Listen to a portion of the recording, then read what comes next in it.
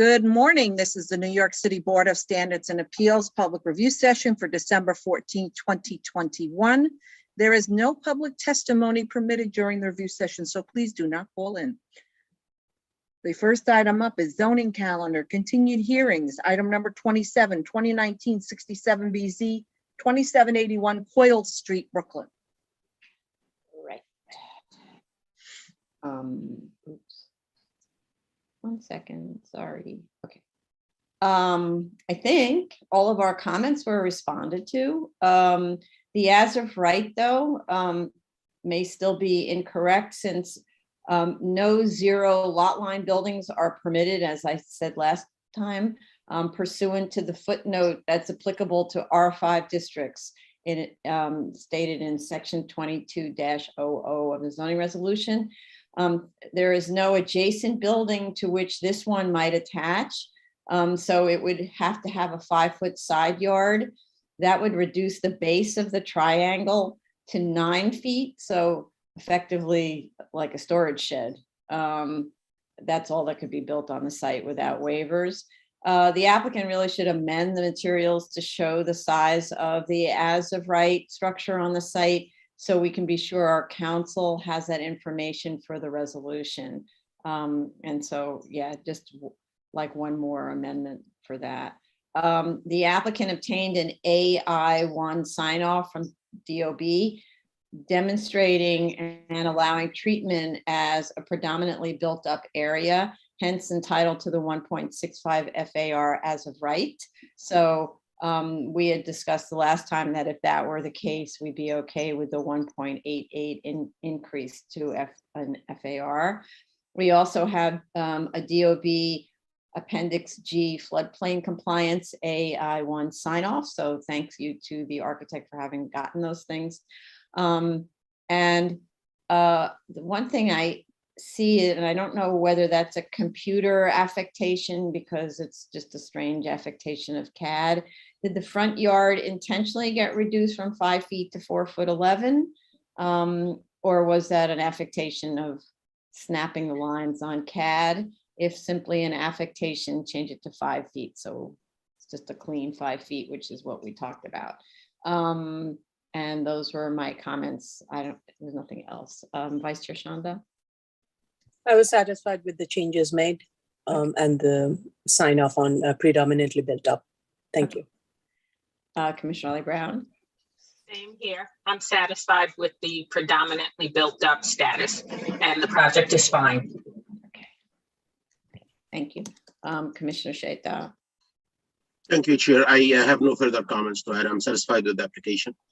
Okay. And Commissioner Shabeta? Your volume, I can't hear you. Satisfied with this application. Okay, good.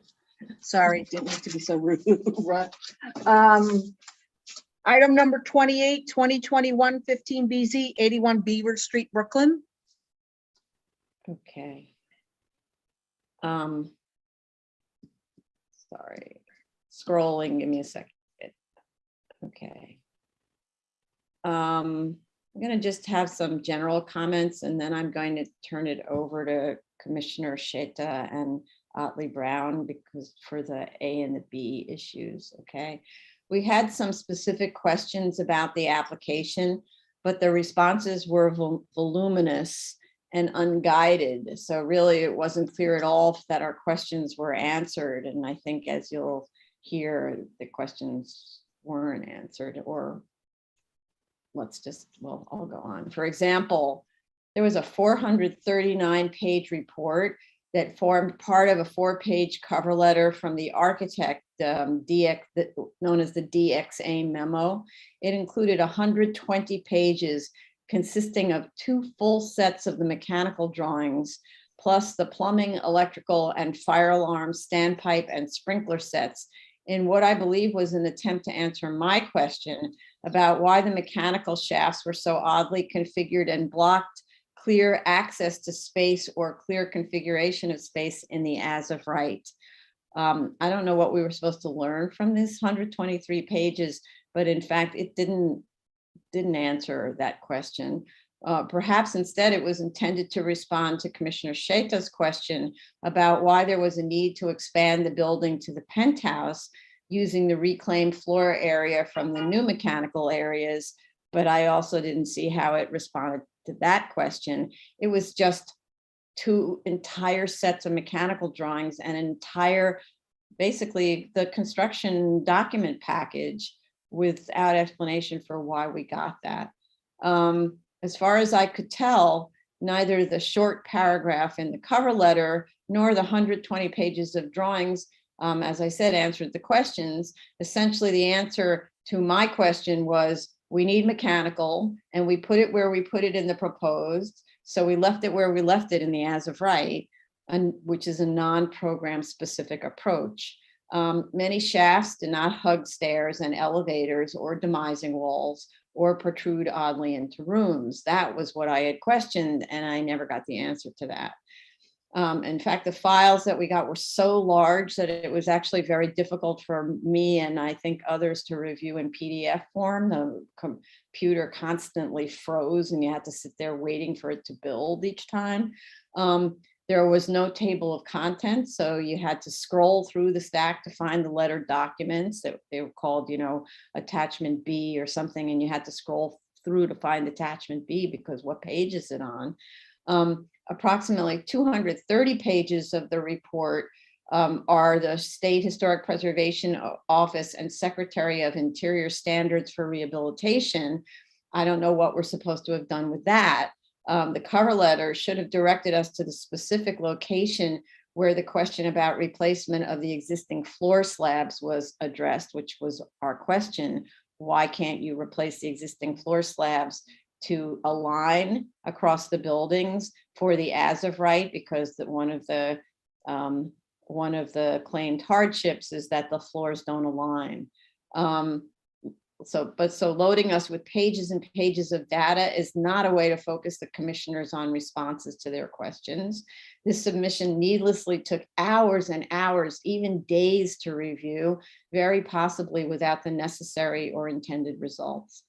On my question about the alignment of existing floors with adjacent floors in adjacent portions of the building, the diagrams on the last few pages of the 439-page report seem to support only the non-alignment or non-relocation of the second floor and third floor of the eastern facade, since there is no conflict with windows on the northern facade if those floors were realigned. The submission was unclear about whether the tax credits would be refused if the floors were realigned to accommodate as of right uses.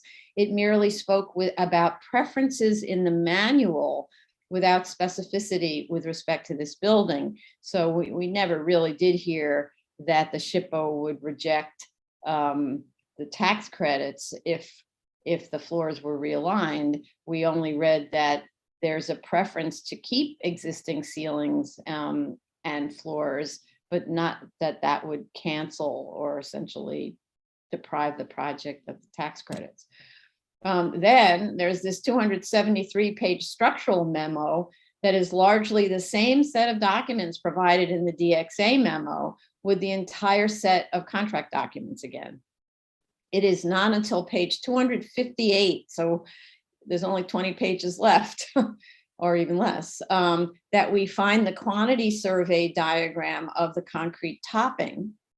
And then that number doesn't account for all of the costs listed in the cost estimate or the cost breakdown for the trade. I'm going to defer to Commissioner Sheta for the rest of the discussion about the cost breakdown. And as I said, and then to Commissioner Otley Brown for discussion of the financials before moving to other commissioners. But in advance of this, I want to note that the floor areas for some of the individual units as depicted on the most recent set of proposed plans are probably not correct. For example, unit 3F and 3E are nearly identical apartments with a difference of only 1 foot in width, which would account for a 42 square foot difference. Yet the shown square footages are 200 square feet apart. And when I do the math on a few of the units based on the dimensions provided, the differences are over 100 square feet from what it actually should be. For example, unit 3A says it's 852 square feet, but a 46-foot 7 by 16-foot space is 745 square feet. Unit 3F says 603 square feet, but a 42 by 12-foot 9 is 535 square feet. And unit 3E indicates it's 811 square feet, but 42 by 13-foot 11 is only 584 square feet. So if those were the numbers that were taken into account for the, let's say, the cost estimates, or more importantly, the calculations for the comparables, then that undoes, I mean, you know, that has a severe impact on those analyses. So, and now I'm going to go directly to Commissioner Sheta to talk about the cost estimates and so on, and then to Commissioner Otley Brown, and then we'll continue with the other commissioners. Okay. Thank you, Chair. Yeah, this submission was really bad, like very bulky, no answers. I hate when you ask somebody about something and the answer is you figure it out, and he just throw tons of documents to you, and again and again and again you have to spend tons of hours, waste public effort to look at stuff that somebody else should have looked at it, filtered it, and answered your queries like very briefly. It didn't happen here, and it's not happening actually in many cases that get submitted to this board. Like you said, Chair, the mechanical floor area issue, I did question why do you need to add mechanical floor area or mechanical areas on the lower floor. I did believe that this was made to justify the construction of the penthouse up there. Nothing on that, just tons of drawings, and like I said, you figure it out. To just look at the big picture of this project, I did look at the two extremes, the as of right versus the proposed, and without looking even into the details of the construction cost estimate, if you look at the numbers they submitted in the last submission, and which didn't change, by the way, much in this submission, almost we got the same cost tables with one exception. The cost tables that we got on Friday, by the way, after we sent them an email through the project manager, were actually PDFs that are not searchable. So the ones that were submitted in September, you could search in them, but the ones we got on Friday were not searchable. So I had to use the ones from September. It's easier for me to mark it.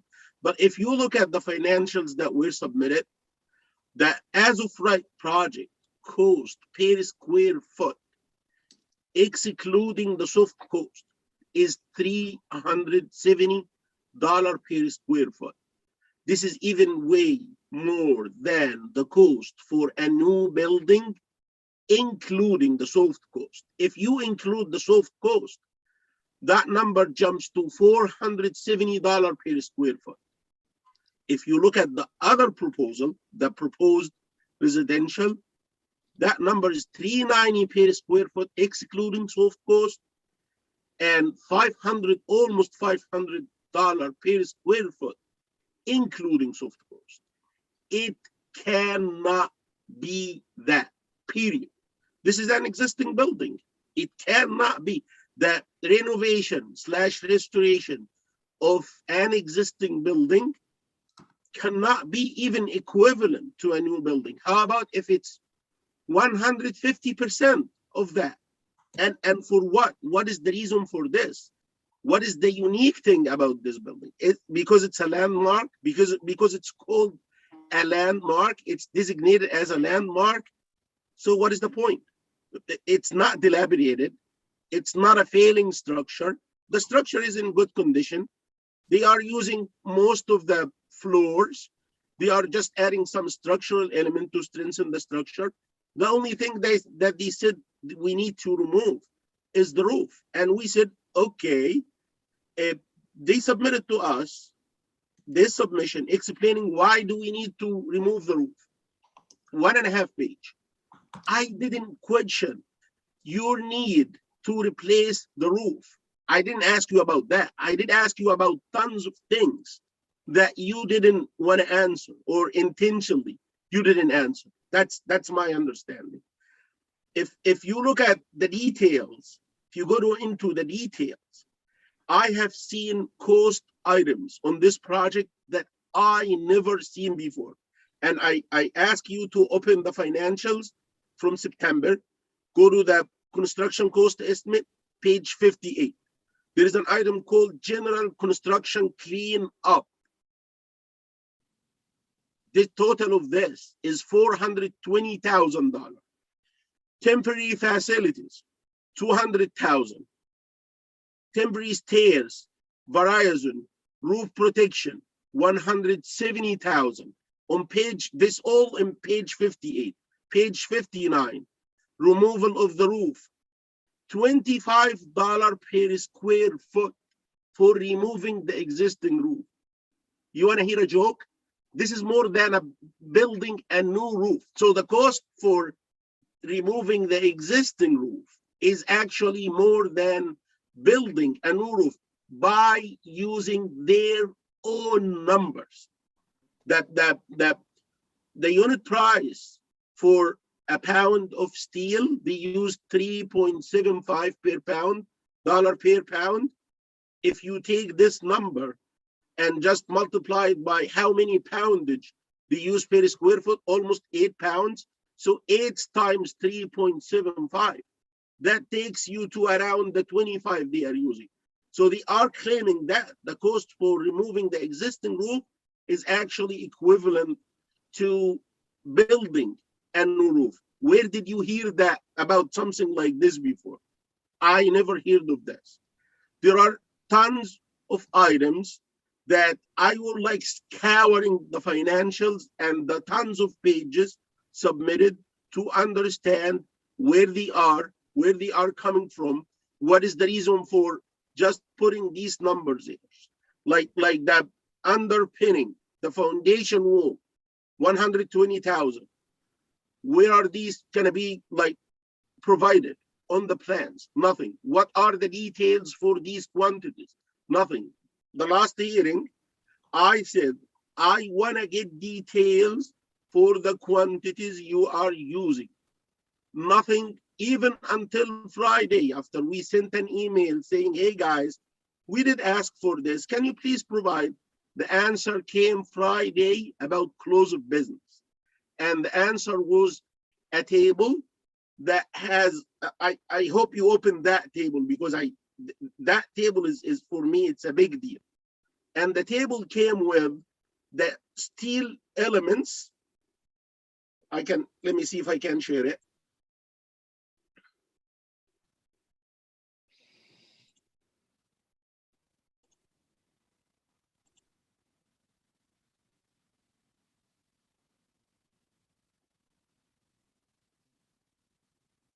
Give me 1 second, my computer is acting.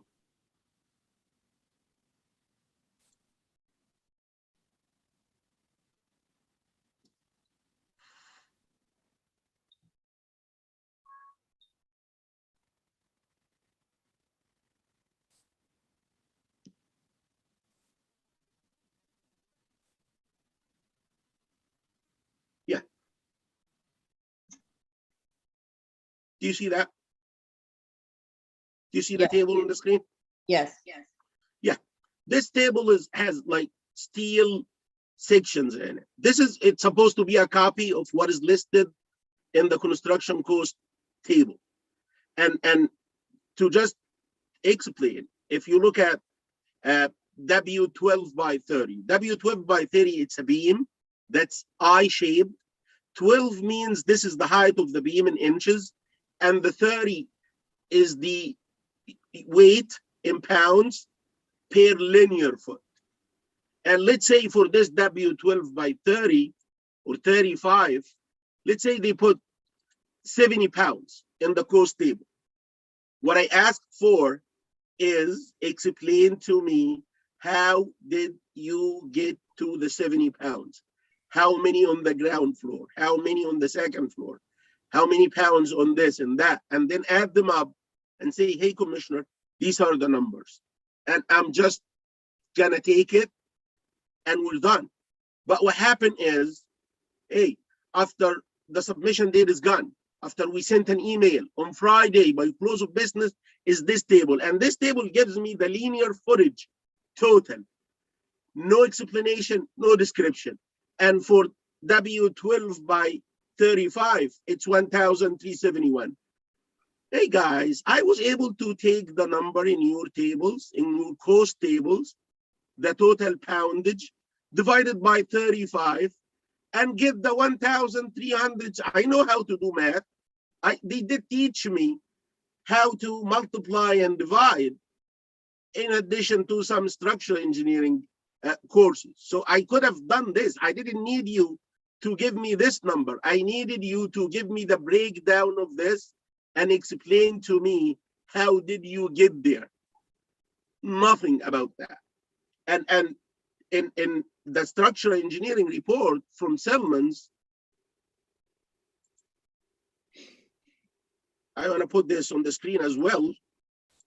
Sorry, can I ask a question before you do that? So I'm looking at the Sure. chart on my own screen, just to use the Sure. 12 by 30, and it says 153 linear feet, and then it says weight per pound, weight per pound 30, and then it does that math.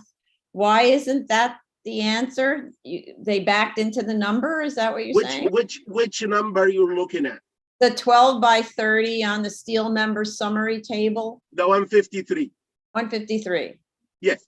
What So- they gave in the cost table is the multiplication of the 30 by the 153. If the weight per linear foot is 30, the total length is 153. The total weight is the multiplication of these numbers. What Right. they gave in their cost table is the multiplication. And because I'm a structural engineer, I could have taken that number, divided it by the 30, got the 153. What I did ask for is explain to me, how did you get to the 153? Let me share the cost Okay. table. That's gonna be probably more clear. Hold on. So in other words, they would have had to say 30 12 by 30s, each at a length of, I will explain how they should have done this, but let me just.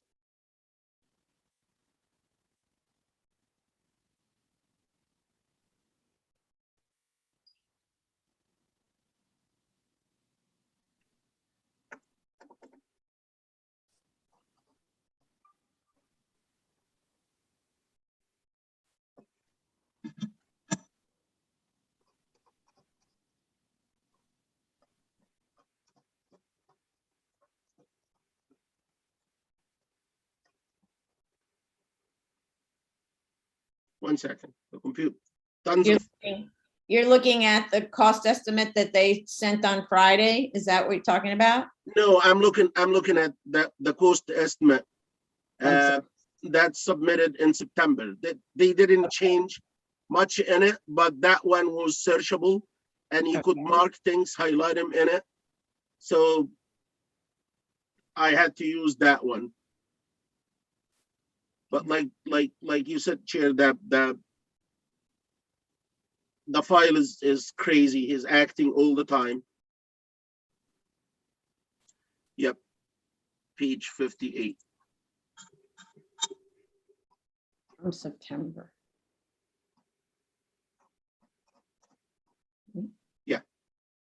I share it in a moment.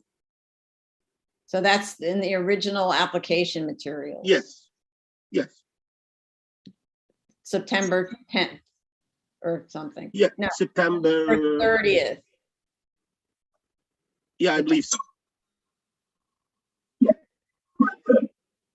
Yeah, September 30th. Okay, got it. Let's take any of the sections that they submitted.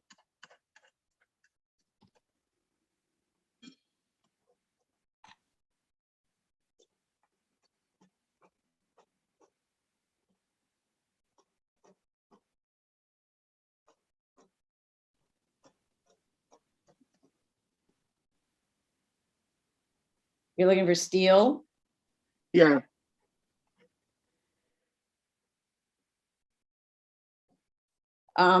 yeah, 59, yep, right? yep, Okay. here. So let's take 12 by 30. If you go horizontal, you're gonna see that they listed the floors. If you go all the way to the top, subcellar, two subcellar, one cellar, first floor, and so on. Mhm. So in order to do this right, if I'm doing this and submitting to somebody whom I want to make him happy and follow what I'm doing, what should I do? I Fill in should each put a floor. number here, and that represents the subcellar two. Number here, subcellar one, and so on. And then put the number at the end, which is the add up of all these numbers. And then submit to this guy 4 or 5 or 6 drawings, a drawing for each floor. And on that drawing, give a table that 12 by 33 total is this plus this plus this plus this equal, let's say 50. And take the 50 and drop it here. And then add for each section on each. This is the way it should be done. But instead, ink, I don't know what ink is. Is it Included. INC? I don't know what the heck is INC. And in order to check some numbers, I have to go to the structural engineer report. I did ask for the framing plans. Thanks God, they gave them to me. So I have to dive into the framing plans and look at the numbers myself. And I saw that in the structural engineering report, the structural engineer is taking responsibility for that. So I just want to make sure that my understanding is correct. And he's saying here,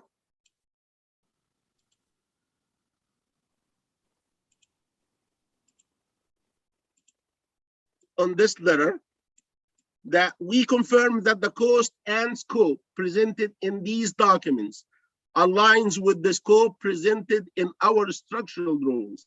And I'll say something I don't have to say here. When a construction cost estimate or submit something to me, I understand he's not engineer. Maybe he gets some mistakes, but when an engineer submits something like that, this is a fact. He's a fact witness. He should know what he's saying.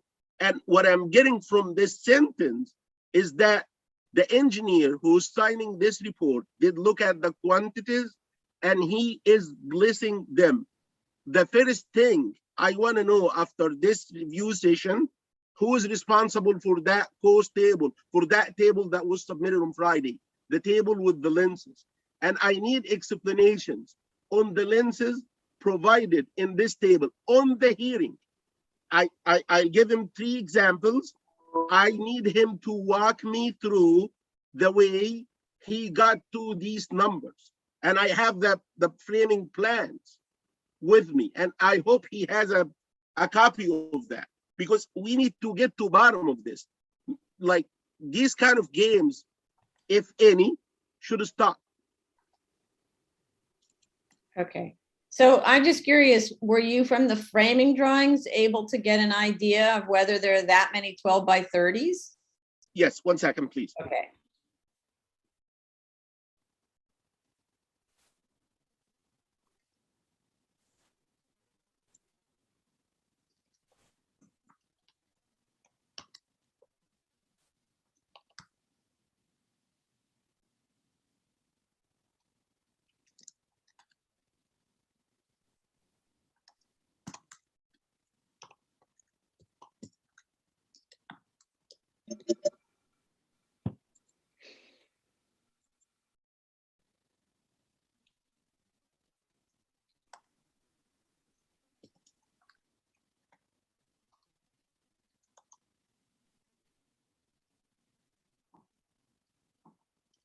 You see that? Yes. Yeah, this is the roof.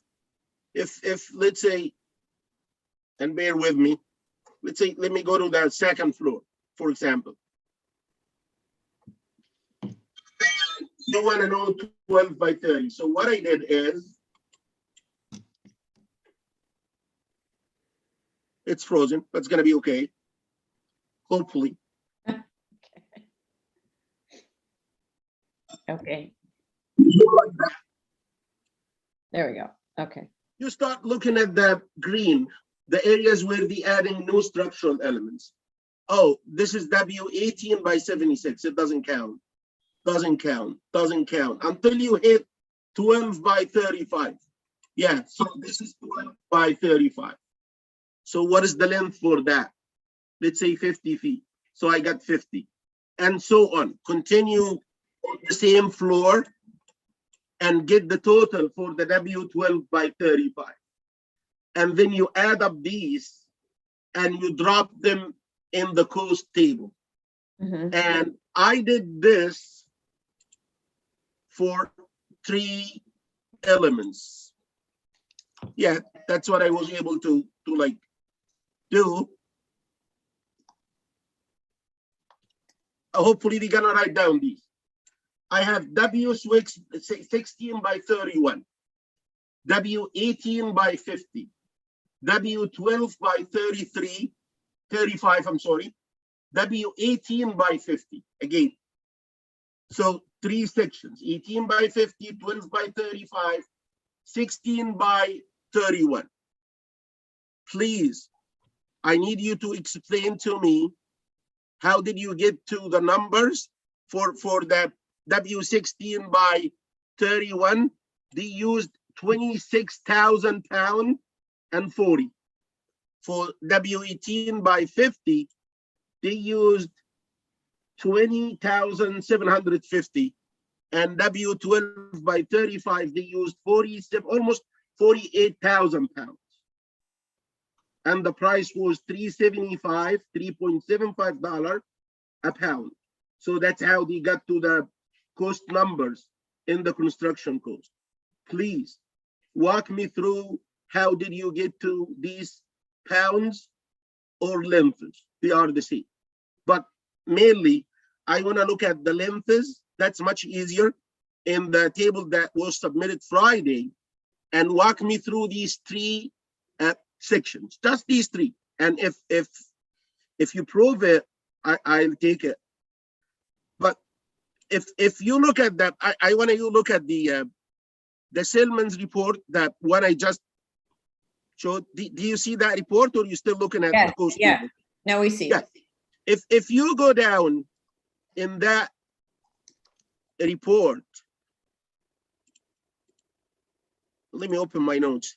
But just a second before you go there. So are you saying, without saying, that when you counted the sections of the 16 by 31, 18 by 50, and 12 by 35, you came up with a different linear footage than they did in the cost estimate? Yes, I did. I might be mistaken, but if I made a mistake, I'd be more than happy to learn on my hearing. I'm listening. When they start, I will be listening. But if you look at that, I did read that report by the structure engineer, because I know this firm is good, and I was willing to understand reading a statement like that. And on page 2 of Selman report, it says, we confirm, like I said, so we confirm that the cost scope presented aligns well with our structural engineering drawings. So it sounds like they did review the quantities, they are responsible for it. And on page 2 as well, they are saying that the total cost for the structure steel is 1.7 million, almost, and I need somebody with a calculator here. 1.7 million. This is inclusive, all the permanent and temporary steel. And they say that the temporary shoring is 26% of that. That means that the temporary shoring, if you multiply 0.26 times 1.71 million, that gives you that the cost for the temporary shoring is $445,000. That's a lot, but let's move forward. Then on page 3, it says the steel tonnage associated with the roof is 42 tons. Okay, fine. And then if you look at page 3, the cost for the shoring is 42 tons. If you multiply this by 2,000 to get it in pounds, multiplied by $3.75 per pound, That totals $315,000. Again, I repeat myself, 26% of the 1.71 is $445,000. This is Selman page 2. If you go to Selman page 3, it says the steel tonnage associated with the roof shoring is 42 tons. 42 tons times 2,000, you get it in pounds, times 3.75, you get the cost in dollars, 315. The difference between the 445 and the 315 is $130,000. I'm puzzled. Why there is a difference? This is a statement in a signed and sealed report by a professional. Why there is a discrepancy like this? Again, on page 2, the majority of the steel on the project resides at the roof level. That makes sense. The average steel tonnage for the permanent steel framing at the roof equal to 8.6 pound per square foot, meaning that if you take the total tonnage for the roof steel divided by the area, which is roughly about 9,000, 10,000, they are saying that it should be 8.6 pounds needed for every square foot. I would be more than happy if it's that. That totals about 38 tons. And again, I would be happy with it. This includes the primary framing steel to support the occupied roof. Okay, so if you look at page 2, it says 55% of the 1.7 million, 1.71 million is permanent framing. So this is the total 1.7 million, 55% of that is used for permanent framing. And they said the majority of the framing is on the roof. Let's keep going with this. If you take 55% of the 1.7 million, that's almost $935,000. If you take this 935,000 divided by the unit price, which is $3.75 per pound, that gives you 7,500 per ton. Then you could calculate that the total permanent steel framing is 935,000 divided by 7,500. That's 125 tons total. 125 tons total. Out of them is just 38 for the roof. And you indicated on this report a statement that the majority of the steel is on the roof. Do you think that the majority of 125 is 38?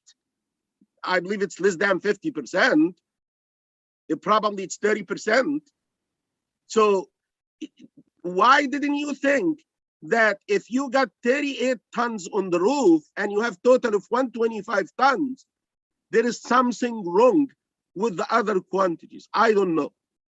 I need answers to this. But at the end of the day, looking at so when you go to Selman's page 2, it gives you something. If you move to page 3, it gives you something totally different.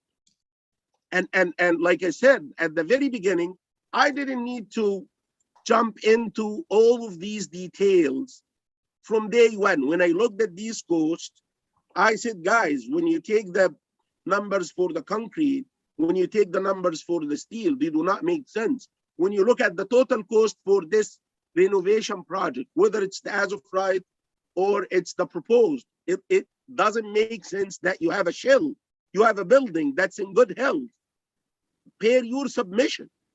And the cost for renovating this building is almost twice than building a new one. It cannot be just because this is called or classified as a landmark. So my position right now in this application is very simple. It's not flying. I believe that this cost easy could be reduced by 30% at least. And if you take 30% down, the as of right project is feasible.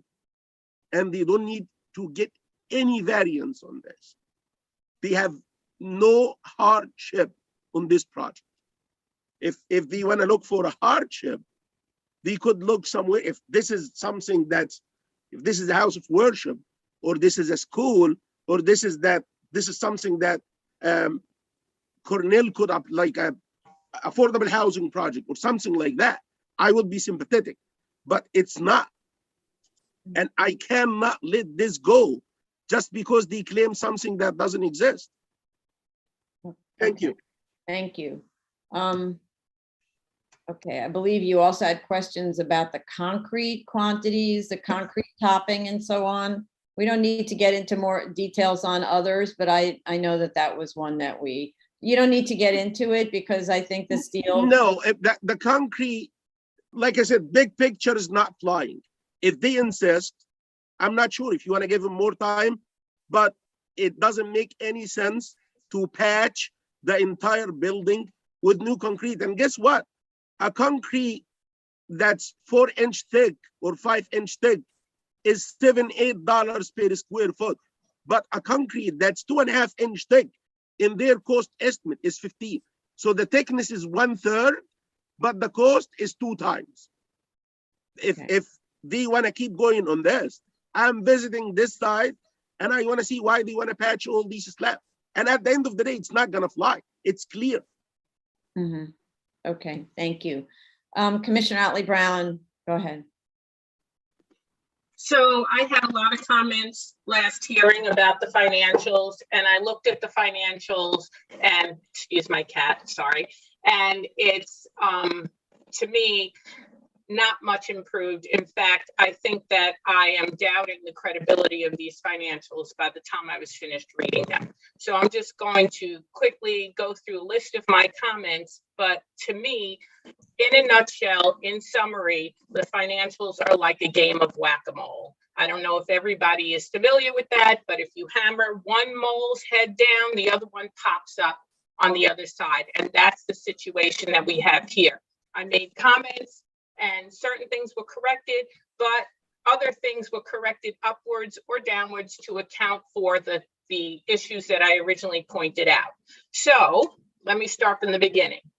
I had a question about the replacement cost new and depreciation of the building. And I told them that I felt that the building should be at 20% of replacement cost new for a warehouse and not an office building, and I had them redo it, and they did. They chose replacement cost new for some kind of an industrial building and brought that cost down from 20.8 million to 11.9 million. And then they took 22%, not the 20 that I suggested, which is salvage value. They took 22% of the replacement cost new to result in a remaining building value of 2.62 million, which they added to the original unchanged land value for a total site value of 4.2 million. In the first hearing, I said it should be no more than 4 million. That's at least in the ballpark, and that's fine. Another major question that I had to do with the HTC tax credits. And I said that you can't just put it in the proposed, even though in your mind, if you don't get the variance you want, you're not going to invest. You have to attribute HTC tax credits properly to each of the scenarios. So they went back and they at least used the IRS guidelines to value the HTC tax credits, and they added it to the as of right, the lesser variant. Is there a lesser variance in this? The as of right in the proposed. Yeah, there's a lesser variance. There is the lesser. With commercial on the ground floor, right? Right. So they added it to all of the scenarios. Now, in my brain, I'm thinking at this point, okay, you've lowered your site value fairly dramatically, and you've added on the income side a sizable amount of income in the tax credits. So I'm looking for them to then say to me, without looking at any other changes, okay, maybe we don't have a minimum variance that's as grand as our original thoughts. Maybe we could trim this project down, but no, somehow or other, that's not what they come up with. And the reason why is they then adjusted all of their other assumptions to make it look as if the project unchanged is the minimum variance. So for instance, they took the residential rents and they talked about how in their second report, the residential rents were going to reflect the removal of the regulated apartment buildings that I suggested and also reflect a stronger rental market. Well, I looked at the second report and actually the income is lower than in the previous report. So much for removing the regulated rental apartments and also reflecting a stronger rental market. So I dug into that and I looked at all of the comparables. And number one, the comparables across the board are the oldest apartment buildings that are still standing. These are row houses that look like they are one wolf's breath from collapsing. That's what bad condition they're in. And so, of course, the rents for those are going to be much lower. They actually removed buildings that I didn't identify as regulated buildings and even replaced them with these old buildings. Then they had this adjustment originally for the stronger rental market that took the time adjustment and added 10%. So they're saying that the asking rents were actually lower than what you actually settled for. That's what I'm understanding. And they're saying that they made the adjustment in the second report to account for an even stronger rental market. So then I would be looking for a higher time adjustment. Volume, I think, I'm sorry, Yeah, is your volume the problem?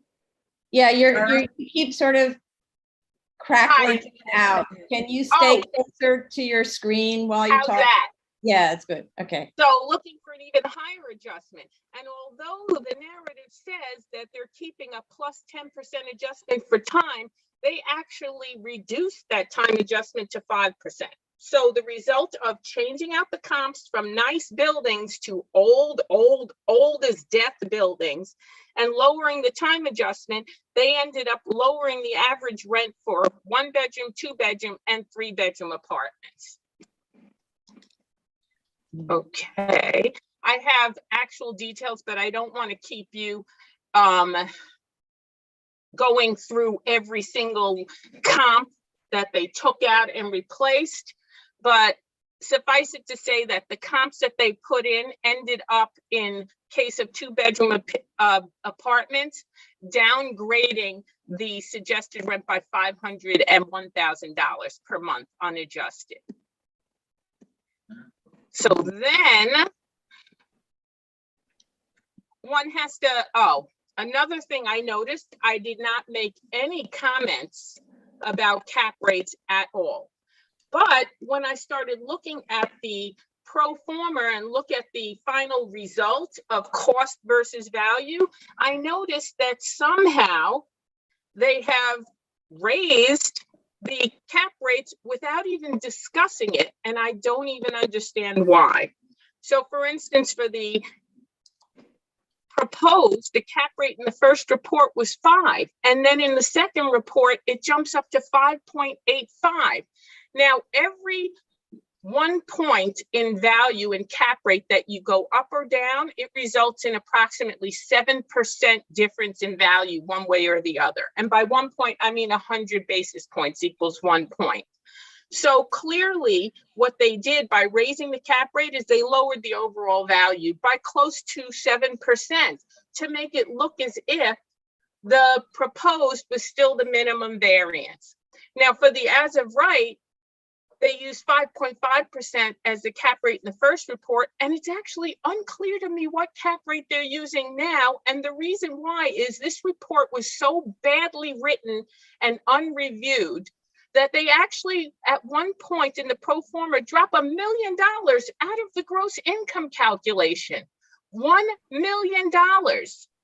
So that the gross income on the as of right looks like it's only $344,000. It's supposed to be, well, the net operating income looks like it's only $344,000. It starts with 1.8 million. Then they go through taking out effective gross income and then the management and operating costs, real estate taxes, and they get down to a net operating income.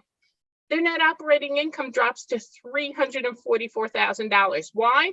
Because somewhere along that report, they dropped the 1 million number out of the factor. Then they look at it, I guess, I don't know, and say, wait, this 344,000 looks a little low.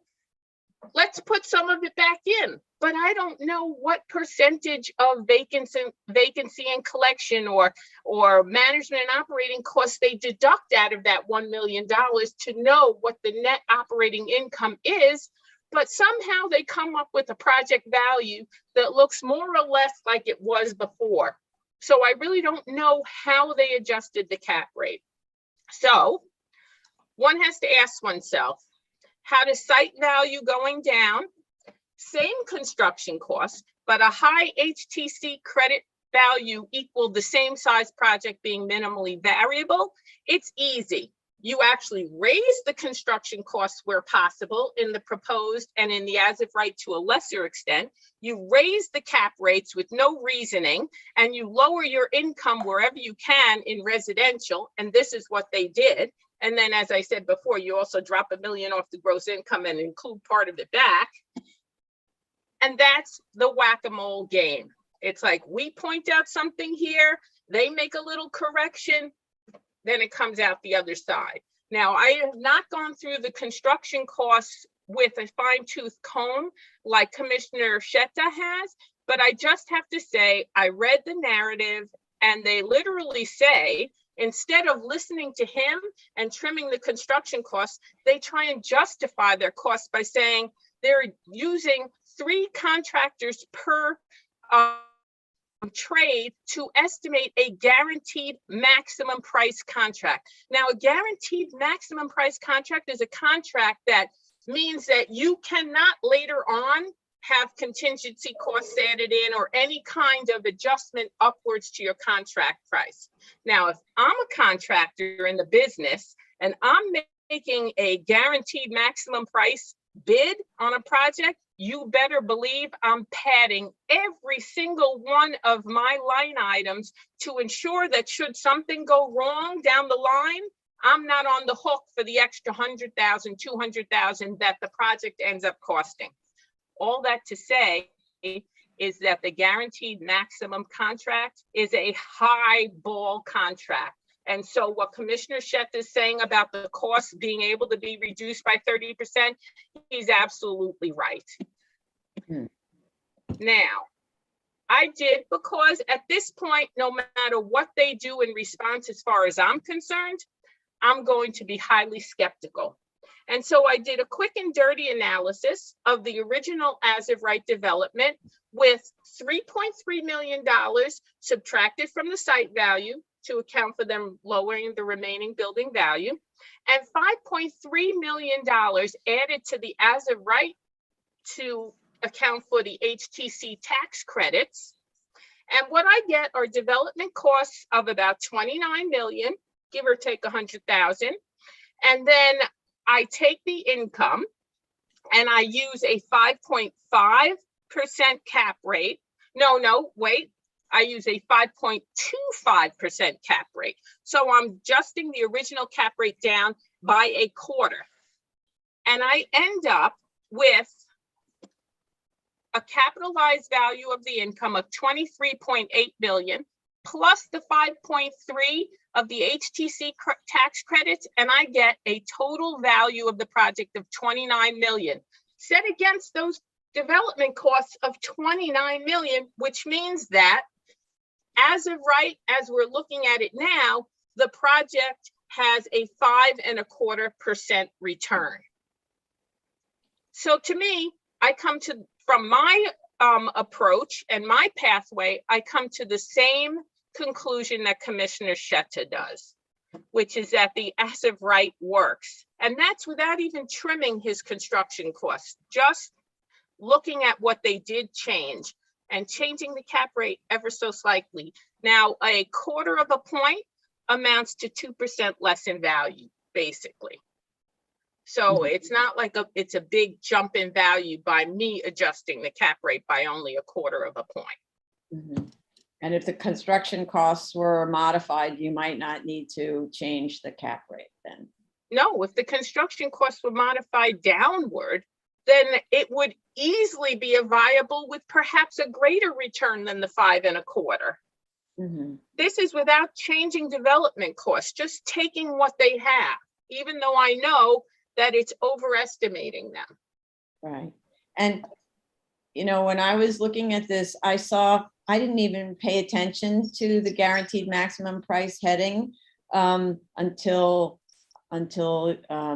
you mentioned it. And, but I know that you don't use such headings unless you're doing work for government, because government will not allow any contingencies at all. So when you have a direct government contract, you must do guaranteed maximum price. And some not-for-profits are funded that way. I think that's the first time I've ever seen a cost estimate here that used a guaranteed maximum price. I'm going to go on to the Well, other commissioners, but Can yes. I just quickly say that's the first time that they've actually admitted it? Okay. We don't know if they've always used it, but we've always said, what are you like inflating your construction costs with? That's what Commissioner Sheta and I have always been saying, but this is the first time it's actually been put in print for us. And with that, I'll turn it over. Okay, thank you so much. Obviously, let's say we have a lot to discuss with the applicant. I'm going to give it to Vice Chair Shanda now.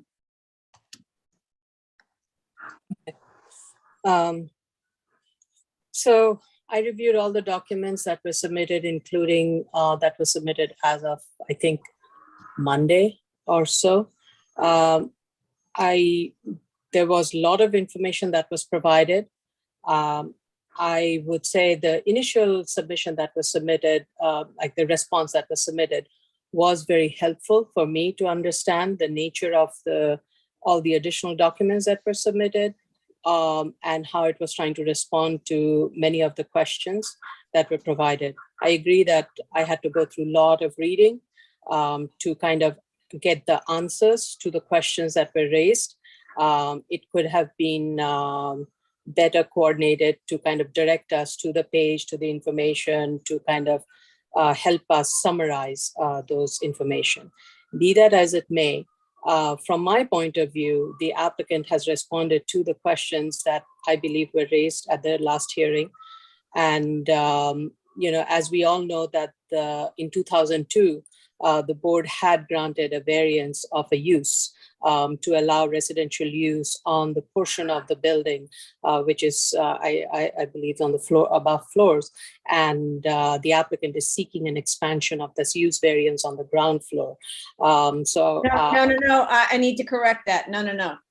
First and second floors were to remain commercial, so it was only third and fourth floor that received. Right. So there was residential use on the upper floors.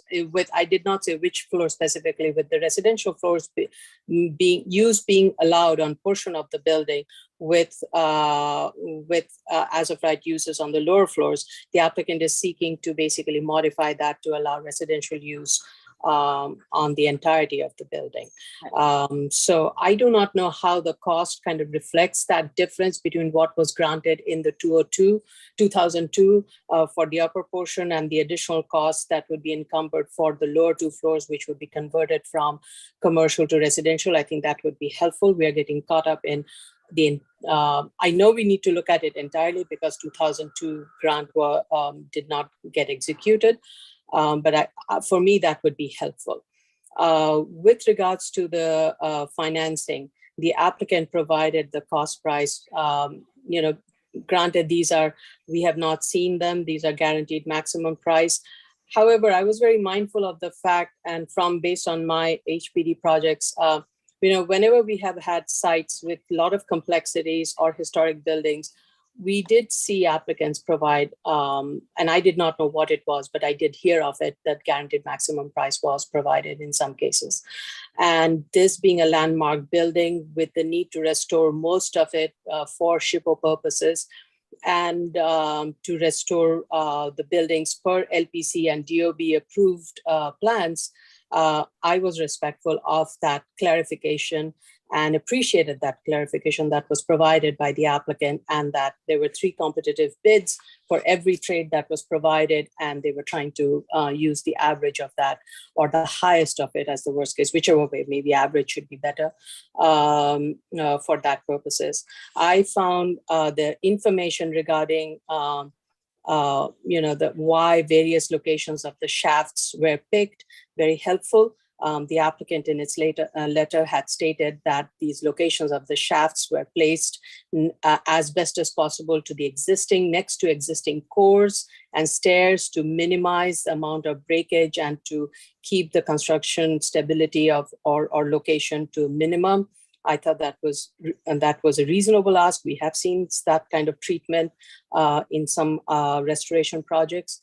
The Silliman report was very helpful in terms of the way it explained the usage of the steel and the breakdown of the usage by permanent steel framing, which is about 50% of the total cost, to the temporary shoring that would be needed to replace the existing roof framing and additional for the other elements.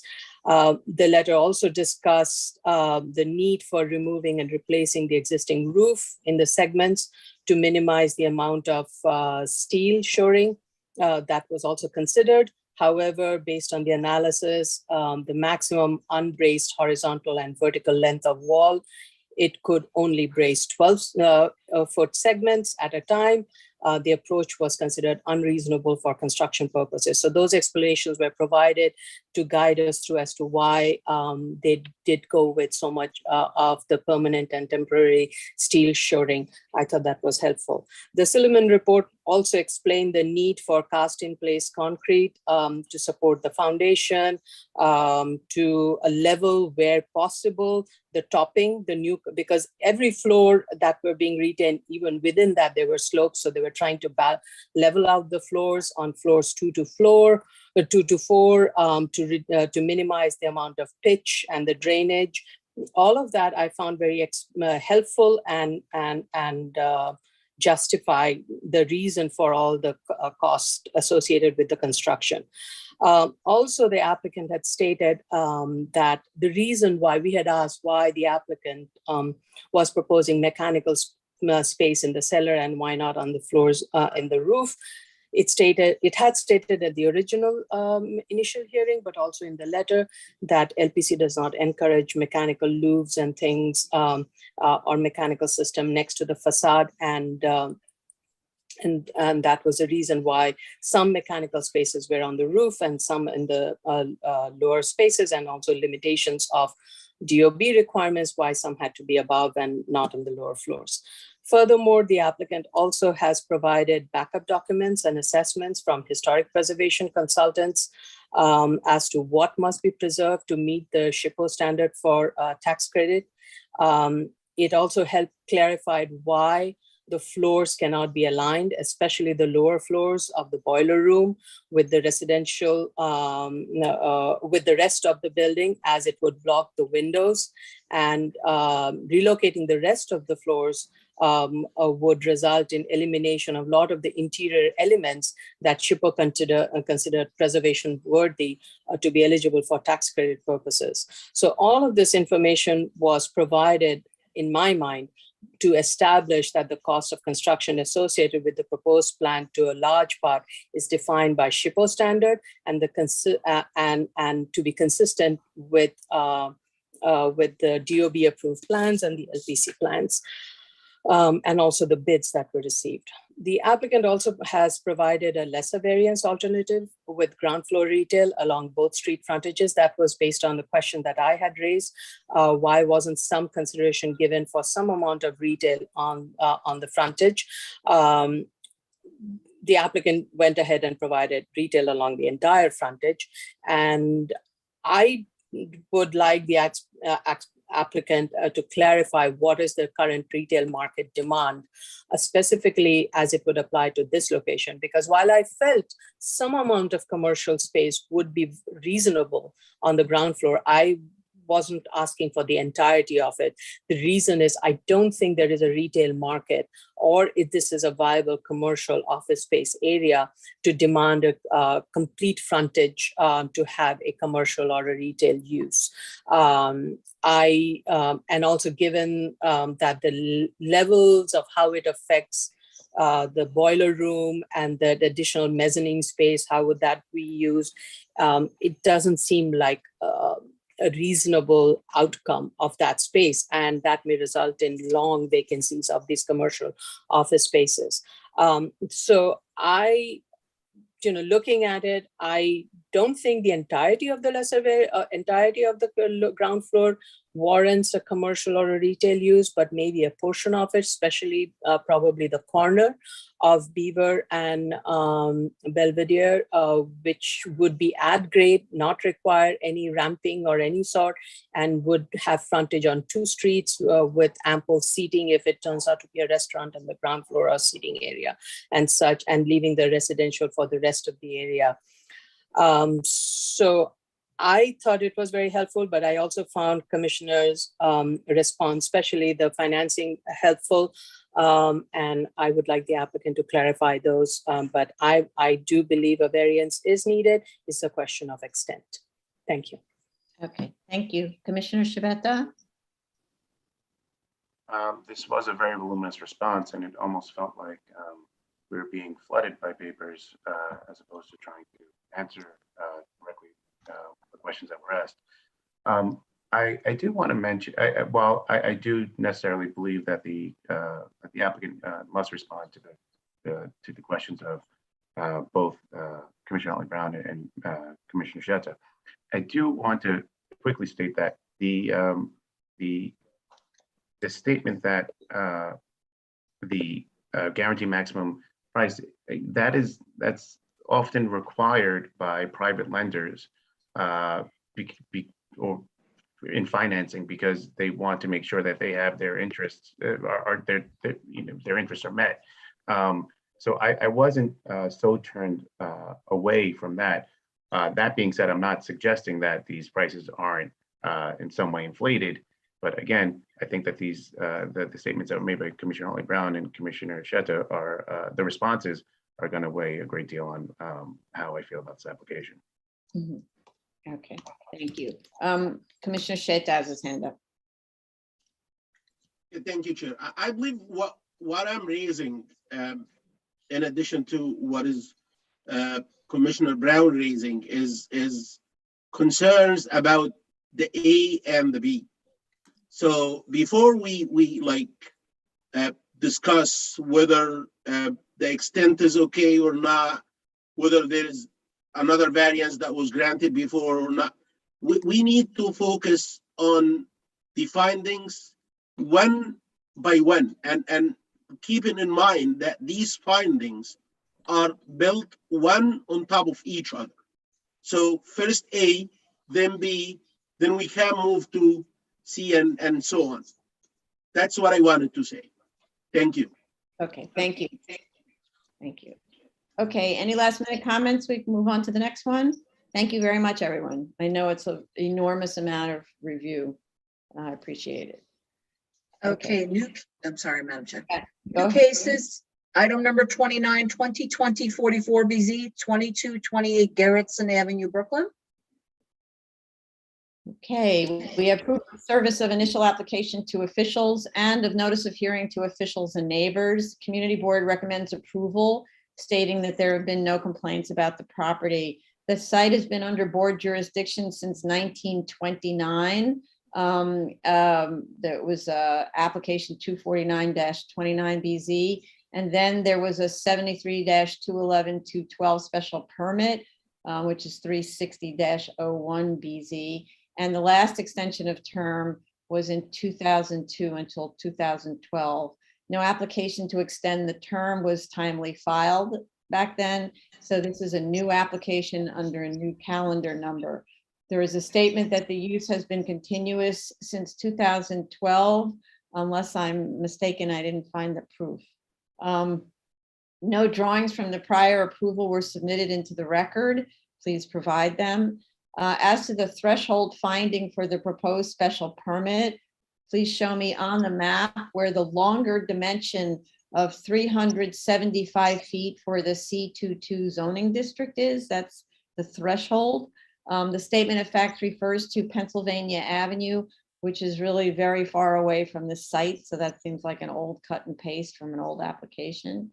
So please, share screen and show me on the map where it says in the section for the special permit, it says, in C2, C4, C6, or C7 districts whose longer dimension is 375 feet or more, exclusive of land in streets, the BSA may permit. So please show me that. The 2002 grant listed conditions. I'd like to understand what is the state of compliance with these conditions. The last certificate of occupancy is from 2009. So the materials were very sparse. So the conditions had to do with hours of operation. This is 2002. For the car wash and the automobile repair shall be limited to 8 a.m. to 6 p.m. Monday through Saturday and 8 a.m. to 1 p.m. Sunday. Landscaping be provided according to with the plans.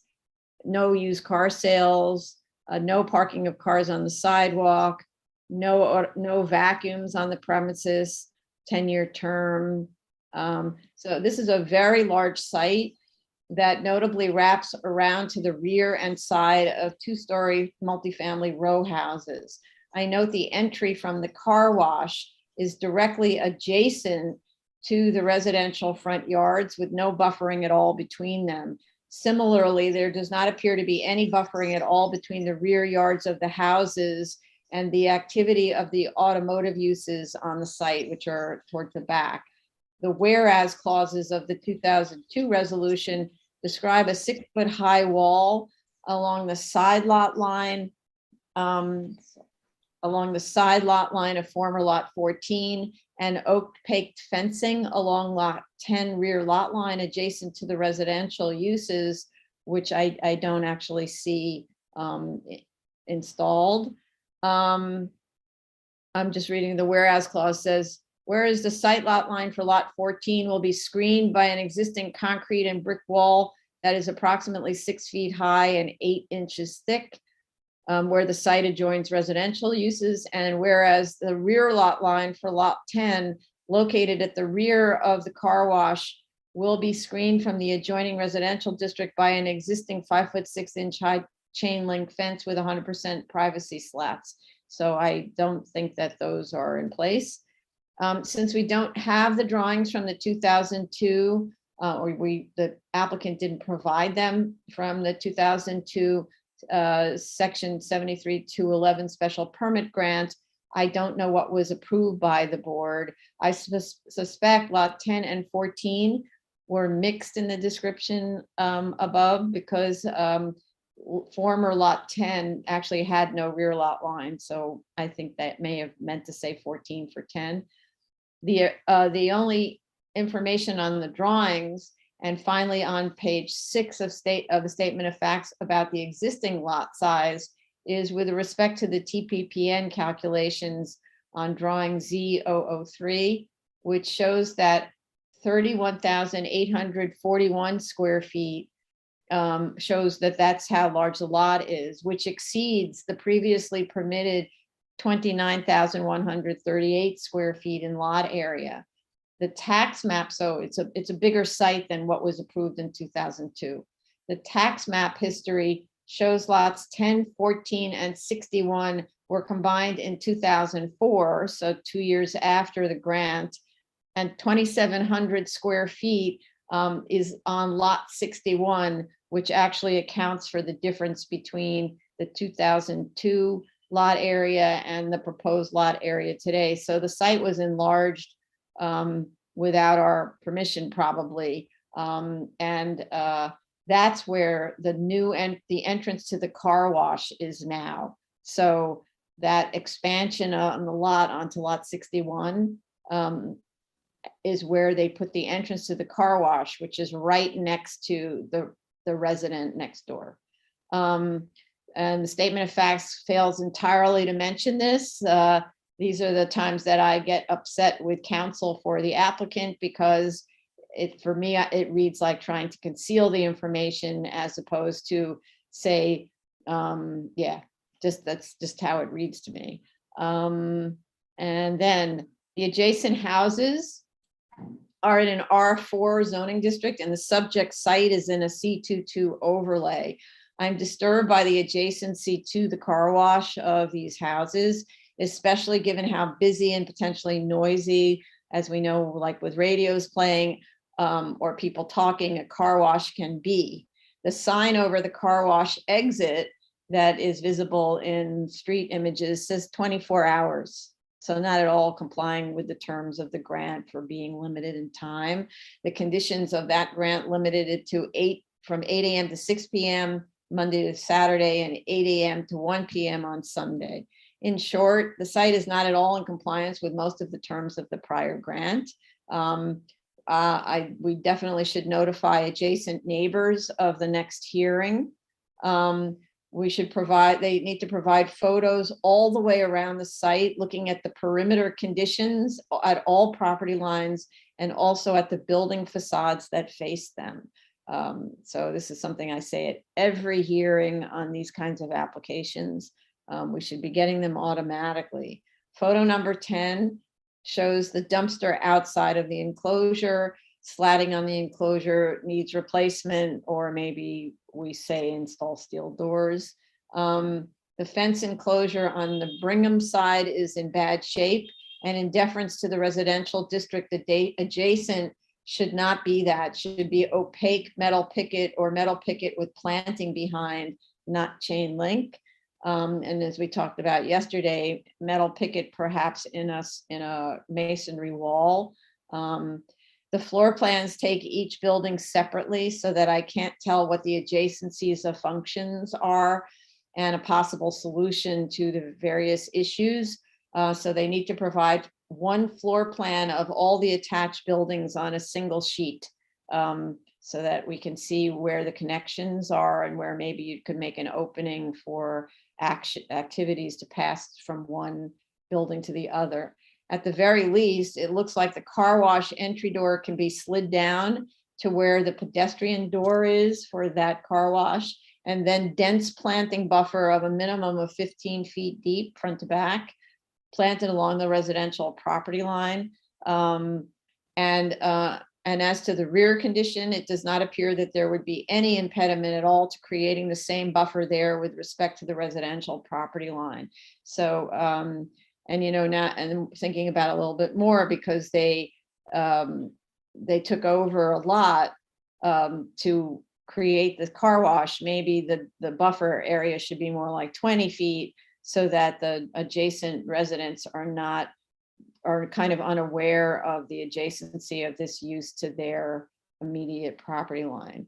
The lumen spread shows high lumens at the property line, dropping to 0 just over that, which for which there is no explanation, and I frankly doubt. And those are my comments in terms of seeker. We need a revised EAS.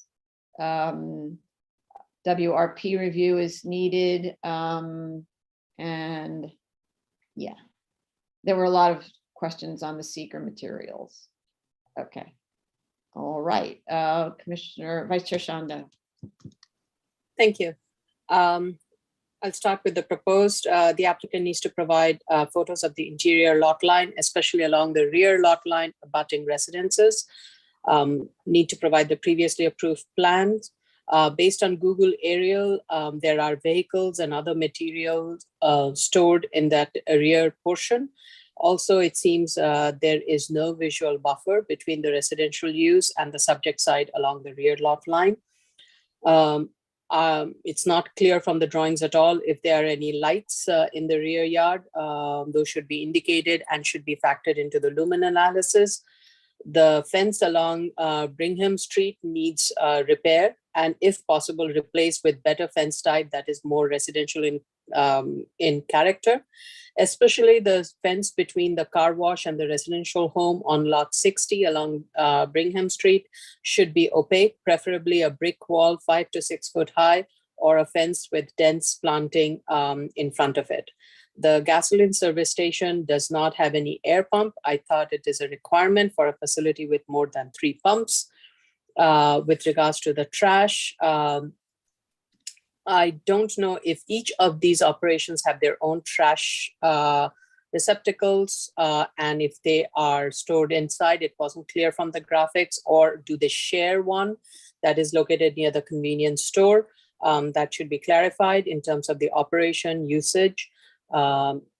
Landscaping, the applicant needs to provide landscaping plan. The planting area along the lot line abutting the residential building on lot 60 is missing all the plants. It needs to be planted with dense planting material and that are taller and not low bushes. There are, with regards to signage, there is excess signage with banners on the site. With regards to the proof of continuous use, the Google Street views that were provided were photos from 2011, 2013, 2014, 2017, 2018, 2019.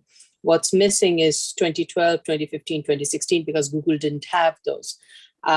I think it is safe to assume this operation has been there for all those periods, so I would be okay, but I will let other commissioners weigh in on it.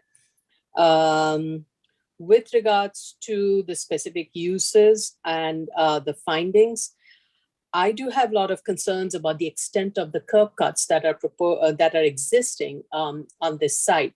And my concerns are mostly related to these curb cuts as they affect pedestrian curbs and circulation. And given that this is an auto-related use, I mean, all 3 kinds of auto services are being provided here, we need to be more mindful of that.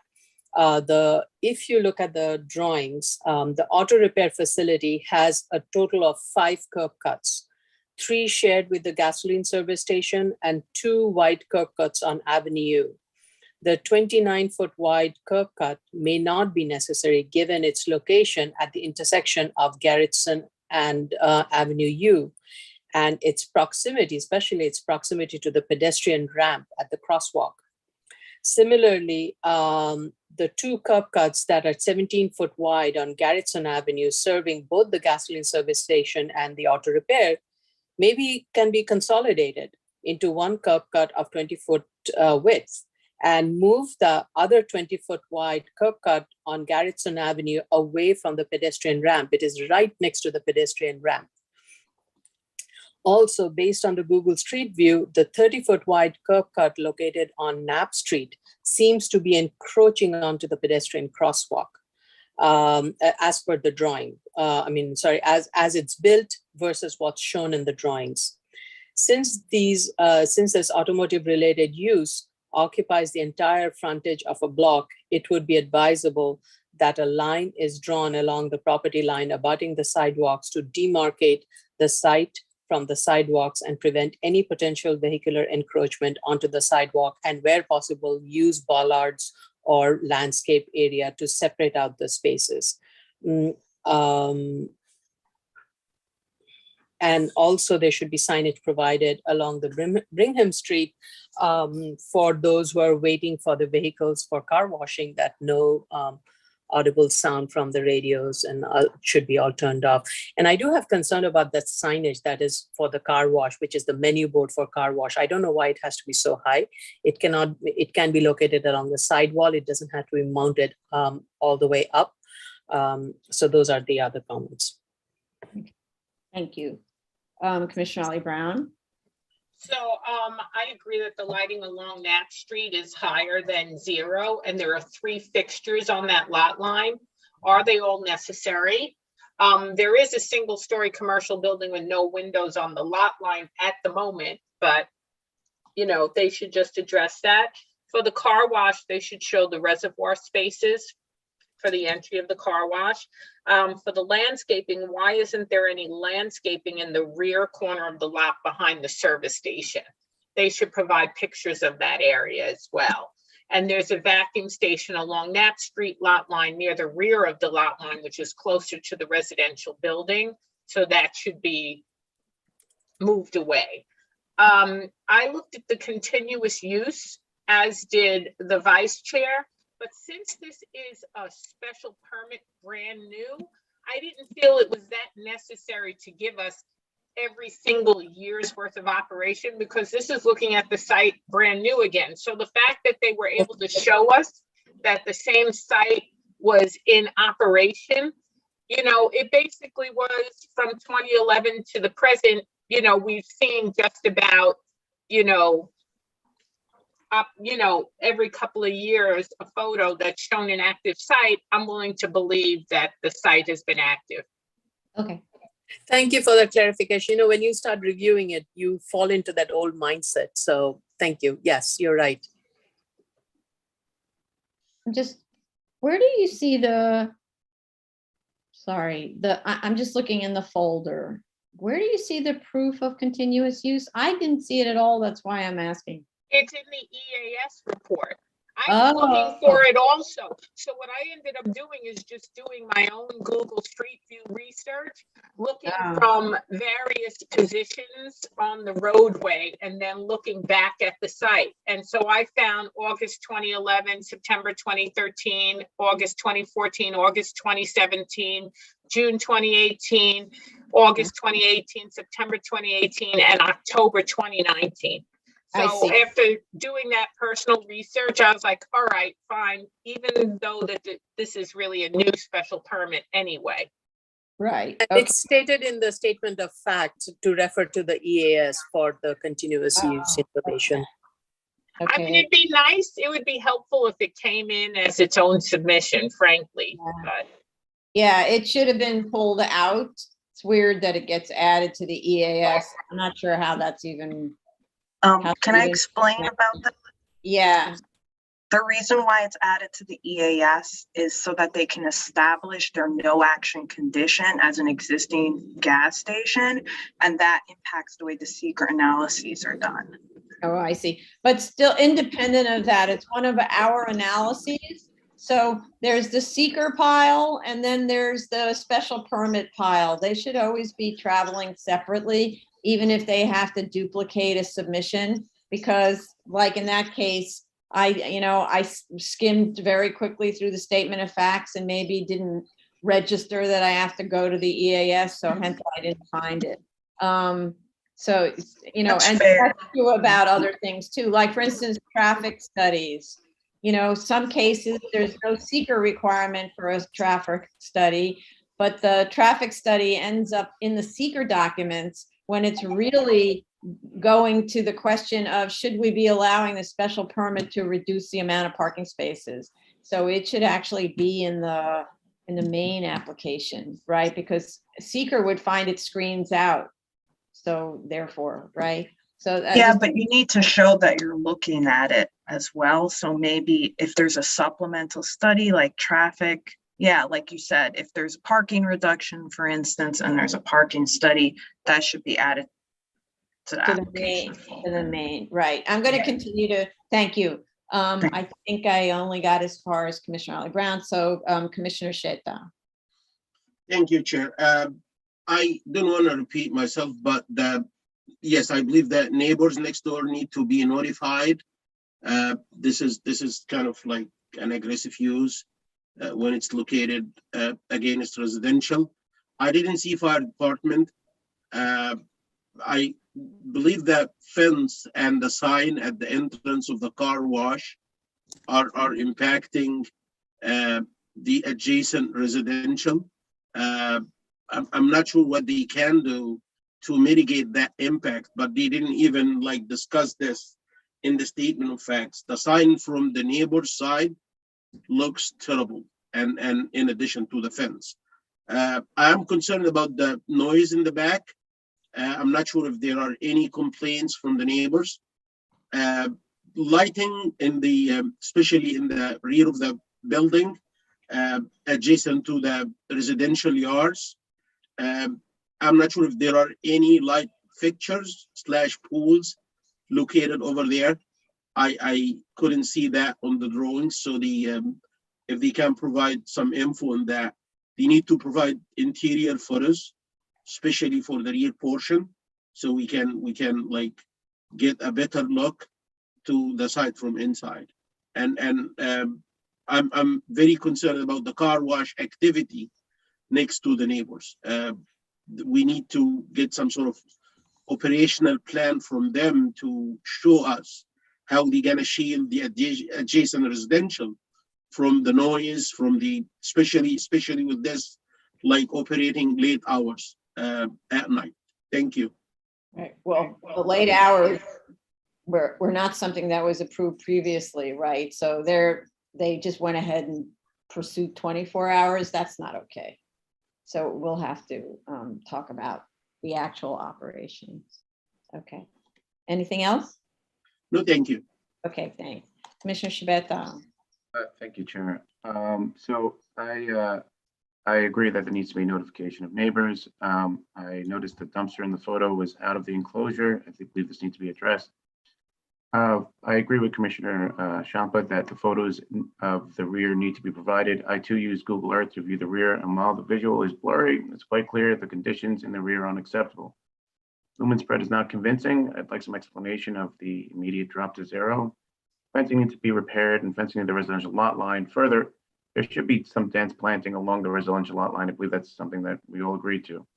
And whether or not we need it, I did find continuous use. Mhm. Thank you. Thank you. Commissioner Shanda. Thank you. Madam Chair, the question you raised about the change in the lot area and the floor area, I think it would be helpful if the applicant provides a chart that shows the changes in the lot area and the floor area as part of each of the BSA grants and the uses that were allowed at the same time. That would be helpful. Lot and floor area over the course of the various grants. Is Yes, that what you yes, mean? yeah, Okay. yes. All right. That's a good idea. Okay, thank you. Just a second.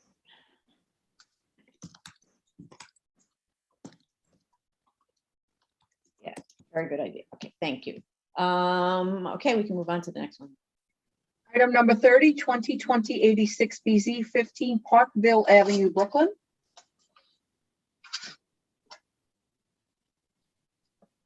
Sorry, scrolling. Oops. We have proof of service of initial application to officials and of notice of hearing to officials and neighbors. Community board recommends approval with 1 opposed. We have 1 letter in support and 1 opposed citing parking concerns. Fire department issued a letter of objection based on inadequate access to the roof areas. It's a stepping building, so each area needs proper access. Site plan BSA 005 has an error. The tax lots in question are 22 and 33, not 22 and 23. I have a question. I think the answer is yes, but I need clarification. Is that 11-foot deep tax lot 33 the existing sidewalk? I think so, but they didn't make this clear. The proposed entrance to the parking garage is immediately adjacent to residences and the R5 district, and will also displace a bus stop. So I actually don't think that location for the entrance is good for the neighborhood. It may be for the project, but not the neighborhood. The access should be relocated away from residences further towards McDonald on Parkville or towards McDonald on Lawrence Avenue. If it's not possible to locate on McDonald itself because there's the subway entrance there and columns and things like that. But you see on the other side of the street, there are entrances to, there are curb cuts and entrances to the building right across the street. So they're managing to do it on that side. So McDonald would be the preferred entrance in terms of impact on the residents. I can't speak for impact on traffic. The building form does not comply, as far as I can tell, with the side yard requirements for buildings in M districts that are adjacent to R5 districts, as this site is. A 15-foot minimum open area is required between them. Even the existing building pulls away from the neighbors somewhat. I think it's like 5 to 8 feet away, the existing building. So I think the building needs to be redesigned, or maybe I'm misreading the text. And if it's a misread of the, let's say, if it's a different interpretation of the text, then DOB needs to weigh in. That's section 43-303, required yards along district boundaries coincident with side lot lines of zoning lots in a manufacturing district. The renderings show extensive and expensive glazing at the first floor, even though this level is the parking garage. I'd like to know what the reality of the treatment is. You don't usually see expensive glazing for the benefit of cars. And I'm asking, why isn't the parking in the cellar or sub-cellar, since those are being provided, especially since this is attended parking? I suspect there is something going on with being absolved of floor area if you build under 23 feet, but then you're also ruining the commercial quality of McDonald Avenue. So because it becomes a dead front, even if it in fact is built with expensive glazing, it's dead glazing. There really won't be anything on it. So I'd like to know also what's the concept behind the at-grade lobbies only and the subterranean offices with clear story glazing. I suspect it's still also something about taking advantage of the benefit from the parking not counting as floor area, but it seems quite strange in terms of a building typology. They need to provide a survey showing top of curb elevations. The existing conditions plan is a survey without top of curb elevations or even corner elevations, site corner elevations. So I don't know how they're establishing what their average curb height is. And they need to show zoning calculations on the floor plans, not just rely on that BSA sheet, because there are a lot of sections of the zoning resolution that need to be complied with, not only the ones that are listed on that calculation sheet. They need to provide a section, a through section from McDonald Avenue through to lot 17. The sections that they provided were frankly the least informative about how this building works. And they need to show the sectional cuts for each of the provided sections on the floor plans and indicate adjacent streets on the sections, because it's hard to know which way the sections are taken. A portion of the site sits in the R5. I'd like to know, was lot 33 part of the zoning lot at the time of the relevant zoning map amendments, or was it pre-61 such that section 7711 applies? Is lot 18 included in the proposal? That's a vacant lot next door to the site that's being used as parking, and it's an odd little size. So I'm curious about its inclusion in the project. What is also the status of construction on the site? Because it looks like there's construction equipment, and I can't tell, they have a demolition permit, but have they started on excavation? Because our comments will affect potentially the location of elevators and things like that. So please don't proceed with construction until we're far along with this application. More than please don't proceed with construction. The statement of facts mentions not one thing about parking demand studies. Again, that's related to what we were talking about earlier, where there's two ways of looking at an application simultaneously. We do that. One is in the environmental review, and the other is in the specific request for the special permit. So when we have parking demand special permits, when we have special permits to reduce parking, the demand studies must be discussed in the statement of facts, because that supports your request for the special permit. The EAS, however, does contain a study that hasn't yet been reviewed by DOT. And it should be sent to them if it hasn't already been sent. I see Jella's hand up. It shows a peak weekday parking demand of 68 vehicles, and the proposal is to provide 74 parking spaces on the site. So if DOT is actually okay with the study and the standards that are used on the study, then it would establish suitability for a permit. As far as I'm concerned, we usually at least meet parking demand on site. The site is adjacent to the entrance to the F train as well. So it's not one of those things where you say, well, you take 3 buses and you get to the subway, so it's well served by public transit. This is actually well served by public transit. I see seeker is closed, no interagency reviews required, but the DOT really does need, the parking study needs to go to DOT. Yeah, go ahead, Jella. Yeah, that was based on Tracy's review of this, so I'll take a closer look.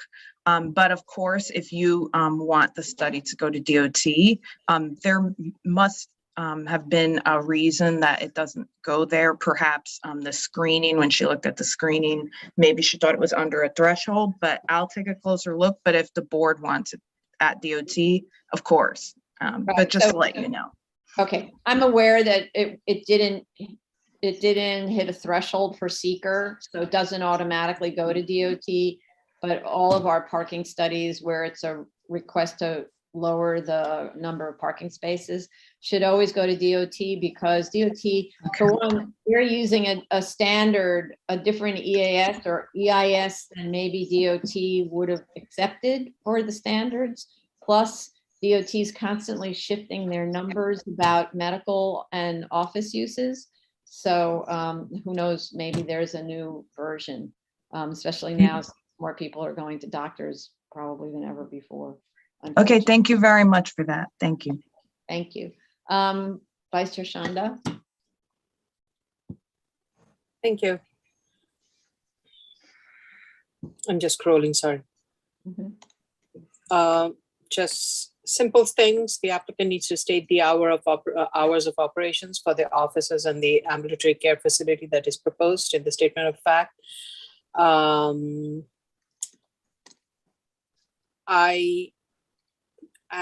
I wasn't very thrilled to see the car parking being located slightly above the street level. And it wasn't clear from the graphics provided how that car parking area was going to be,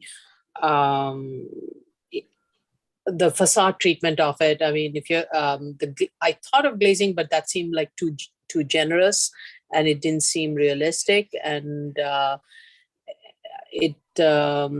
as you mentioned, it does kills the street frontage, and a portion of a commercial space being below grade doesn't lend to activating the street frontage.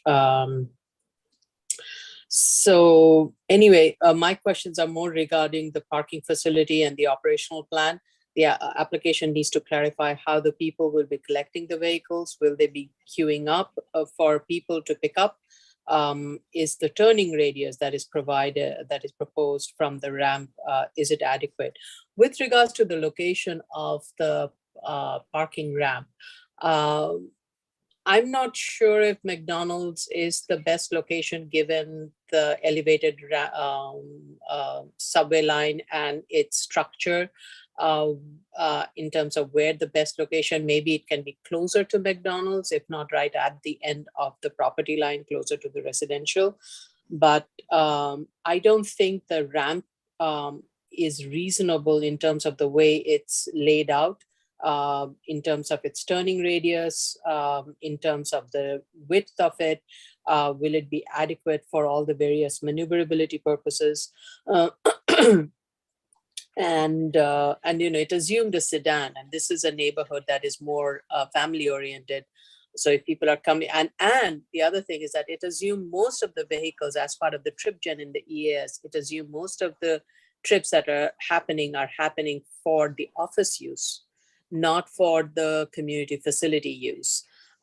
So I do have questions with regards to the community facility use. There are three other operations, community facility services provided by the same healthcare provider. and they're like within 20 minutes walking distance of each other. So I wanted to know if the applicant did look into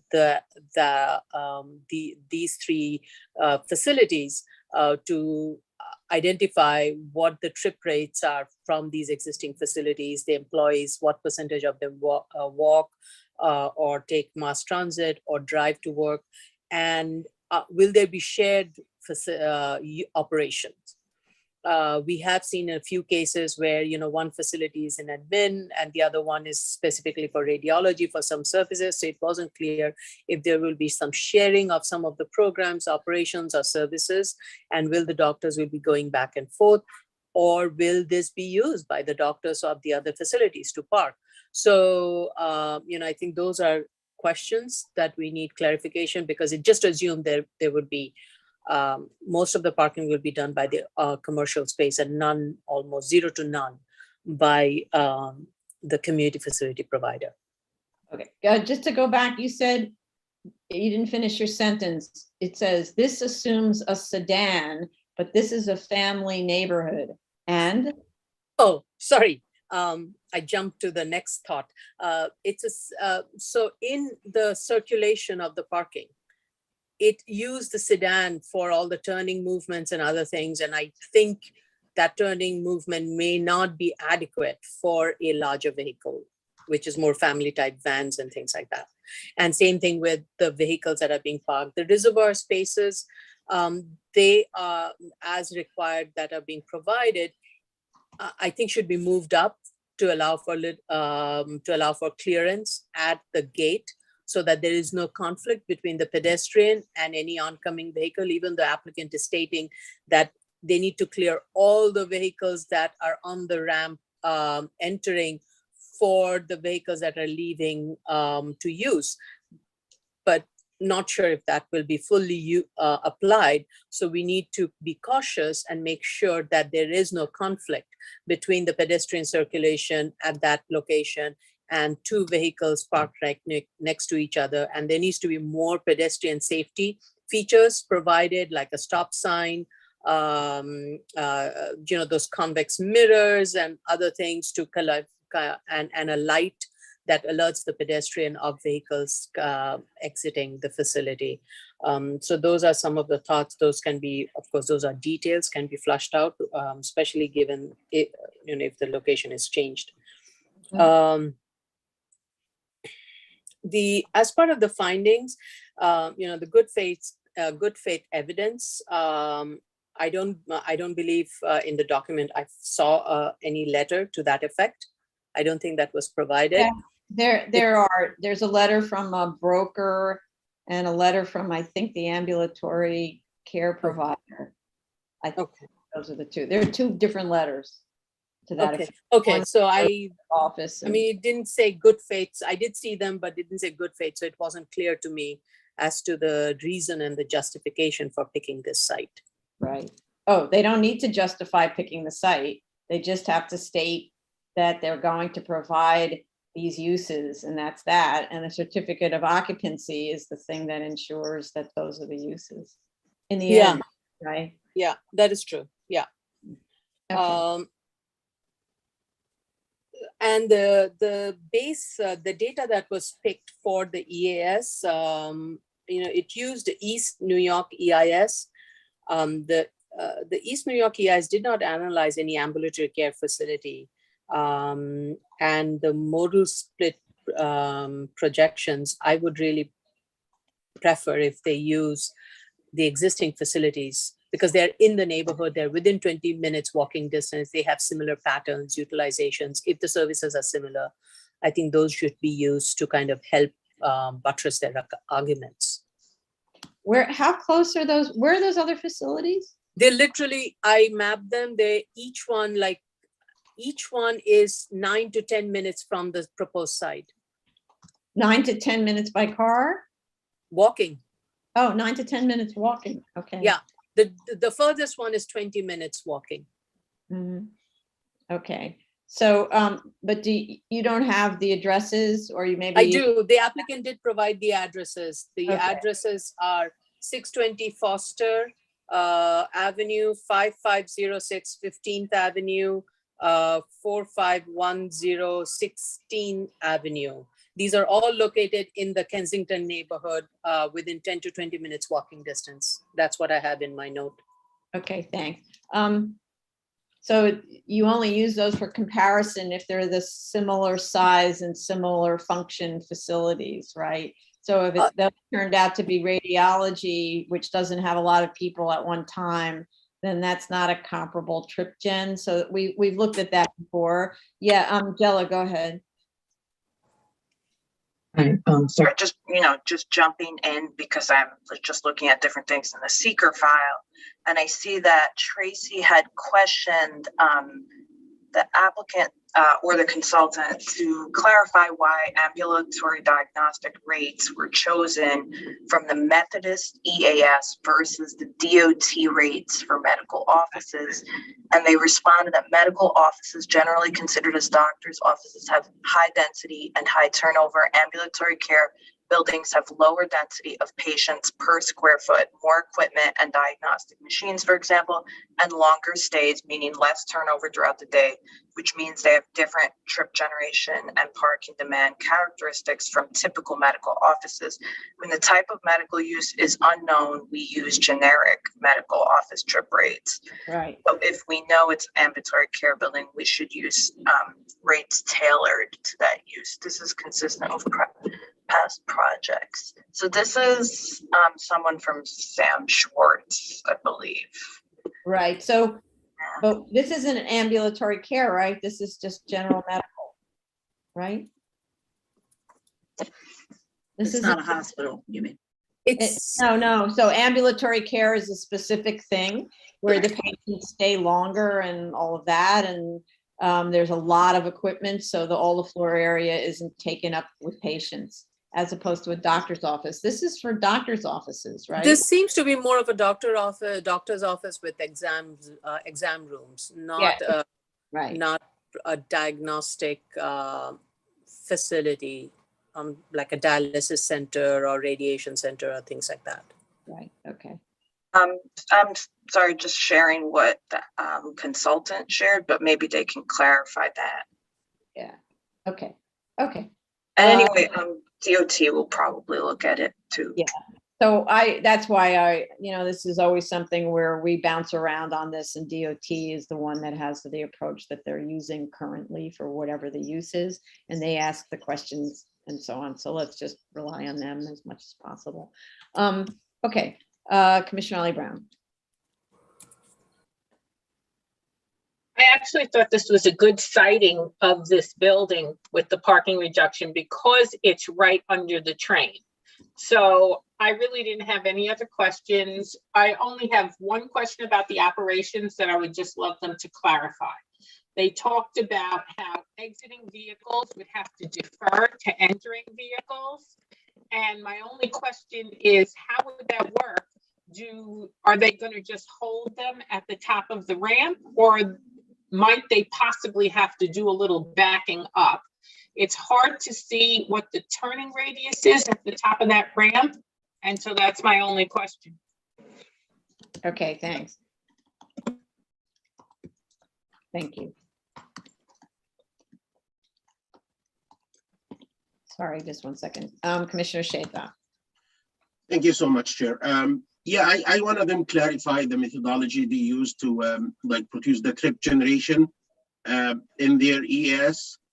Other than that, there is a conflict or contradiction between the statement of facts and the EAS, the transportation appendix, specifically page 12 and 13. I believe the EAS indicates that 73 parking spaces will be provided, while the statement of facts says 74. So I'm not sure which one is correct. So they need to correct that. Thank you. Okay, thanks. And this just reminds me, if I remember correctly, they said they're only providing 7 reservoir spaces. Normally we expect to see 10. So that's another issue. Okay. What'd you say? Is it 73 or 74? Okay. Okay, Commissioner Shabeta. Thank you, Chair. I was satisfied with this application. I think this is a good siting and there's plenty of public transportation. I have no further questions. Okay. Just a second. Yeah. Okay. We can go on with the next. I just want to remind you, your volumes keep going in and out. So, Mine too? no, not yours, Commissioner Otley Brown and Commissioner Shabeta. Yeah. Commissioner Otley Brown has something going on with her mic. Some It's glitch, yeah, Her- some glitch in the mic. scratchy. You know what I'd Yeah. suggest is we could give you a minute. If you would sign out and sign back in and maybe even do a shutdown, and because it's your mic on your computer, right?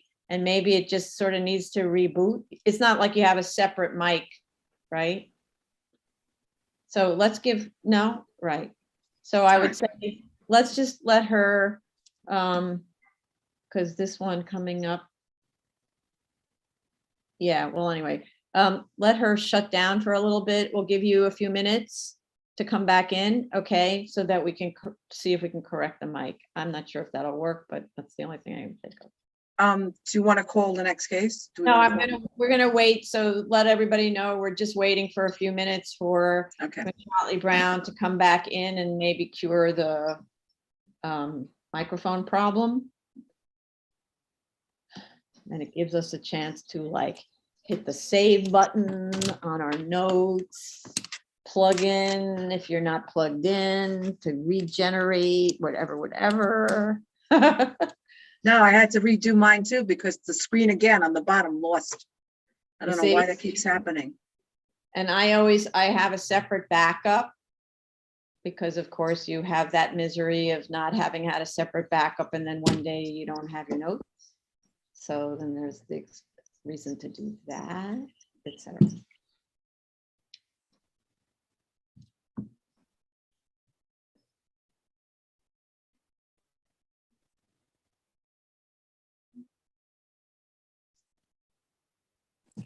Can you hear me now?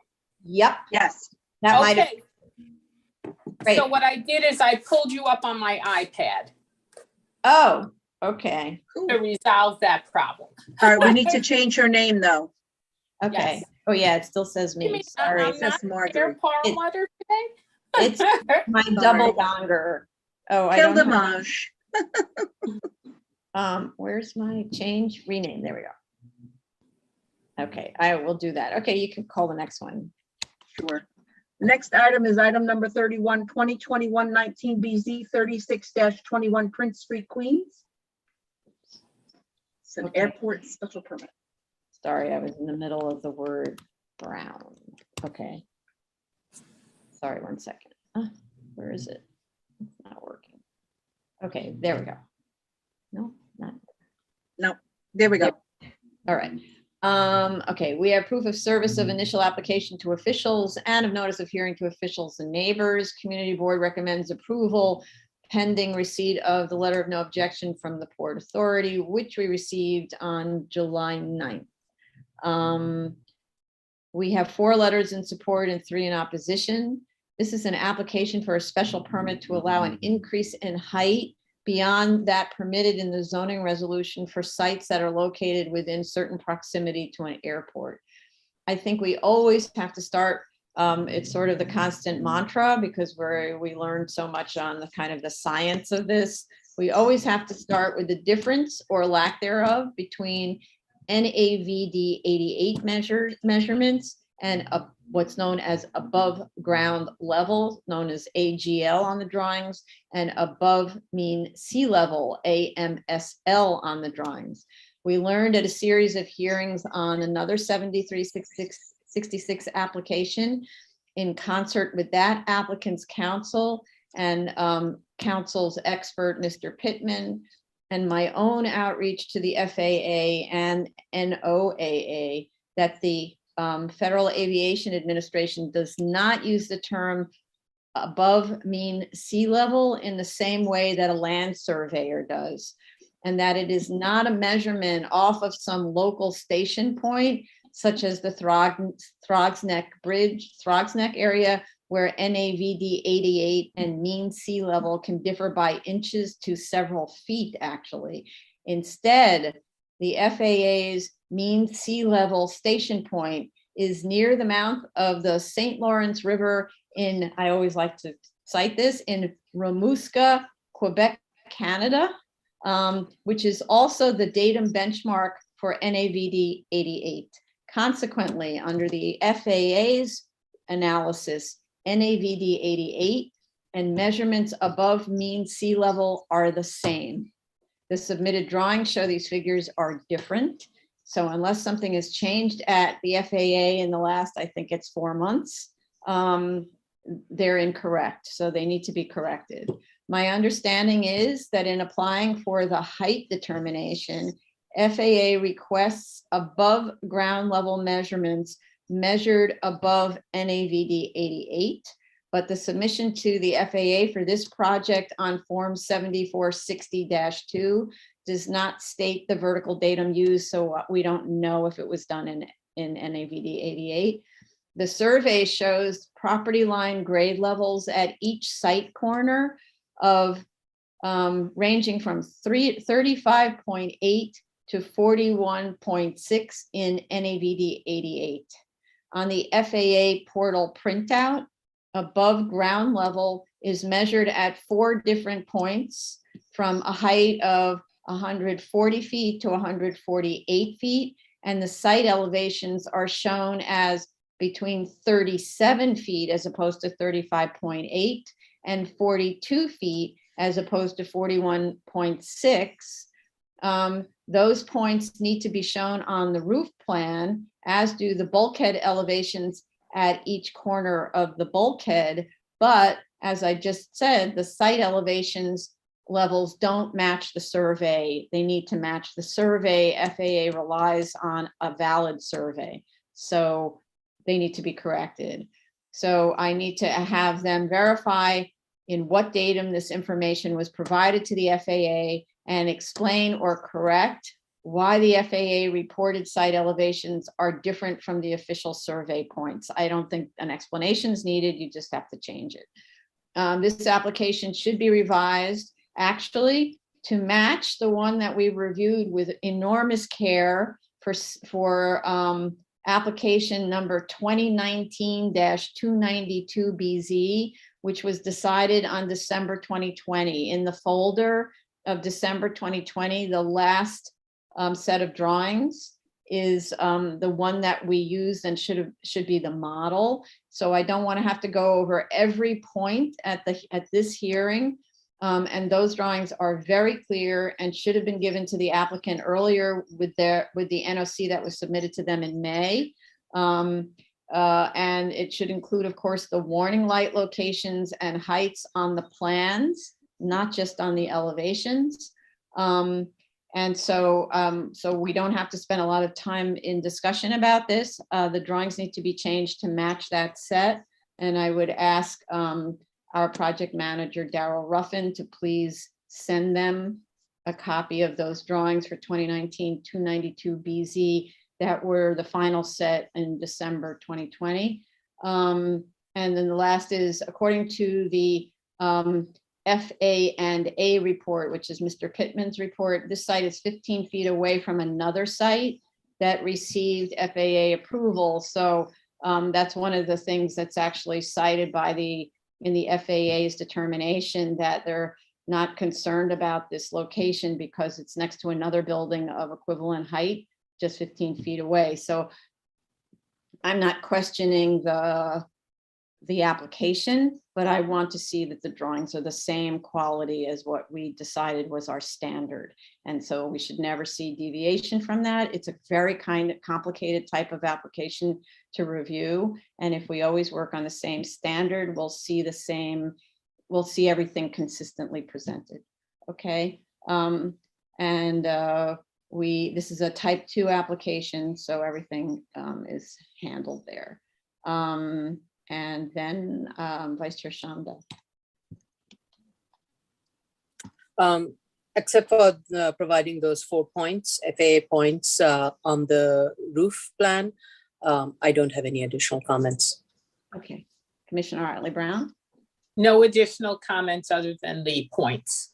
Okay, thank you. Commissioner Shetta?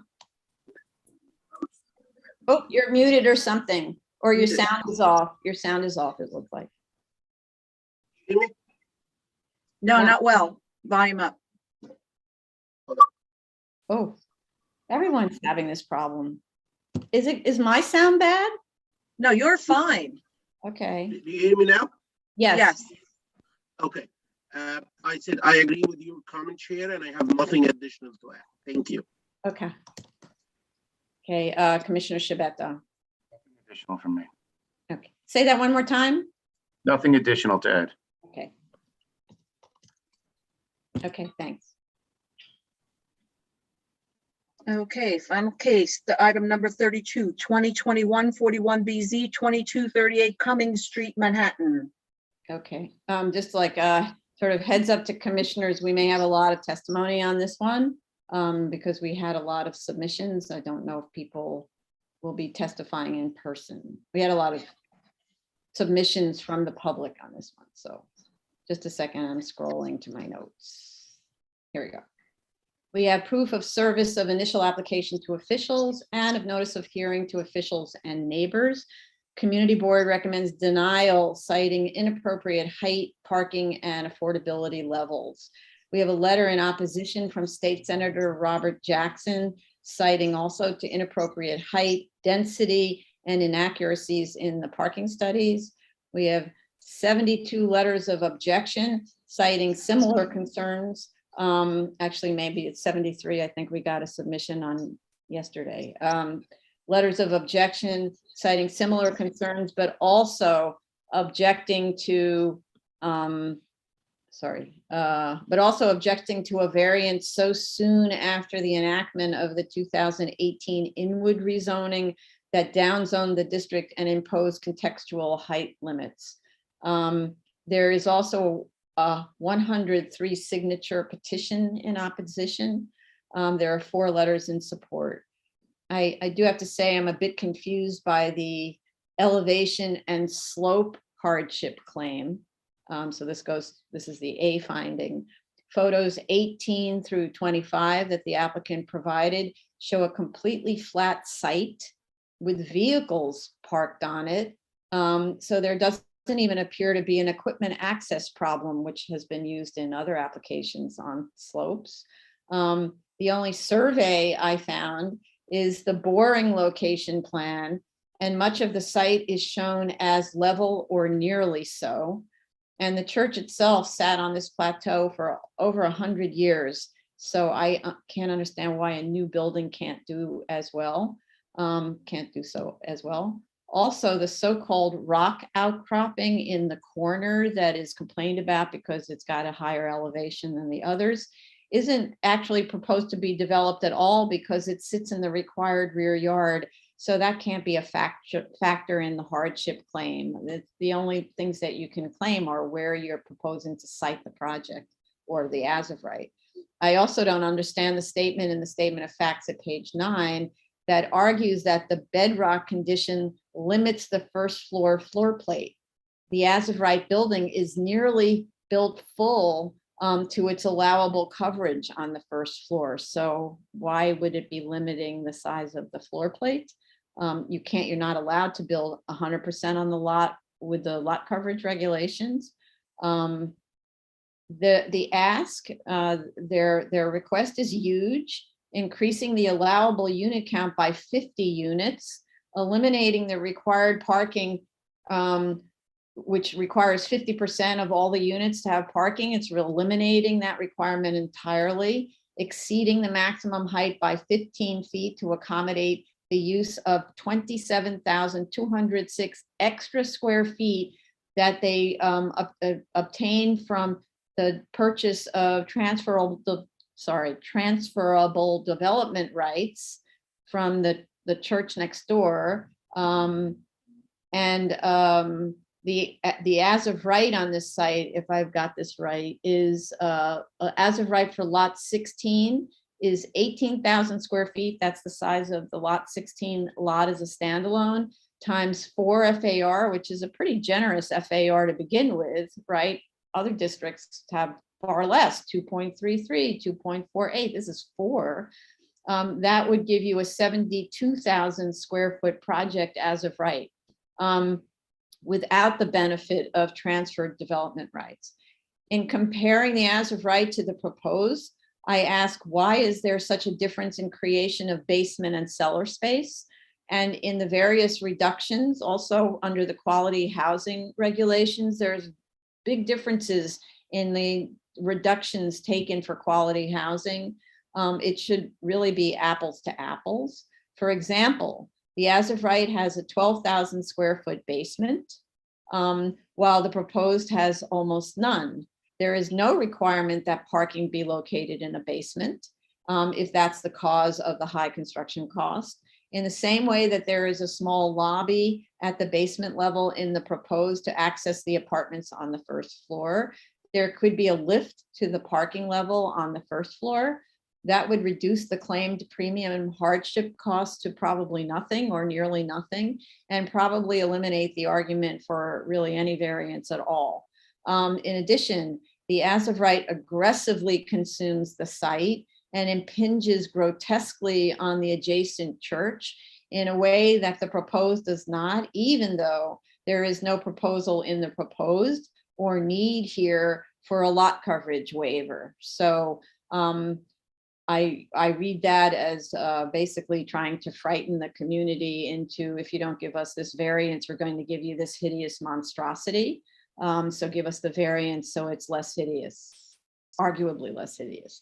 I don't think the as of right or proposed comply with the distance between buildings rule of section 23-711. The wall-to-wall minimum distance between buildings is 20 to 40 feet. Not sure which one applies here, but it is 20 to 40 feet. Both the as of right and proposed are under 6 feet away from the church.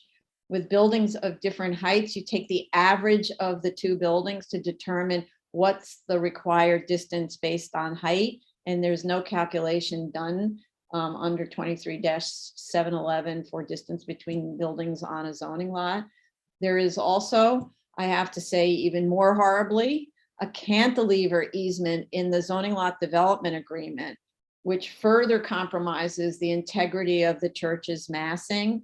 Notably, only the as of right takes advantage of this. And as I repeat, I think that was obtained and shown to frighten the community into thinking that that's what's going to happen if they don't get a variance. The applicant should submit the zoning lot development agreement into the record. I found it online myself in Acris. I'd like to know, in the zoning lot development agreement, there are two different development right allocations. One is an H allocation and one is the H1 allocation. I'd like to understand what's the difference and what would trigger one over the other. I didn't understand that.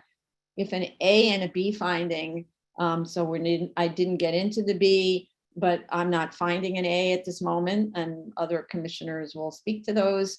I would, if one can be found in each the A and the B, the only thing I would consider would be a smaller project that pulls away from the church and gives it breathing room. But in addition, I think it's got to be set back 20 feet from the church probably. So that would be to eliminate the projection that goes all the way to the southern property line that is perpendicular to Cummings.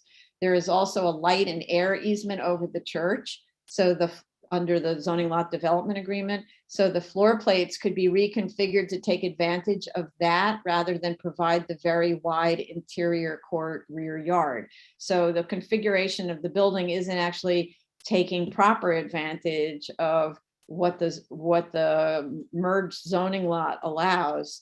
A complete parking waiver for me is a complete non-starter. This board never considers waivers for commercial projects where the parking studies indicate project demand will place pressure on the existing street system.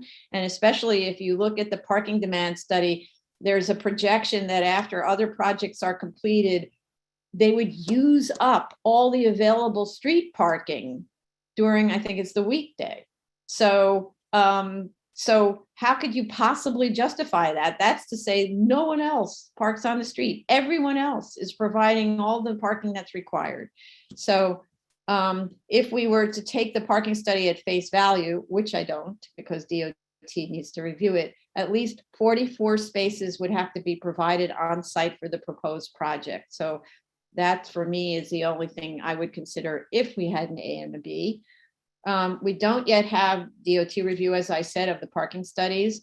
And although this may not trigger seeker review for parking, the requested waiver, if actually to be considered to any extent at all by the board, as I said, needs DOT review. They need to show lot coverage and yard diagrams so we can understand where the requirements are. Some of this site is a corner lot, some of it's an interior lot. What are the yard requirements? The proposed shows a side yard at the first floor only. You're not allowed to have a side yard only at one floor. You can't have that in the as of right. It's a side yard is either open to the sky or it needs to be built to the lot line. So it's either one or the other. So both drawings are incorrect about either the scope of the waiver or the as of right. And that side yard is not dimensioned. As to the self-created hardship question, isn't it self-created when you buy 20-something thousand square feet of development rights that you can't use without a variance? I think so. So far I'm failing on at least 3 counts. No, I left out neighborhood character. Of course, it doesn't fit in with neighborhood character at all. So I think I'm failing on 5 counts, not the minimum variance. Okay, Commissioner, Vice Chair Shanda. I have lots of questions, and it may not be in order. First of all, the zoning map site location should be corrected. With regards to the as of right, I really did find it very difficult to understand where exactly the rock outcrop is and where the fill is. It would be helpful if the applicant provides a section, multiple sections through the site, and show the elevations and the material type so that we can understand where exactly the rock is located and the elevation of it in relationship to in relation to the curb height, because that will help me understand as to what is the extent of the fill that can be removed to provide access from the street level and to provide some of the users at the street level or for garage entrances and other issues that the applicant is citing as a hardship. So it's fill as opposed to rock, in other words. Like, where can you remove fill or soil to access? Right, exactly, Okay. exactly. Per drawing Z003, the floor area was, again, I'll just say the floor area for the zoning lot. I was trying to understand what would be the proposed, what is the as of right floor area. And it seems that the as of right total floor area and the proposed total floor area seems to have not included the existing floor area on the zoning lot. When you look at the chart, once you include the existing floor area of 10,419 square feet, the total as of right floor area and the proposed floor area would increase to 95,405 for as of right and 109,624 square feet for the proposed zoning lot. So the total FAR would also then change. Now, what's interesting is the as of right and the proposed total floor area would be still less than the maximum permitted total floor area on this site. So, which I found interesting, that the as of right building, the total as of right development potential that is shown in this plan is still less than what is maximum permitted as of right. Unless I'm reading it incorrectly, the applicant, it would be easier if the applicant provides a comparison chart of what is existing on the site, what is the total zoning lot, what is the permitted floor area per use, what is being proposed for the as of right, what is being proposed for the as of for the proposed, and what does it add up to as total. Because I was looking through each one of the charts that's been provided in the BSA's in the drawing sheets. So when I looked at the fact that the as of right floor area, even the as of right floor area, if correct, as shown, is less than what would be permitted, I was saying, okay, I was inclined that, okay, there might be a hardship imposed by the rock that is causing its inability to build to the full lot line because also of the height limit and because of the rock outcrop, it's not able to build to its full potential. Okay, but that explanation was not provided anywhere through the documents. The applicant kind of jumped from the as of right showing, as you said, of the most horrendous rendering that one could locate and to the proposed, which was no less horrendous either in terms of its rendering. So the applicant, if this is the reason, the applicant needs to walk us through why an as of right is not able to exercise everything. And I think the applicant used the fact that this is a split lot as one of the hardship. I really don't think the split lot is at all a hardship. It is a very small percentage of the overall lot.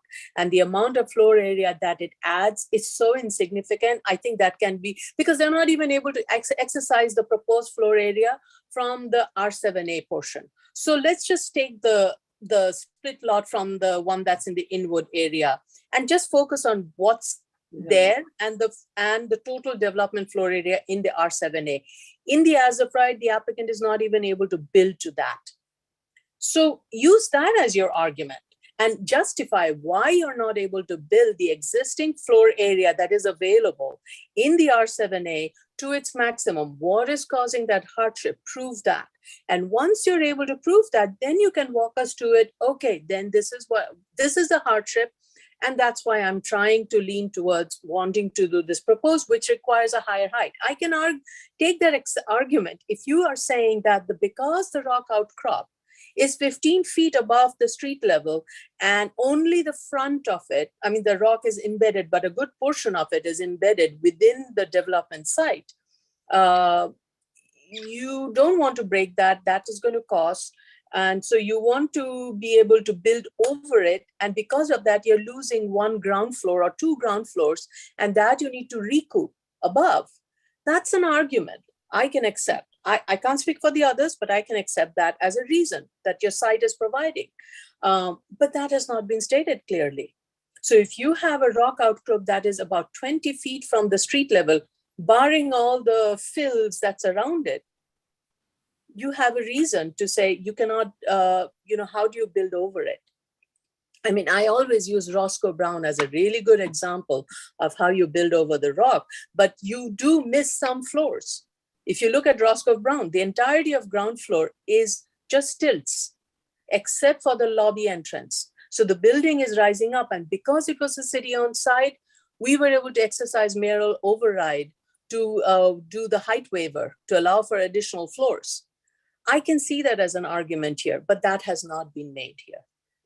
So I think before I jump to any of the other things, I think the applicant needs to go through its application and try to establish the hardship. I think it is there, but it has not been proven convincingly for me.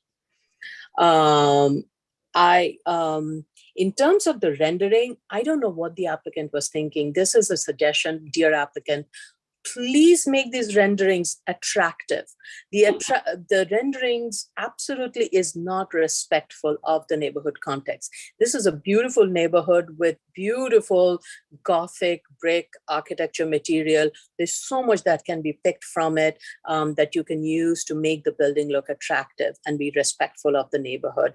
And the building can set back from the top so that you do not add to the height of the building appearance at the street level. So I think there are ways to improve the design and to make it work. And in terms of the parking, maybe the parking can be provided along the rear lot line. Maybe the parking can be provided along the front if that requires at grade. If that requires some waiver, justify it. I don't think a complete parking waiver is warranted here, at least has not been justified. The applicant should provide a better justification as to how it and if it can accommodate some. I was using the gross floor area to understand where the rock is and how it is affecting the as of right and the proposed floor area. I actually found it helpful. And if the applicant chooses to kind of walk us through it in future submissions, that would be a way to kind of show where the rock outcrop is preventing a floor to be expanded all the way to that and the floor plates thereby.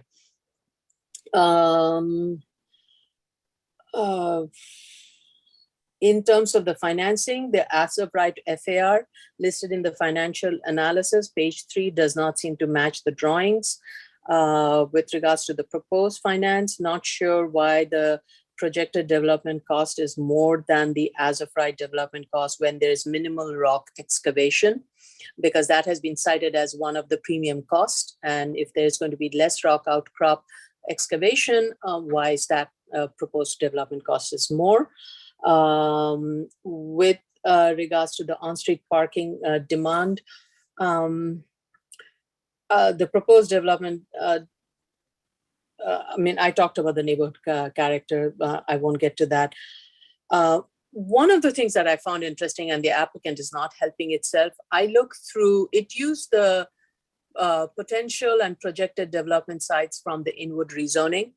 And I looked at all the sites to see which one of these sites have rock outcrop. I went to, I looked through them all, and I think the applicant did the analysis the other way around. It used these sites to identify which are the split lots and how they are not encumbered or something like that, because the analysis seemed lopsided. The applicant should actually look at these projected and proposed potential sites to identify which one of these sites are encumbered by rock outcrops and is affecting the development, because I really think they need to take the split lot condition as a hardship off the table. And when I looked at the sites, I didn't do all the sites. I looked through sampling of the sites, especially in this area, which has most of the grade level changes. None of the sites that I saw in the immediate vicinity of the subject site had any rock outcrops. They were all existing buildings occupying the full lot condition, which helps your argument, if anything. So you need to look through this information a lot more carefully to help build the argument. That's all. Okay, thank you. I just wanted to point out the zoning lot development agreement has a handy chart. You can find that on Acris while we're waiting to go to the next one and so on. You can find it on Acris, but there's a development rights chart called Exhibit H. And again, I can't share my screen because I'm looking at a different computer when I do this. But what it says is owner land. So that's is the church that's being retained. So that's the adjacent lot 18, I guess. That's an 8,610 square foot lot. That's consistent with the drawings. The developer land is an 18,102 square foot lot for a total of 26,712 square feet. So I don't know exactly how they calculated the development rights, whether they took into account that little sliver that's in the R7 too. But nonetheless, they calculate it by saying the total residential or community facility floor area that's permitted on the church lot is 55,965 square feet.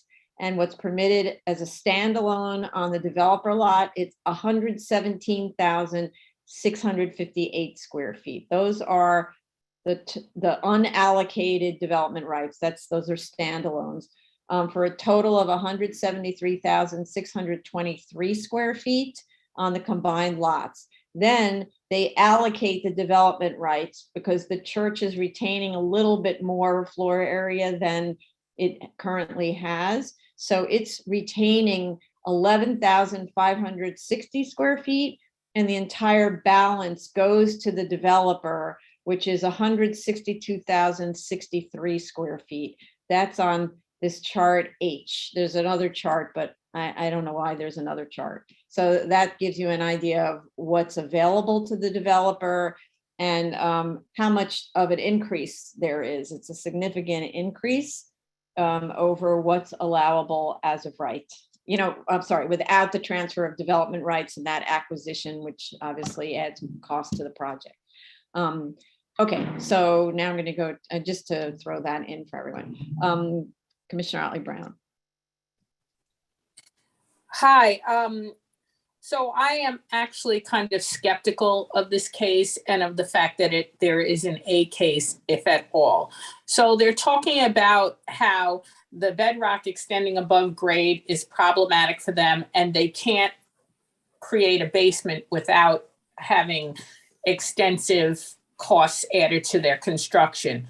However, then they're asking for the ability to add their FAR on that they purchased, and then as well add an inordinate number of units without providing any parking in a neighborhood that's densely populated and densely car ownership heavy. And not only that, just a hop, skip, and a jump from a major commercial strip of Dyckman Street and another major commercial strip of Broadway, which if you ever go down those streets on a weekend, a Friday night or a Saturday night, you can't drive down those streets because of the amount of restaurants and different stores that are open after regular business hours. You can't find parking on the street. You can't even get down the street. So I just find this a non-starter as far as I'm concerned. It really would be doing violence to the community if we allowed a project like this to go forward. But if you're claiming that you're having a hardship that limits your ability to provide a basement, then what actually that should lead to in terms of the solution in your head is a height waiver so that you could put your parking at grade or slightly above grade. And that's not what they're doing. So to me, there is a mismatch between what you say your hardship is and what you're proposing. And that carries itself through to the financials. Then they're totally ignoring the fact that this part of Inwood happens to be a very hilly part of Inwood, where aside from the commercial strips, you have a park just south of that area that is very hilly. And also in the area north and west of the commercial strips, you also have hills. This is the area that's leading to the heights of Riverdale in a way, as you lead up to the bridge that leads from Inwood into Riverdale. So I'm not finding it very unique that they're on a hilly, rocky site. And they only want to compare this site to other development sites because they say it wouldn't be fair to compare the sites that were built up long ago. But the problem with that is the development sites are all on level ground and are located in various places, not within this specific part of Inwood. And you're disregarding the fact that the other sites in the immediate vicinity of this site are also built on the same incline and had to deal with the same rock as this site has. And so that's why I'm very skeptical of us being able to find an A finding. I just am not convinced. And also, I think that their real hardship actually is, as you said, that they purchased a slew of development rights and they can't use it without a variance from us. And that's really their hardship. And of course, that's not a hardship. That's a self-created hardship. So then I looked at the financials and I found the financials really confusing. And I think part of what was confusing about it is we're looking at the entire zoning lot, but one of the lots is the church lot, and the lot that they're actually developing on is a vacant lot. And there's a lot of confusion as to how the property should actually be valued for the site value. So they say on page 6 that the property is the sum of 3 separate values. The value of the buildable area in the R72 C-2A, C2-4 part based on vacant land sales, the value of the buildable area in the R7A district based on vacant land sales, and the value of the development rights transferred from lot 18, the church lot, to lot 16, which is the vacant lot. Now, if you were to do what they just said there, you would be double counting your floor area. Because if you're already valuing the max floor area on each lot, you're taking into account the development rights. So why would you then add in the development rights? But they didn't do that. So that's what's confusing about it, is I went through the whole thing and then I said to myself, wait a minute, if you're valuing the entire zoning lot, they have no inclusion of how to value the church. That's totally left out as if it's not existing. So I go through the whole thing and I say, you know what? I know that we're supposed to take into account the zoning lot because, you know, you're supposed to talk about hardship in terms of the zoning lot.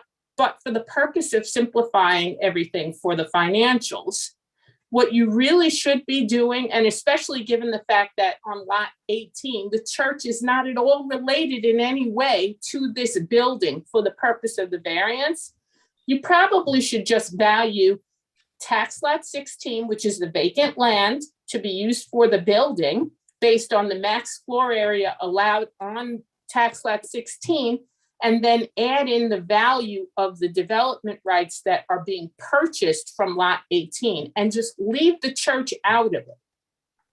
So I did my calculations based on that. And strangely enough, I came up with the same site value that they have, which is why I know that somehow in the narrative, they didn't correctly write what they were doing, because they would have ended up with double the site value of what I had if they had done it their way, for the reasons I explained.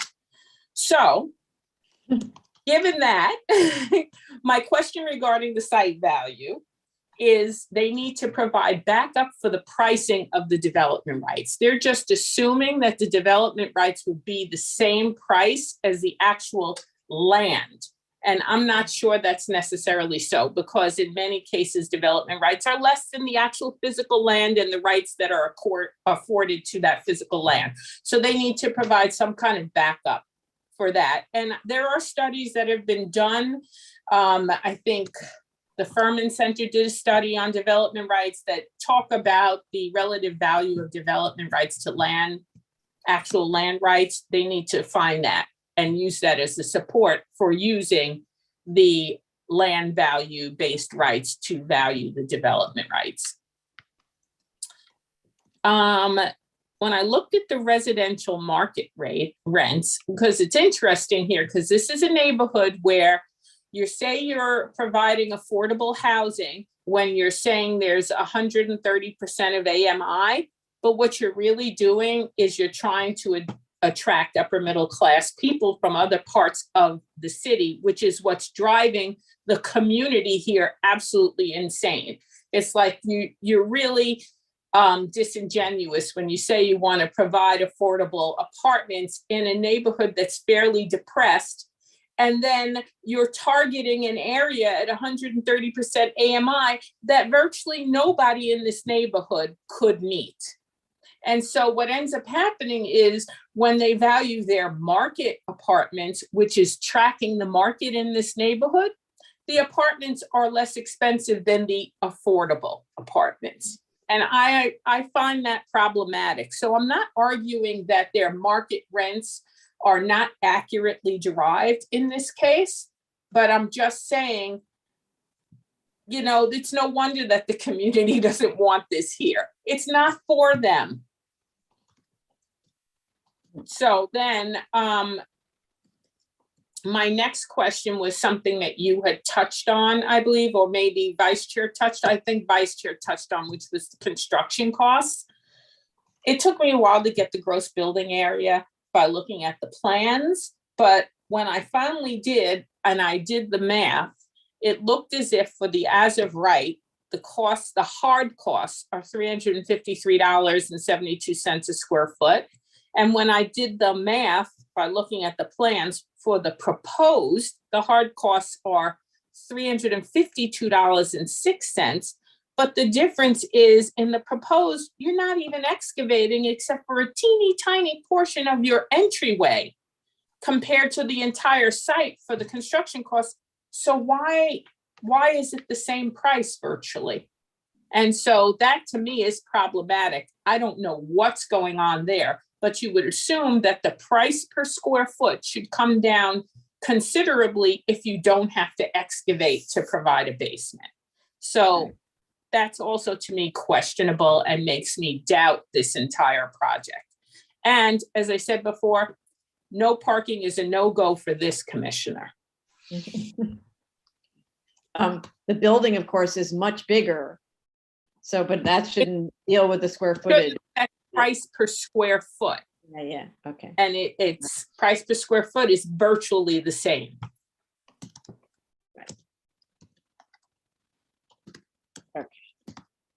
Okay, is that it? Great, thank you very much. Okay, Commissioner Shaitan. Thank you, Chair. Headlines, and then the explanations will follow. Is this site is unique? No. One word. You want to prove it, but you're not going to be successful. I challenge you. Go ahead, get the rock maps, get the topographic maps, compare your site to every other site in this area, and you're gonna see that this is the nature of the entire neighborhood. Rock is shallow. And next, if we're to assume that, just close your eyes, relax, and imagine that this site has been moved to Manhattan, Lower Manhattan, Brooklyn, Queens, anywhere where there is no rock, then this site is unique because you don't have rock, but we have rock here. Do we have positive uniqueness or negative uniqueness? Again, one word, the uniqueness here is positive. It's not causing a hardship. It should be resulting in savings when it comes to comparing this site to another typical site. Why? Am I just making this up? No, we can prove it with numbers. A building is 3 components: excavation and excavation support, foundation cost, and superstructure. That's simple. Excavation, yes, rock excavation as it compares to a typical site, even without rock at all, is gonna be bit more expensive. On this side, you have 50-50 rock and soil. I can prove it to them. It's not like they submitted. It's not 6,000 cubic yard of rock excavation. I'll come to that. But it's 50-50 rock and soil excavation. And this is very common within the entire city where rock exists. But what are you saving here? While you're digging 50% of your excavation in rock, you're saving a lot, tons of money actually. To build a building like this with the absence of the rock, you need a mat foundation that's probably 3 feet thick. The cost of this mat could be on the order of $1.5 million. On this side, you just need some footings. This is a 20-ton TSF rock. And by the way, the cost estimator got a mistake. When he was looking at the bearing area, he divided that 20 TSF by 1.5 and said this is a safety factor. The New York City Building Code says that 20 TSF is the allowable. You don't have to divide this by 1.5. You don't have to downgrade it. It's already downgraded. So if you take the total building loads and divide this by the 20 TSF, you're gonna get some footings. Probably the size of each is 4 feet by 4 feet, 2 feet thick. If you compare the cost for the footings to the cost for a mat foundation on a typical site, you're saving at least, in Egyptian language, 1 rabbit means $1 million. Yes, $1 million savings on just the foundations. Okay, how about the excavation support? Like usual, I want to share my screen. I just sketched that. This is your site. This is, let's say this is the street side here, and this is the other street, and this is the building, the adjacent building, and the church is right here. What you need to excavation support on this side, probably nothing, practically, because you have a building that with footings that are low enough, so nothing is needed here. On this side, probably it's 50% or less of excavation support. On this side, probably it's 50% or less. And on this side, you need minimum excavation support in the form of lagging, timber lagging, some soldier piles, and some bolts. That would result in an excavation support system that no way to exceed 25% of the same excavation support system for a typical site. Excavation support on a site like this, probably 1.5 million, easy. It's a big site. So on this site, because of the presence of the rock, probably you're saving another $1 million. And then the third piece is the superstructure. Would a superstructure built on rock be like more expensive than the superstructure that's built without rock? The answer is no. Why? Because the seismic requirements when it comes to the provisions of the building code are much more stringent, are much more expensive than a building that's founded on rock, because the seismic accelerations and the design parameters for rock, the strength of the rock and the way the rock allows the earthquake forces or these kind of dynamic forces to propagate and hit that building is much less. So your building would be less expensive on the superstructure, less expensive on the footings, less expensive on the SOE. So it's much more expensive, much less expensive building than if you have this site in a typical area like Lower Manhattan, Coney Island, Queens, much less expensive. So the conclusion is there is no uniqueness because this site is located in a hilly area. Rock is everywhere. Rock is shallow. I did look at some bedrock maps that I have in my library, and I see that, and I'm familiar with this area, that rock is everywhere. Yes, on other sides, maybe you cannot see rock outcrops, but on this side, it's barely seen, just at the corners. And by the way, even if you look at this site as it compares to like other sites, this site is much better than other sites around it because it's the rock is depressed. If you look at that, I'm not sure if you notice that when you look at the top of rock, it's like you have like a naturally filled pit over there. The rock is depressing at the central portion of the site. Top of rock is elevations are much lower at the center than at the edges. So you could dig this central portion without like suffering of rock excavating into rock. So I'm not sure based on what they are claiming uniqueness and claiming hardship.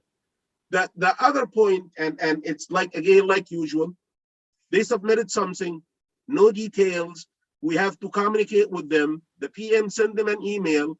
They provided us with some clarifications, and that I'll share my screen one more time.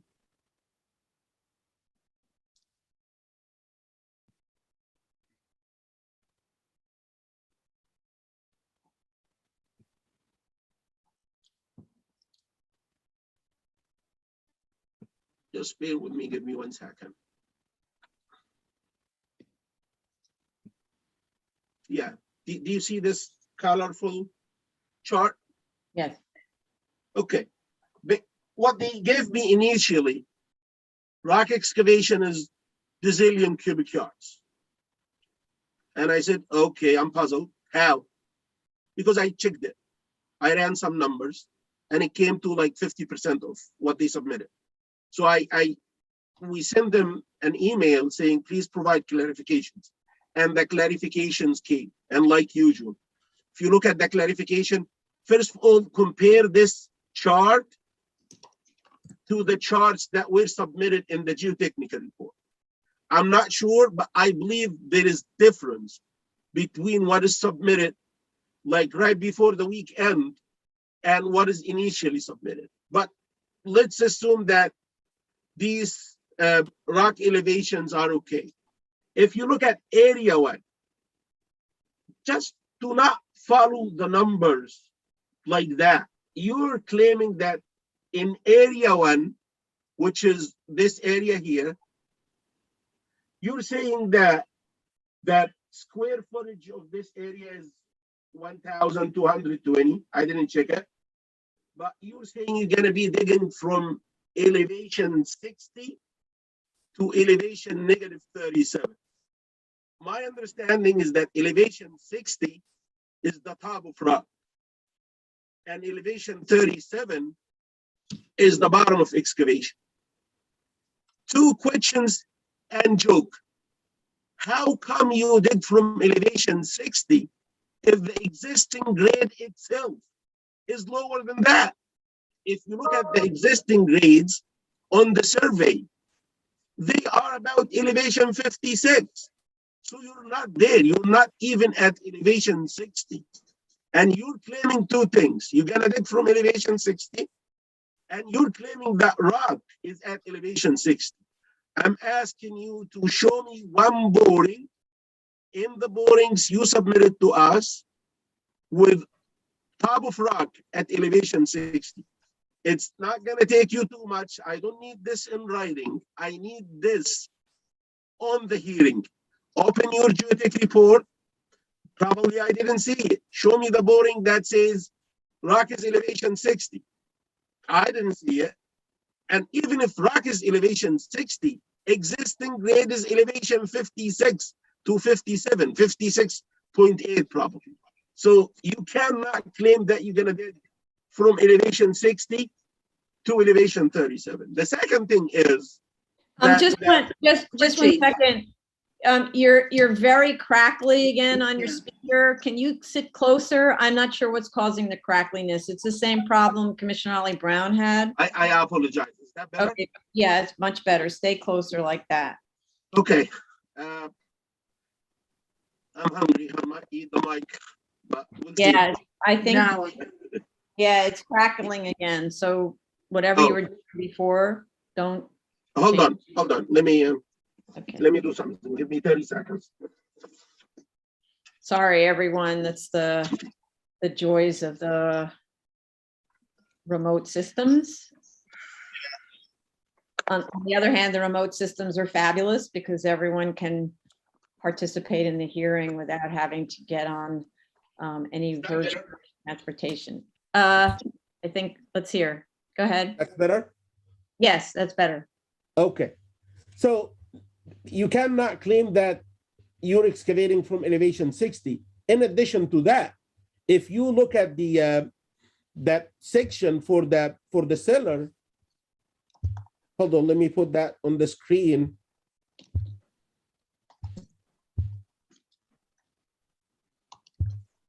Yeah, do you see this? Yes. yeah, Yeah, if this is the sidewalk and this is the section for the building, we're talking about the top of the, like the lowest floor is about elevation 40, 41, something like that. If you can tweak this and make it a little bit higher, let's say elevation 42 or something like that, and instead of saying that you're digging to elevation 37, you just need to mass excavate to elevation, if it's 42, then to elevation 41. That you eliminate like 4 or at least 3 feet of mass rock excavation. Even you're getting close to eliminating your rock excavation like to make it like really minimum. I appreciate the way they like aligned the basement floor. They I avoided digging here, which is good. That's a good idea. But if you look at the entrance here, it's elevation 42.5, and then it goes down. First of all, even if you keep this as is, it's about elevation, I believe, 40.3. You cannot claim that you're going to be digging to elevation 37 because you need to mass excavate to the bottom of the slab, which is elevation 39.3. And then you dig for the footings, isolated boxes. So that makes the calculations submitted even less accurate. So I need to get explanations on that.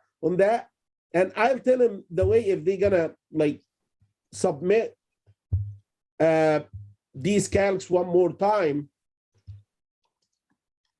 Give me 1 second. I wanna show how they need to do this. Yeah. These calcs. The way I want this done is I'm okay with showing the outlines for the cellar floor like that, but give me a grid like 10 feet by 10 feet. At each point, give me the following: existing grades, top of rock elevation, depth to top of rock, and then proceed to like all the points and pursue the calculations based on that. For each grid square, give me the rock excavation height and the fill excavation height, and give me the quantity for that specific 10 by 10 square rock versus fill. And then add up all these, because I don't have AutoCAD. If I do have AutoCAD, I could have ran this in a click. But because I don't have AutoCAD on my computer, I need them to do it that way. And instead of submitting a CAD drawing to me and I do their work, I'm asking them to do it that way. It's not gonna work the way they submitted it because of many things. Number one, I cannot see the numbers. Even the area that's submitted here, 1,220, I don't know whether this is correct or not. So please make the areas 10 by 10 grid and do what I just described. And I'll take a look at that, but I hope they got it. This site is unique. Even if it's considered unique, it's positive uniqueness.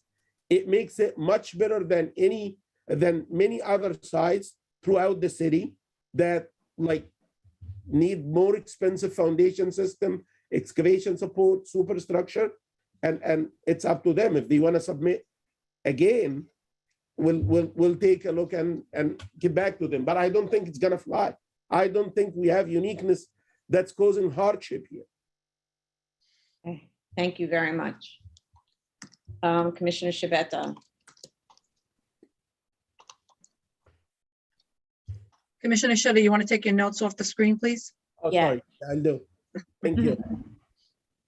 Thank you.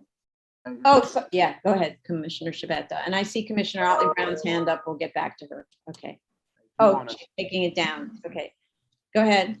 So I feel like I'm echoing the majority of the statements of the board. I do not see this bedrock condition as unique.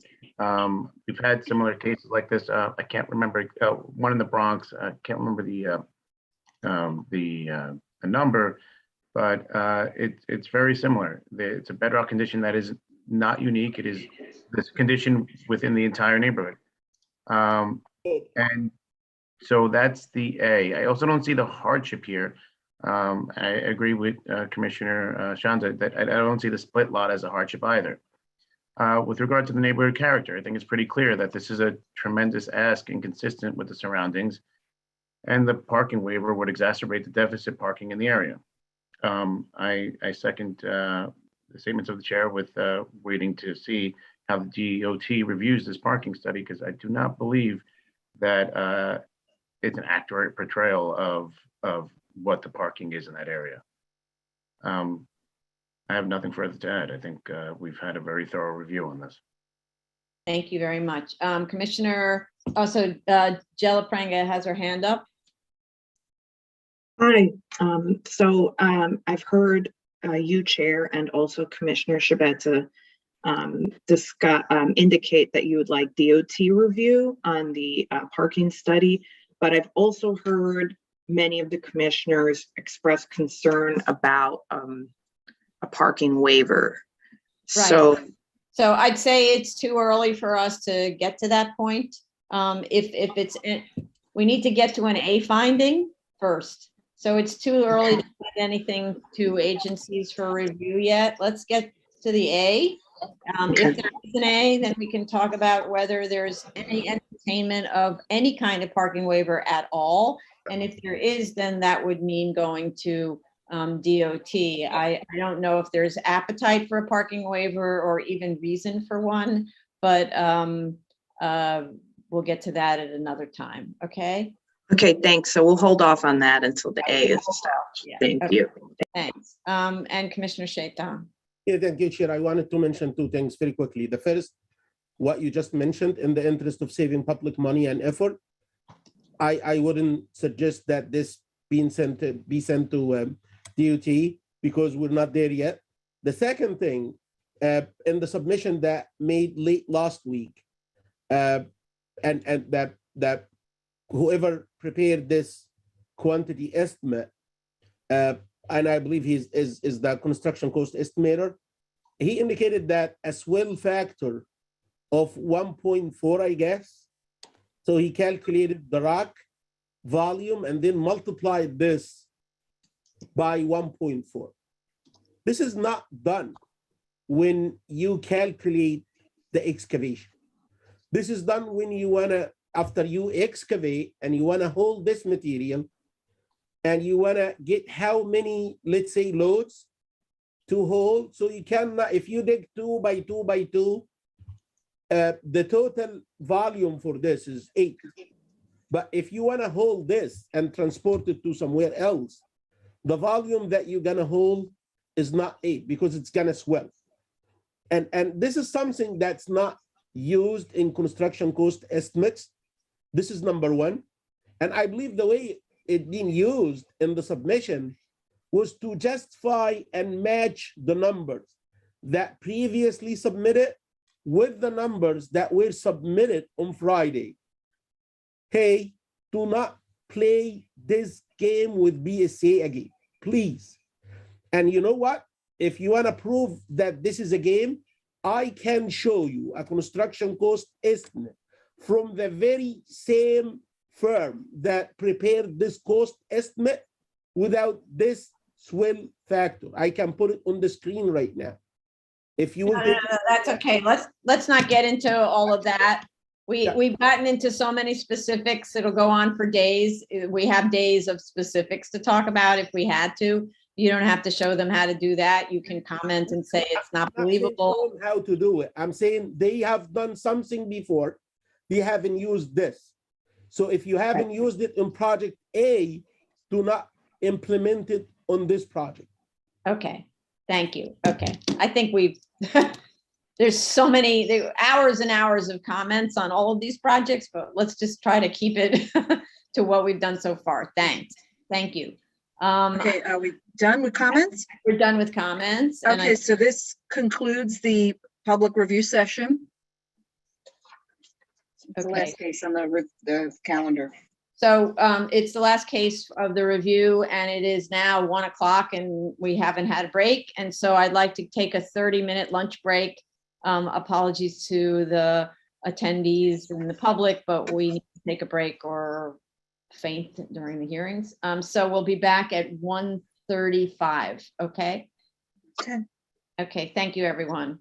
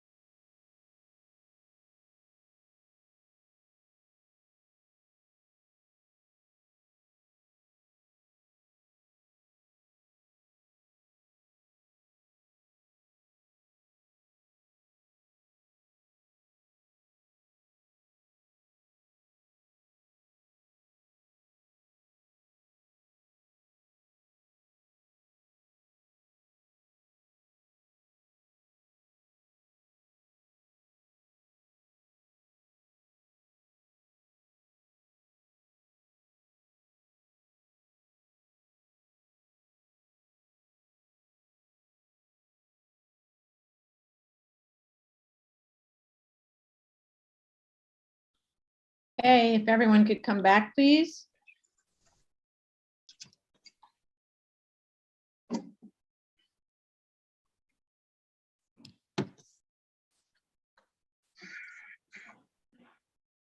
Are we live? Yes. Okay. Good afternoon. This is the Board of Standards and Appeals public hearing for December 14th, 2021. The first item is zoning calendar, continued hearing items. Item number 27, 2019-67 BC, 2781 Coyle Street, Brooklyn. Right, and I see we got a submission. I see Miss Ianotti's hand up as soon as I can find her. I see we got a submission just to like 30 minutes ago on this, but I don't know what it was responding to. Because my only comment was about the as of right and the submission was about the proposed. Okay, so go ahead, Tony and Miss Iannotti. Can you see? There we go. Okay, anyone else with you, Amanda? The architect was joining. I don't know if he's still here, Alex Latovsky. Latovsky. Yeah. Okay.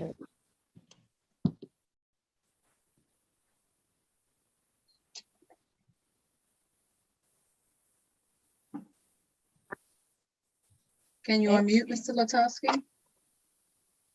I think he is. He's on mute. I'm here. Okay. Raise your right hand. Do you affirm to tell the truth, the whole truth, and nothing but the truth in your testimony before this board and to respond honestly to board member questions? I do. I do. Please state your name for the record, state your name for the record and proceed. Amanda Iannotti on behalf of the applicant. Yes, we did just make a submission. That was to the proposed plans on that glitch between the 4 foot 11 inches. We made it 5 feet. It was a CAD issue. Okay. So that was fixed and we resubmitted those plans.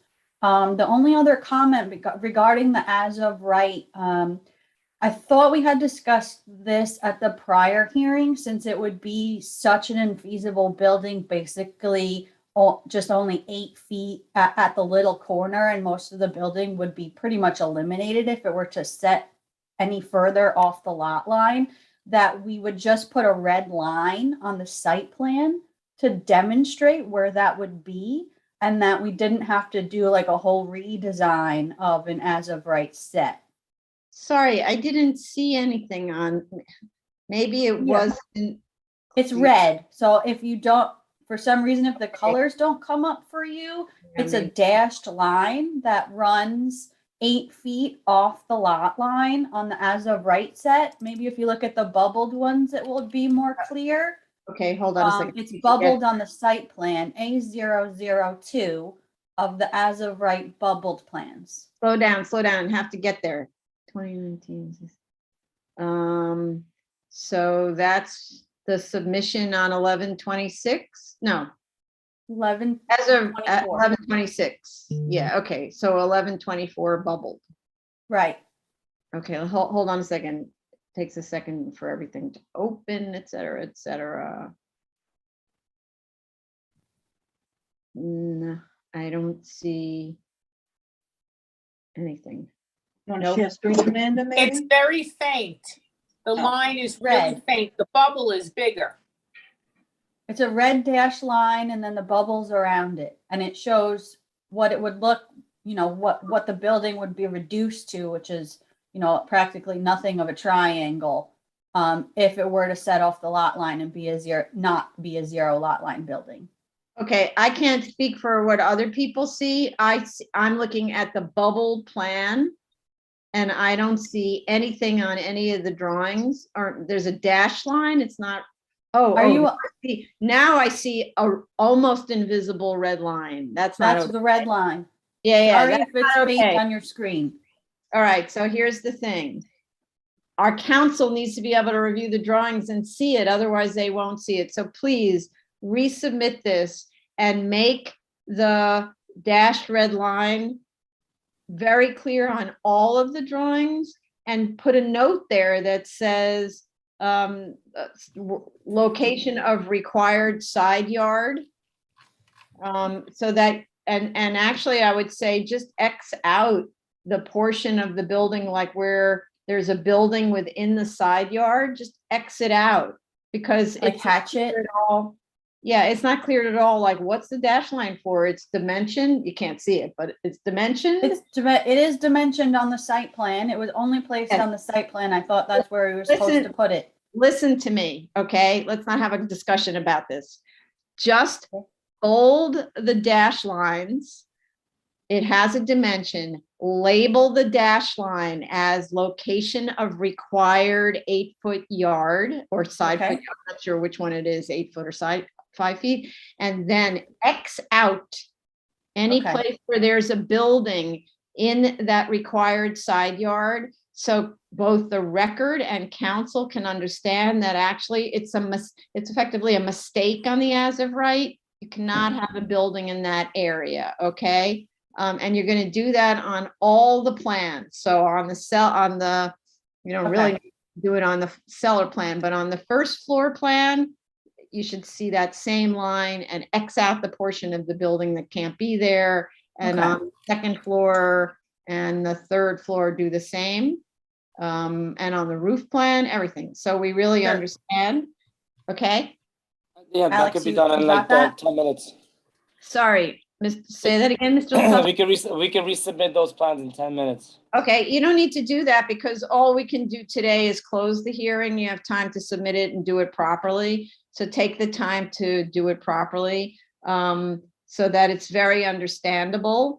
And then I'm just looking at the elevations. To the extent that the elevations or the section is also showing something that can exist, put that dash line there and X out that section, okay? Okay. And then, and label that as unbuildable portion. Okay, that'll clarify it, yeah. Okay, Okay, clear. Got it. that's it. For the public? Yeah, I'm just seeing if there were any other notes. Yeah, let's go to the public. Okay, the case we're currently discussing is 2019-67 BZ, 2781 Coyle Street, Brooklyn. Should you wish to call in, it is 646-558-8656. The webinar ID number is 950-7903-9413. The passcode should you require it is 846074. If you are in the Zoom room, please raise your Zoom hand, press *9 to unmute. If you're calling in, press *6 to unmute to speak. So I'm assuming that'll take just a little time to actually prepare and submit. I'm just going to give it some time to see if we have a lot of people in the waiting area. If anyone in the waiting area is here to speak on this application, please raise your Zoom hand. I don't see any callers yet. So I'm just giving it time because there's a time delay on our YouTube video. So, okay. So I think we handled the time. So I'd like to make on this one a motion to close. Chair Perlmutter, Aye. Vice Chair Chanda, Aye. Commissioner Otley Brown, Aye. Commissioner Sheta. I didn't hear you. Aye. Commissioner Shabeta. Aye. Okay. So the case is closed and if you submit within the next 2 days, I'll try to put this on the January hearing for a decision. Okay? Okay, Great. I will. Thank Thank you you. so much. Thank you. Next item number 28, 2021 15 BZ, 81 Beaver Street, Brooklyn.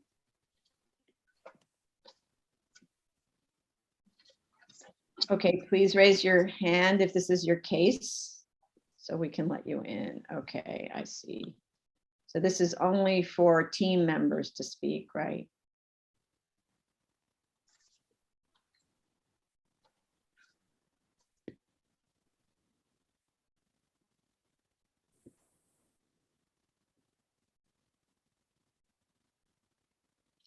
Okay. Jack Friedman. Okay, is everyone in? We ready? Are we waiting for anyone? Who's Jeff? Jeff? Yes, I am here. Okay. Are we waiting for anyone, Jeff? No, we've got everyone. Okay, everyone on mute? Sorry, one second. We are waiting for a couple of people to join, but I think we can get started. Yeah, we can get started. Yep. No, we need to No, swear them in, so I just see Jessica Corus. Is someone else joining So besides? we've got Travis Stabler, we've got Jack Freeman, we have Jordan Rogoff. Jordan Rogoff. We I don't don't have. see Jordan. All right, is Shane, are you in? Yeah. Yeah, sorry, we've got, Sarah. Yeah. Sarah Keynes. Sorry, who's speaking right now? Where? Jordan is logging in. And then the only person we're waiting for is Junior Pinchin, and he's the cost estimator from McGowan. Junior Pinchin. Would it be possible for us to get started, and then when Junior joins us, we swear him in? Is he the one who submitted this table over the, like, right before the Yes. weekend? Yes. So there's a Alex. person who's titled Jeff Mulligan, but what's his actual name?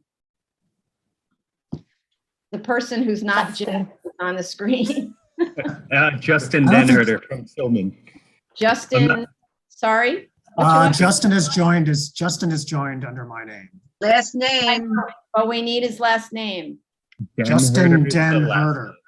Sorry, one person answers, it should be Justin. Can you spell your last name? There we go, Den Herder. Okay, thank you. Okay, So if we could get started, and then Junior will join us, if that works for the board. yes. Okay. okay, everybody raise your right hands. Do you affirm to tell the truth, the whole truth, and nothing but the truth in your testimony before this board, and to respond only to the board member questions? And please unmute yourself. Mr. DeHerda, Mr. Stabler? I do. Yes.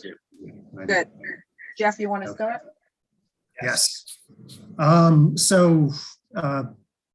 We listened to your comments and questions, assembled the team pending Junior to respond.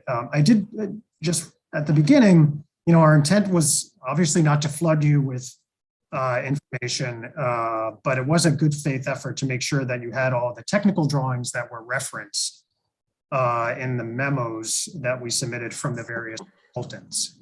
And those individual memos would point you to specific things in the drawings. Perhaps my cover memo should have done that, and I apologize if it was confusing as a result. I recognize. I would really like to avoid that from happening in a subsequent submission. So let's try to make this very clear. If documents are submitted, they're only to be submitted to support a statement in a cover letter, and the cover letter is referred to in the cover letter from you. So in other words, you're saying that I have a report from, say, the structural engineer, and the structural engineer report is located at Exhibit A on page 12. And then we can go to the cover letter on page 12, and on page 12, it'll say, you asked the following question. As you'll see on drawing A14 on page 43, circled, the answer to the question is the following, because what Right. ended up happening was a stack of drawings. That's nice. I always love to look at drawings, but I had no idea why I was getting them. So we need to be handed through one at a time, because I have to tell you, some of us spent days reviewing this material because we didn't know what else to do. And that's really not fair. So, And okay. it wasn't our intent at all, but and maybe being too close to the information, but understood, you're getting all the information. We should be, it's our job to make it as clear and easy as possible to navigate through it. So understood. Now, before I turn it over to the team, I did just want to step back a little bit before we get into the details of the construction budget and the financial analysis and addressing your questions on those two subjects.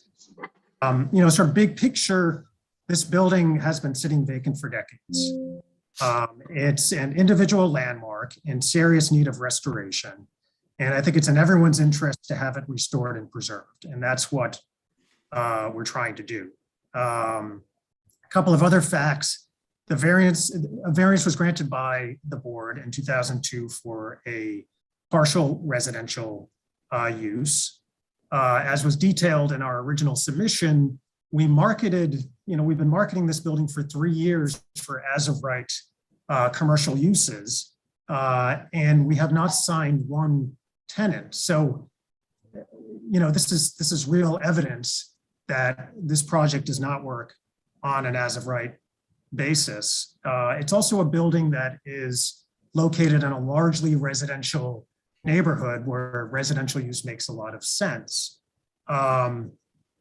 So, I know there's lots of questions on the construction costs and the financial analysis, and we need to address them. But again, I think it's really important to realize that this is not a theoretical exercise. This is an actual construction budget that was created for a real project before I got involved, before there was a variance application being prepared. And unlike many other applications, it wasn't prepared for a BSA financial analysis. It is not theoretical. So I just want to make sure that the board fully appreciates that as we go through the questions that you have about the construction cost estimate and the financials. So in terms of the team, I have Travis Stabler, who's the owner of the property. He testified the last time. We've got Justin Den Herter from Silman Engineering, Junior Pinchin from McGowan Construction, Jordan Rogoff from DXA Architects, and Jessica Corris from Capolino. And I think, is Junior? No, I just sent him a text message. Okay, all right. sorry. Did you say he's on somewhere? No. It's not. No, we He are. says he's joining. He says he's, okay. I'm not sure if we need the construction cost estimator for now. I believe Silman indicated in their report that they looked at the cost elements and the quantities, and they are blessing the cost, and they say it lines up with whatever in their drawings. So I believe by providing this kind of statement, they are blessing the construction cost that submitted. They could defend it. Right. Do I get it right? Travis, do you want to speak first, and then we'll hand it over to the Yeah. I mean, engineer? Okay. if you'll go on mute, I'll talk. Sure. Oh, there's Hey, someone guys. else. Is that Junior, the person you're looking, who is also Yeah. named Jeff Mulligan? What? Oh, How you That doing? is, Yeah. that is Junior. That is- Now. okay. Hi. To All right, swear- let me just swear you in and get that out of the way so that if you speak, raise your right hand. Do you affirm to tell raise your right hand, sir? Thank you. Do you affirm to tell the truth, the whole truth, and nothing but the truth in your testimony before this board and to respond honestly to board member questions? I do. Okay, go ahead.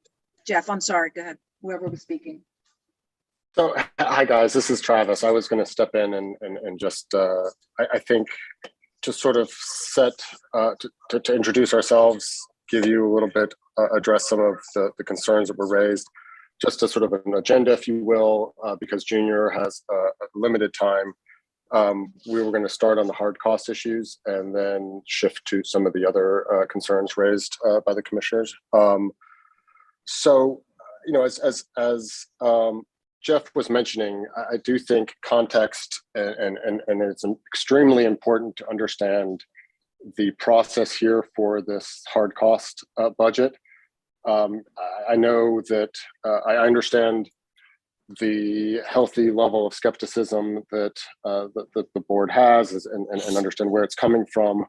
But I also think it's extremely important for us to make you guys comfortable with the process of how this budget comes together and where it came from. Because I do think that adds an enormous amount of validity to these numbers and hopefully will address some of the concerns you have. Just to be clear, this is a budget based off of that was put together middle of 2020, beginning of 2020 to middle of 2020, based off of the construction documents that were submitted and approved, to the DOB.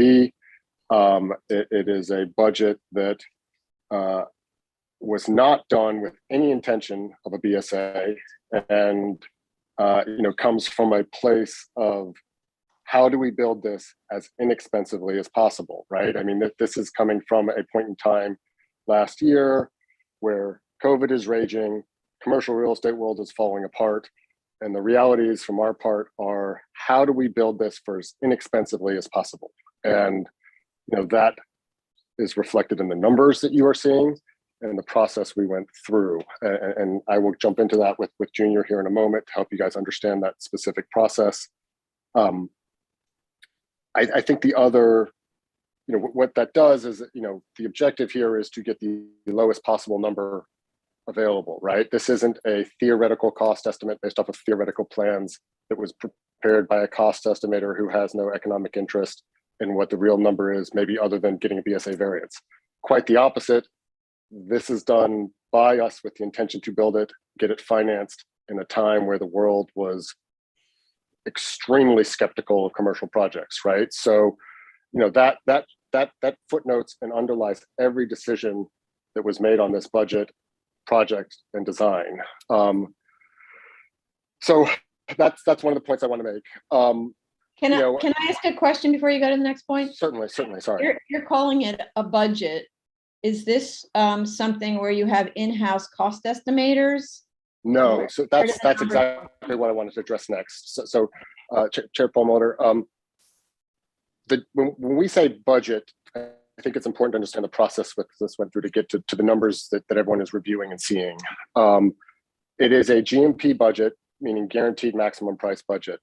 A GMP budget, a GMP is an absolute requirement for pretty much any private construction project in the city, unless it's got 100% personal guarantee on it, and then the bank just doesn't care. So it is absolutely standard practice to put a GMP in place. I think some of the concerns raised about a GMP being a very padded budget, that certainly could be the case. Our objective, of course, is to get this built and financed, right? So we want as lean a GMP as possible. And the question is, how do you get there? How does that process unfold? So in order to get a lean GMP, we worked with McGowan to obviously finalize our plans, reflect all comments we're getting from the various sub-traders as we start to get feedback from them. And then they send it out to at least 3 qualified bidders. But as you'll see in some of the works we submitted, we received up to 7 qualified bids, in particular steel, for example. And I think that's extremely important to unfold and unpack, and I will in a second. But those bidders, the subcontractors, are not GMP bidders. The GMP lies with McGowan at the end of the day. And the GMP, guaranteed maximum price contract, ultimately says, hey, McGowan, we are going to build this for this price. McGowan says to us, we will build it for this price, and that's the maximum price. There's always a level of contingency because any lender requires you to have a level of contingency. But that's clearly laid out in our estimates. It's a 5% contingency, which is very much in line with the market, and probably a little bit low what some lenders might require, closer to 7.5%. But those bidders, those subs that bid on those projects, they're competing to get the lowest possible bid. So when you go out to 7 different bidders, all of those 7 bidders are reviewing the plans. They're scrutinizing the plans. They're reviewing quantities. They are 100% responsible for doing their own takeoffs. They do not base it off the takeoffs that you're seeing, Commissioner Shetta. They do not base it off anything that we provide them other than specs and plans. Because at the end of the day, we buy plans and specs, right? And so on steel, for example, 7 different competitive bidders reviewed those plans, took their own takeoffs, and then prepared their own estimate that they would stand behind and contractually have to meet. And so it is heavily, heavily, heavily scrutinized in that process. And to your question earlier, Chair Perlmutter, no, this is not based off of internal estimating by McGowan. This is based off of an active bid process by third parties who put together bids, and then we select them based off of their qualifications and obviously, who's the lowest bidder, right? So, and we tried to lay that all out for you guys in the multiple pages. And again, I apologize. We clearly didn't do a good job of laying it out with clear directions, and we can walk you through that as well. So that's one point I also wanted to make. So just The before, way- so McGowan is the construction manager? Is that who McGowan is? Correct. McGowan and Junior, who's joined this, is the person who did these takeoffs numbers that Chair Shetta has concerns about. Commissioner Shetta has concerns about but ultimately ran the process, right? Because this is a process. Again, it's not a arbitrary internal estimate. This is a GMP fully bid out budget based off of fully approved, DOB approved plans that were fully vetted, value engineered, and competitively bid against. So again, I'm not to suggest, sorry, yeah. So one question, because you keep using the word budget. That's the part that makes me not quite convinced. Would you end up signing a contract with McGowan to deliver the project for the price that McGowan is giving you, that you call a budget? Is that the Exactly. the bid? So yeah, and maybe Junior, you want to. McGowan is willing to go to contract they might be willing to go to contract because the numbers look nice for McGowan, but do the numbers look right for you, the developer, or ultimately are you going to negotiate down certain elements? Because I used to bid jobs too, right? So we bid out the 5 jobs, we pick we take out the top most expensive ones, we have the lowest and the 2 next ones, and then I try to decide based on whether or not I really think the low bidder is completely out of the park in terms of being too low. So let's just say we take the 3rd bidder, and then we say your prices are too high for these line items because I see those line items were much lower from all the other bidders. So I need you to drop down that line item, or explain to me like what's in there that your number is so different from everyone else. When did that take place in the story? Yeah, it's a great question, because that's exactly what has happened already. So we did try to share all of those bids. And so this happened last spring, summer, last, I guess, 2020 spring, summer. McGowan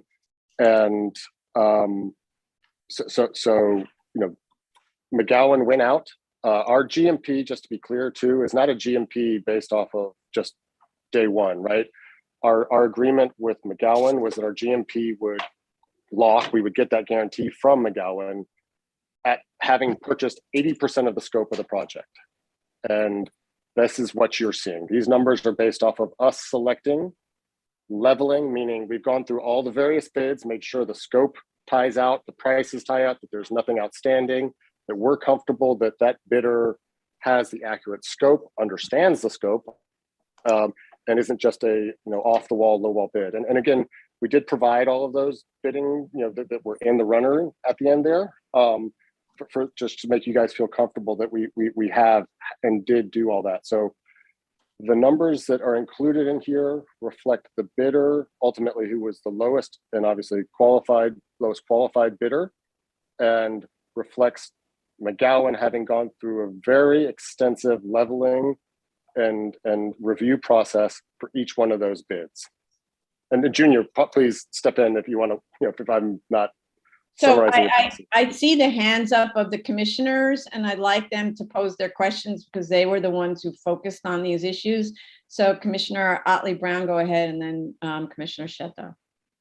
So we're supposed to be trying to make sure that this meets the B&E finding based on an appraisal. And an appraisal, a feasibility report that has appraisal and elements within it. And the issue with that is that you usually base all of your assumptions on comparable situations, because those comparables represent the actual market and correct for any individual animalities that may be in one particular property. And so for us to adopt this one contract, which we're really not quite sure, we're not in the room with you, we're not quite sure what's going on in the bidding process, the negotiating process, to know whether or not this is really representative of the market. And so that's why you see a lot of pushback on my part about this contract, as well as Commissioner Shetta, because what you've settled on, which may be appropriate for this particular project, is not borne out by comparables, because we see comparables that are showing that construction costs are lower than this. And so that's the problem we have here, because if we went through each project and just went by what the applicant said, oh, trust me, I'm telling you, it's going to cost me this. Well, then we wouldn't need an appraisal to back it up. We wouldn't need it. We would just take whatever your assumptions are without challenging them. And that's problematic, because the assumptions, if they're not based on what's actually going on out there, then how are we going to know that this is an accurate feasibility report? So that's what I'm grappling with. Understood. I guess to address your concern, Commissioner, this is such a unique building, and we are in a unique situation here, I think, versus probably many typical BSA applications, and that, we have a project that we have invested an enormous amount of money and time in, that we fully designed, fully permitted, fully marketed for multiple years on end, and then ultimately fully bid out. So I understand your concern, but it should actually make you feel more comfortable that assuming I can make you comfortable that the process was legitimate, and this does reflect a typical, budgeting process and bidding process, but it does reflect the plans that you have seen. We are buying out the plans that you're seeing, going through an open market process through multiple bidders, all trying to get the most competitive price. And it is not subject to the influences of an appraisal, where I recognize that there are variables that can be sort of pulled here and there for specific purposes. In fact, this is quite the opposite. This reflects the realities of this building. It reflects the complexities of this building, and ultimately reflects the actual price from the market through a large third-party bidding process to get there. So my argument to you would be that if you have concerns about the process and how we got there, I totally understand, and I'm happy to walk you through that. If there's concerns about the plans, totally we can understand, and we can walk you through that to help you understand those. And to Commissioner Shetta's concern, how do we understand your takeoffs? We absolutely can address that as well. But at the end of the day, the numbers that come back are not based off of those takeoffs that McGowan prepared. It is based off of each individual subcontractor's own takeoffs to be competitive and win the job. And so it has the pressures of economic reality behind it to get the best possible, most real possible price here. And if this is based off of what's really possible in the world, there's no better hard cost estimate than a project that has been bid out, gone through a competitive bidding process, has at least 3, but in some cases like steel, 7 bidders that have reviewed, scrubbed, and scrutinized the plans to come in with the lowest possible cost and way of doing it. And so this project has done that, and these hard costs have been through that process. Okay, Commissioner. I just want to say really quickly that if, let's say I'm going to put my apartment up for sale, maybe I have 14 karat gold toilets and sinks. And so I want to ask a 25% premium over what my next door neighbor or the person downstairs with the exact same apartment would ask for. I could ask for it, but that doesn't mean that's the value. When the appraiser comes in to determine what the value is, he's going to base it on comparables, which provide an acceptable range of sales prices, in my case, for this apartment. So it doesn't make a difference, really, if I coat my walls in gold. If the averages in my neighborhood and in my building don't support the market value, then you can't have that market value. Everything it could be believable, 100% convincing, but if it is falling way outside of the market range for costs, then we're going to have to pull you into that range one way or another. And that's the bottom line, because that's how the appraisals are done.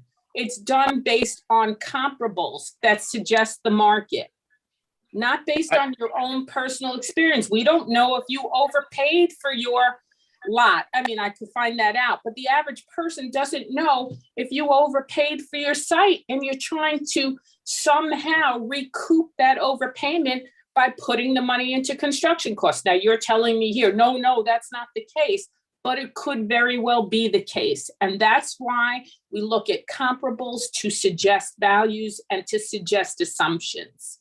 But I'm going to let go to the next commissioner. I'm sorry. Yeah, and so I just want to add that you were saying it's not a typical project before the BSA. That's actually not true. We see quite a lot of historic buildings or really old buildings that maybe are not on the, that are not listed buildings. So actually, when we finally do come to a decision that they've justified the variance, it's because we've accepted the cost estimates for the sort of the scope and the scale, let's say the quality scale of work.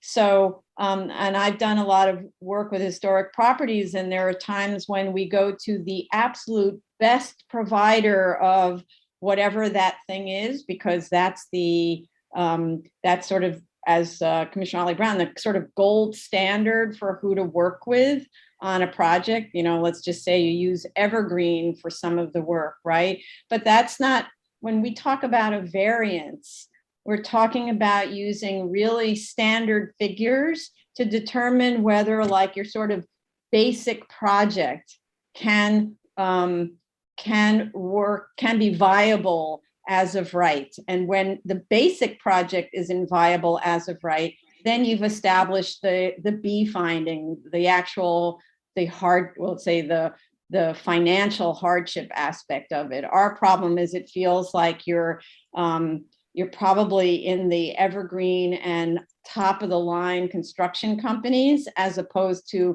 like the average construction companies and the average materials and so on.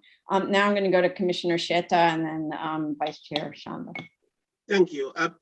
I'm not sure if this discussion is going to be fruitful, but let's focus on the concerns raised during the review session.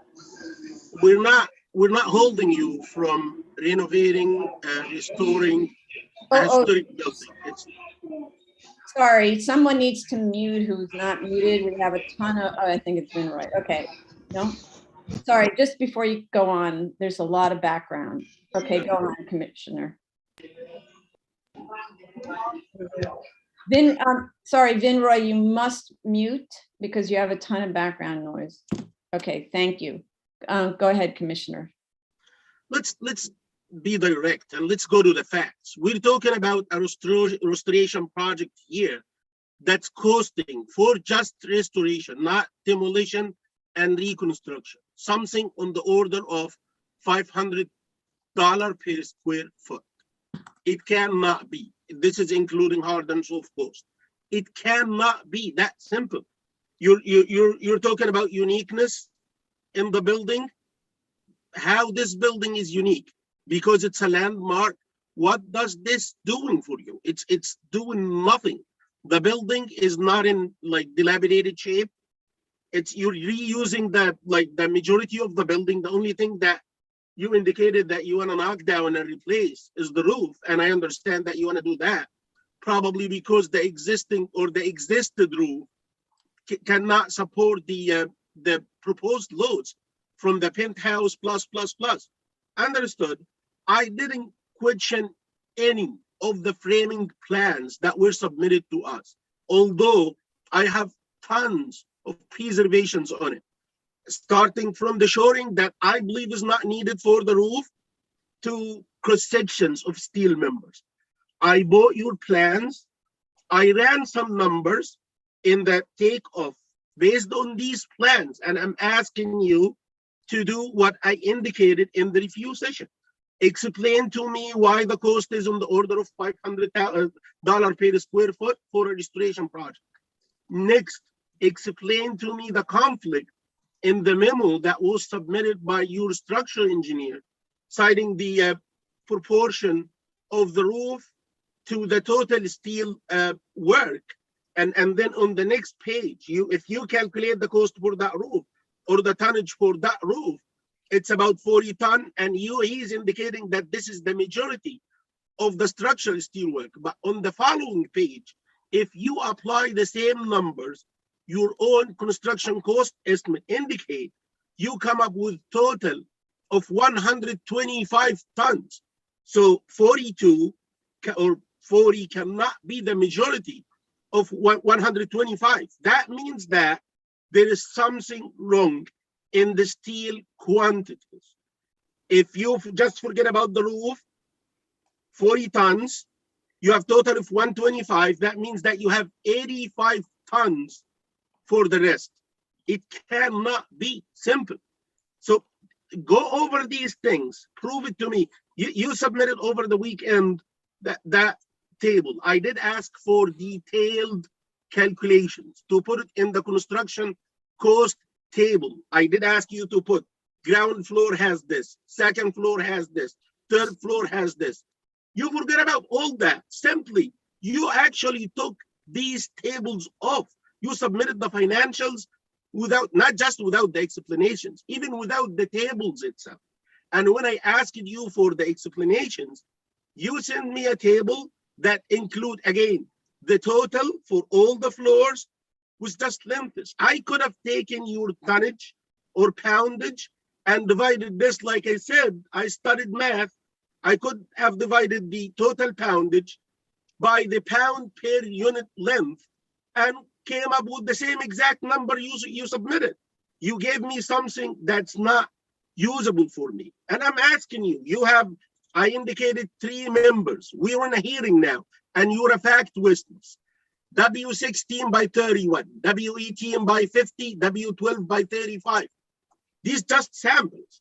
Walk me through the lengths that you used for this. You submitted, for the first one, you submitted 840 linear foot. For the second, 415. For the third one, 1,371. Show me how you came up with these numbers as a sample. If you convince me, then I'm gonna start being skeptical about myself, and probably I'm gonna go back and review other things. The underpinning, show me where you're using that. The foundation, that 370, almost 370 cubic yard of excavation. Where is that? Tons of that 2.5 inch blending concrete or blending grout, I would say. 2.5 inch cannot be concrete. Most likely it's gonna be grout.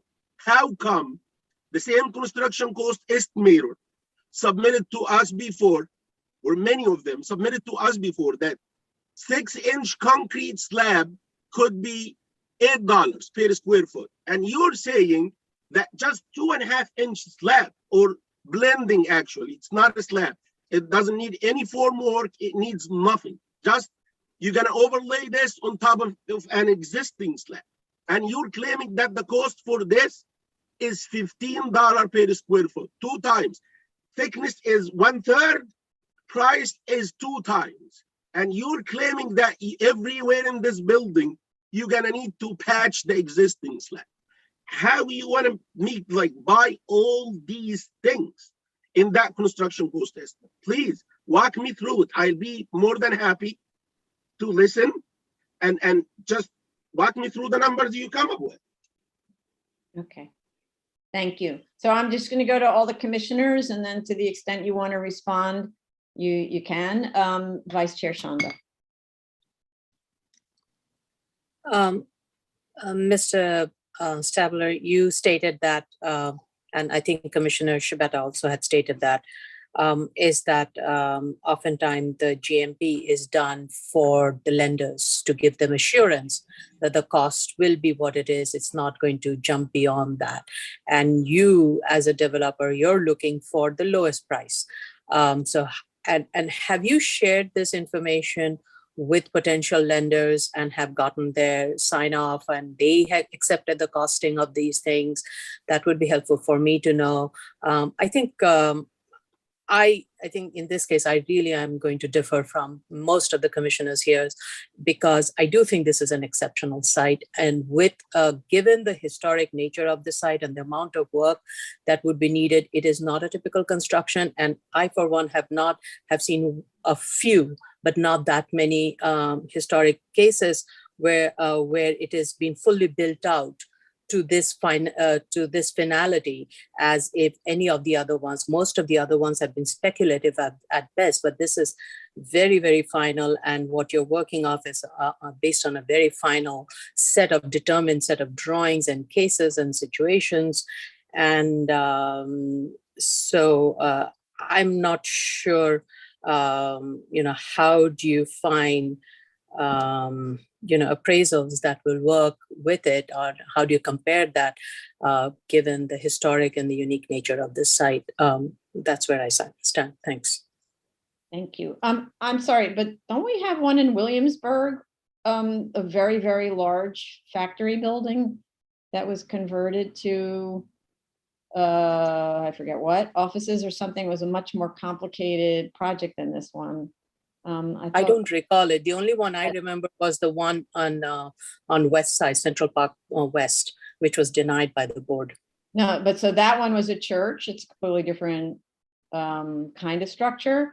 But we had that super huge warehouse building. I thought it was on like North 6th Street or something like that in Williamsburg. I don't know. Commissioner Otley Brown may remember. No, okay, she doesn't remember. Okay, Commissioner Shetta, and let's go back to the applicants. Okay. Sure. I feel like we're confusing two things here. The construction cost with the appraisal thing. They are two separate issues. I did look at the appraisal thing. This is not my part. I did look at the construction cost. If somebody comes to me, not actually somebody, if 10 people come to me and say, hey, you know what? We're experts in physics. You know what? We discovered that water is heavier than steel. I'm not going to buy that. Even if the 10 becomes 1,000, I'm not going to buy it because I know it for fact. So if you want to prove it, walk me through it. Like I said, show me the numbers. I did run the numbers. I can show them to you. Show me your numbers, that 3 sections. And again, I'm not just avoiding somebody who's going to jump and say, hey, you're talking about peanuts here. We're talking about millions, and probably you're talking about 200 grand. These are just samples. The entire construction cost estimate is like that. If I'm mistaken, like I said, and you prove me wrong, I go back and review the entire construction cost estimate based on that new explanation that you're going to provide. If not, please take this thing back. It's not going to fly. $500 per square foot for a restoration project is not going to happen. And I'm not sure what is the landmark designation thing is doing to this building. Construction workers and contractors do not care whether they are working in a landmark or any other building. They care about what they're gonna do, how much money they're gonna spend. If this is a landmark, let's say we have 2 buildings. One of them is a landmark, the other is not. If the other one is dilapidated, it needs monitoring. It has neighbors next to it. It needs tons of money to be spent. I would expect that the non-landmark building cost more than a landmark building that's in a good condition and needs nothing of that. This is why I understand. This is the way I think. Okay, thank you. I think I just want to clarify, I think when, and correct me if I'm wrong, when Commissioner Otley Brown is talking about appraisal, she's just using that as kind of a comparison. When you're looking at, you have appraisal comps for rent values and sales values, but you also have comps for cost per square foot of a project. That's, I think, what she was talking about. So it's not, we're talking apples and apples together. She's just expressing it in those terms, but it's the same. We look at steel should be the same on this site as it is on the site down the street and on the site that's, 10 blocks away, because that's the running value for steel at the time of the cost estimate? Or the Like I cost? said, I'm not talking minor. Yeah. I have steel prices at $6. We are Right. using 7.5. I didn't talk about that. Right, They have tons of members that I believe they are exaggerated. They are not needed, like the shoring. I Yes, didn't talk okay. about that. We're not talking about minor things. We're talking about major things. right, okay, And understood. again, I'm listening. Okay, Commissioner Shabeta has his hand up. Go ahead. I have a series of questions. Please speak up and. Sorry, speak I up. have a series of questions that are connected. You stated that you received several proposals. Sorry, Commissioner, we cannot hear you. Please lean. Oh, forward okay. to the So mic. let me get a little closer. Okay, That's so better. I don't recall how many different proposals you received for this construction. Did you say 7 earlier? We require from our general contractor at least 3 qualified bids, and for the steel scope, we had 7, of which we've shared all 7 with you guys. And did you share all 3 qualified bids? Correct, yes, and we highlighted the bid that we had ultimately selected. Okay. And were there any other bids that were submitted to you? Junior, you'd have to talk to that one. I obviously only see what gets filtered from Commissioner, McGowan. may I ask about something? The No, bids. no. Sorry. Let's stay with one commissioner at a time. I don't want to keep going around like that, okay? Let's just stay with Commissioner Shabeta's questions. And then if there are further questions, okay? Every single sub-trade line item was bid out to multiple contractors. So like Trevor said, we had a requirement to provide at least 3. In most of the cases, we have 5 bidders for each sub-trade. And have all 5 been submitted to us? I don't know if that info was passed along. I think we did provide all the bids that we received. I think that there were. Yeah, we provided an estimate with the bidder list that had the multiple bidders. Okay, and how did you advertise this request for proposal? It was we typically send out invites via email, and then the drawings and specs are provided via share file. And how many invites would you say were sent? It was I don't know a number exactly, but I would say it was at least over 100. Okay, thank you. So there were 100 bidders, and of the 100 bidders, 7 to 10 or something responded to the request? No, there were 100 invites. That's what I mean. There are 100 invites, and of the 100 invites, 7 to 10 actually responded. Per trade. So there's 100 total. We might have invited 12 structural steel contractors. We would have gotten a response from seven contractors that specifically do steel. Okay. And on the steel thing, did you send them the BQOs or bill of quantity, or they constructed it themselves? No, we don't send them any quantities. They're responsible for their own takeoffs. We send them the plans, the specs, and then what we require in terms of insurance from them. So that the quantities we're getting are not coming from the bidders, right? Correct. No. So these quantities, you prepare them, you're responsible for them, correct? The quantities are not going to the bidders. The quantities that you see was our internal budget. Yes, that's what I'm saying. These quantities are not prepared by the bidders. They are prepared by you, right? No. Correct. So McGowan, the numbers and quantities you see, and I do think we should probably, sorry, I apologize, I'm going down addressing questions, but to the extent when we're ready to start responding, but the quantities you see go through a very specific process internally at McGowan, using specific takeoff software to get the specific quantities and linear feet that you're seeing, and ultimately are not used to prepare any of the bid numbers. Each subcontractor, each bidder is responsible for their own takeoffs and their own quantities. And this ensures that when we come back to purchasing and signing a contract with those subcontractors, that it is the actual cost and that we are buying plans and specs, and that they can't point at McGowan or point at us and say, well, you messed up your takeoffs, you're off here. That ultimately, the budget number and the cost budget, which is ultimately driving this analysis, and I think is the key thing here, is reflected and scrutinized by the fact that this is a bidder that went through a competitive process to do their own takeoffs and a professional steel subcontractor to get to these quantities and ultimately the total cost, right? Which is really what's being used as a plug here in this analysis. But the bidders do their own quantity survey in order for them to come up with the pricing that you're gonna bid on. Am I correct? Correct. So the pricing you're seeing is based off of each one of their own takeoffs. Correct. Yes. But when it comes to submitting this to the BSA, you have to come up with a quantity schedule, which was Correct. submitted on September 30th, right?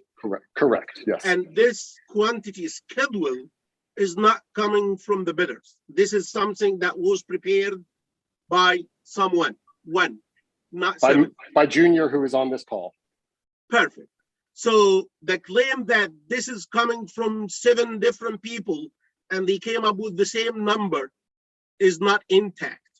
This is number 1. Number 2, that's not true. I gave you the chance to fly me over 3 numbers. I gave them to you before. Explain to me, how did you come up with these quantities? If you fail to do it now on the fly, because it's not, I've done it. It took me like 15 minutes for all the 3. Just do the first one. If you get the first one right and it jives with the numbers in your schedule, then we'll go to the second one, the third one. If you do all the 3, I promise you that I'm gonna go over the entire construction cost estimate one more time and look at it one more time. But before that, I don't want to proceed.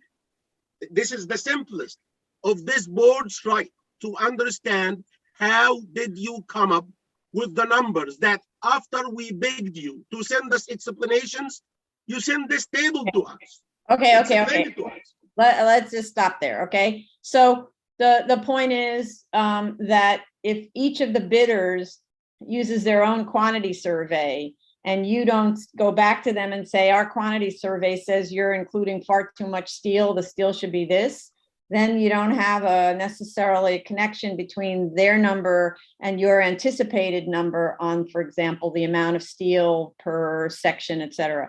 So I think that's a problem. We always look at the per unit cost to see whether it matches up to the typical trade cost. And we're not seeing that because you've got so many different bids. So I don't necessarily want you to do this. I don't want you to do this on the fly because we have other cases. So I would say you heard the question and we need to get the answer to those questions very carefully and clearly submitted to us. We can't start arguing back and forth about how you do math. No, Commissioner Sheta, I don't want to do this. No, I'm not gonna ask him to do it. But this is what you used here. 840 linear foot. I got 97. 415, nothing. 1,371, 440. That's what I got.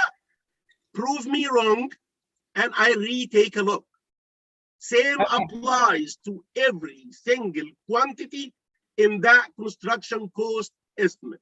I hope this is clear. So can I just respond for a moment? I apologize. And I just want to, because I don't want this to go on indefinitely. Commissioner Sheta, we heard your comments. Now I just want to hear from the applicants. And then to the extent that there are submissions, they'll make the submissions, okay? Because we can't keep going back and forth like this. It'll take us another 2 hours. We have other cases, okay? Go ahead, sir.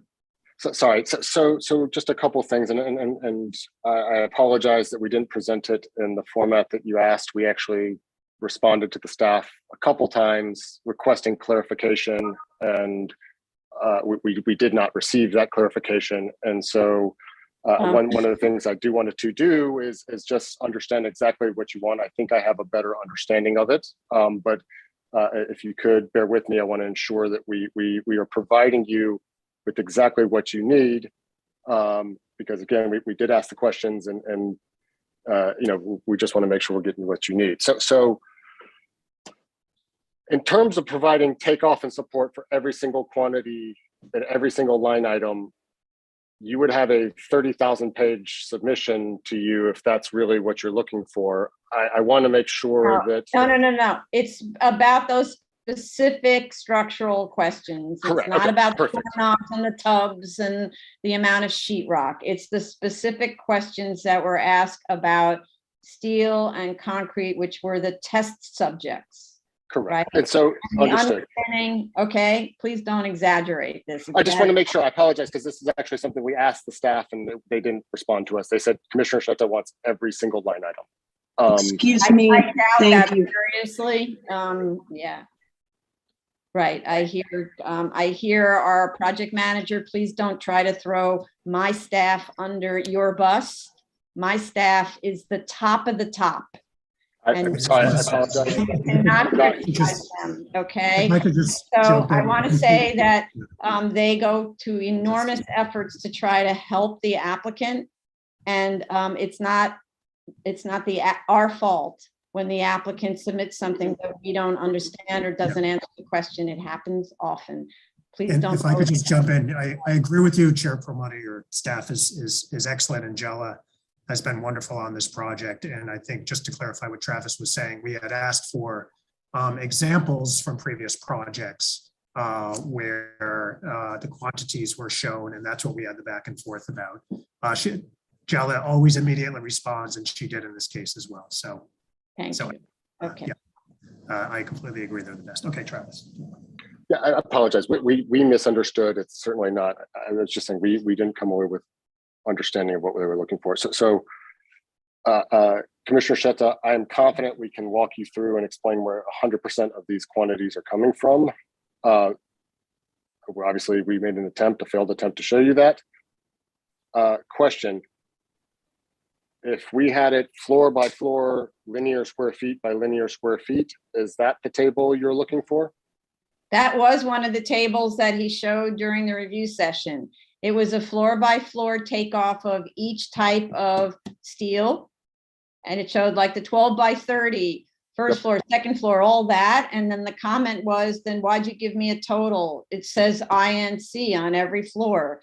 No, there should be 10 on this floor, 12 on that floor, whatever it is, Perfect. right? We So then- can do that. We can provide you with the detailed table that shows it on a floor by floor basis. And to clarify, then the table should look like the picture. So then you would say, here's a table that says 12 on this floor, 14 on that floor, and attached, please find the drawings that show 12 on this floor, please find the drawings attached at page 14 that show 12 on this floor, 14 on that floor, and so on, okay? So we're not hunting around for hours looking for the backup. We see your backup to your backup, okay? I mean, you have to look at this as like a bouncing ball. We need to follow the bouncing ball, show us like we don't know anything about the project, that you don't know anything about the project, and you're trying to figure it out as you go, okay? Just make it as simple as possible. You're teaching the children in kindergarten how many of this and how many of that and where they can find it, okay? And just to make sure we're not gonna get new framing plans. We got them already, right? No, I don't want to, wait, let me just finish. I don't want to see a big stack of drawings. It's simply, when you answer the question, it should be the chart that has the number. I need this. The chart that has the number, and attached to the chart is the one drawing that shows where you get that number from, because I don't want to go back and look at the submission that has 439 pages and try to find the framing plan, even if it was already submitted. I need that, even if you just cut and paste it and you show it on a page, because I can't go back to 439 pages. Okay. No, I'm not talking about that, Chair. I'm talking about there are no, it's not going to be any modifications to the framing plans. We're going to get the same framing plans. Yes. And let's say we're talking about W10 by 50. In the table, it says cellar 2, cellar 1 first, and so on. In the table, give me the poundage or the length. Cellar 2 is this. Cellar 1 is this. Fourth floor is this. And then in the notes say, see drawings such and such. Then I have to go to the drawings, cellar 2, on that drawing, W12 by this, it's 5 plus 10 plus 15 plus 20 equal 100. This 100 should drop in that table, in the cost table at cellar 2 cell.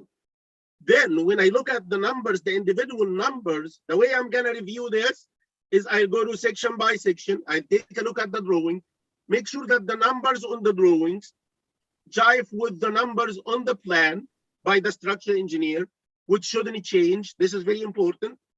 And then take that total number, if it's correct, and compare it to whatever in the construction cost is. This apply to the square footage for the concrete, underpinning, excavation, foundation wall, structural steel. All these items need to be clarified in the way I just explained. Understood. So Is that Junior, clear? Junior, I just want to make sure this is clear to you as well. I think I understand, we will have, to your point, it won't necessarily be one single page because there's multiple pages of the building, but obviously it will be a stack of structural drawings and it will reference every floor that will call out. Yes. We tried to already, and what we submitted was we highlighted every member for you, but Yes. we will, on that highlighted page of which we've submitted already, it'll be that same highlighted page. Yeah. On each page, it'll say X linear square feet of this type of member, X linear square feet of that type of member, X linear square feet of this type of member, which then feeds into that table that you have. And you'll be able to tick and tie it. Now, I do think, I just want to make sure this is okay. You'll still have to confirm the linear square feet gut check to make sure you're in agreement with it. But each page will call out the linear square feet of every specific type of steel member on each page. No, I'm going to say it even more specific. If you have 12 members, one's 5 feet long, 4 feet long, 6 feet long, you will show 5 plus 4 plus 6 plus whatever, so that we see you've done the math and the total is 30, whatever, right? So as opposed to just a total, you'll show that you did the calculations, okay? So please, I don't want to spend too much more time on this, right? Okay. I apologize, but that could be 50 numbers for one single line item on the roof. It's not And gonna then you be have six- 7 of those. That's okay. That's okay. It's not 50. I've done it. It's not 50. It's Okay. probably 10 numbers. In the drawing, list down in a table, list down the framing elements, W this, W this, W this. And like in the other cell, state 5 plus 3. I'm not asking you to explain. I'll dig for where the 5 is located, where the 3 is located. But put 5 plus 3 plus 10 plus this, plus this, plus this, and go in a specific direction. Start from top to bottom, right to left, whatever. I'll find it. I know how to do that. And at the end, give me the total. The total, if the total is 100 for W12 by 35, I should take that total for the cellar 2. I should go to the construction cost table and see under cellar 2, if this number is 100, it should be 100. Okay, That's how I can cross-examine the numbers. okay, Understood. okay. Yep. All right. Thank you. Let's go on. Maybe we want to talk about the appraisal, or let's say the comparables. The financials. Sure. Hi, this is Jessica Corres here on behalf of the applicant. How are you today? Okay. So we were in attendance at today's review session, and I heard 3 main comments that I'd like to address today. The first being the apartment comparables. We heard Commissioner Otley Brown's comment at the last hearing about removing the 2 regulated buildings at 123 Melrose and 54 Knoll. And when we were reviewing the Schedule G with the comparable residential rents, we noticed that 10 Monteith is also a 421A building and needed to be replaced.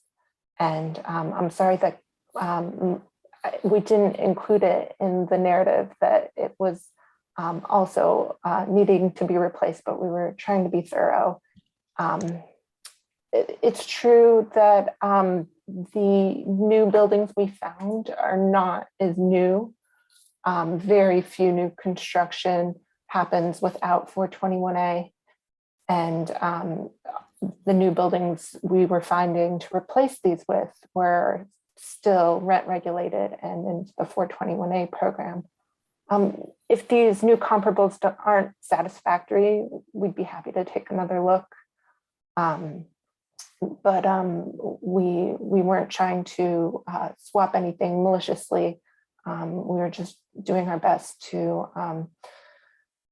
replace them with units not in regulated in the regulatory program.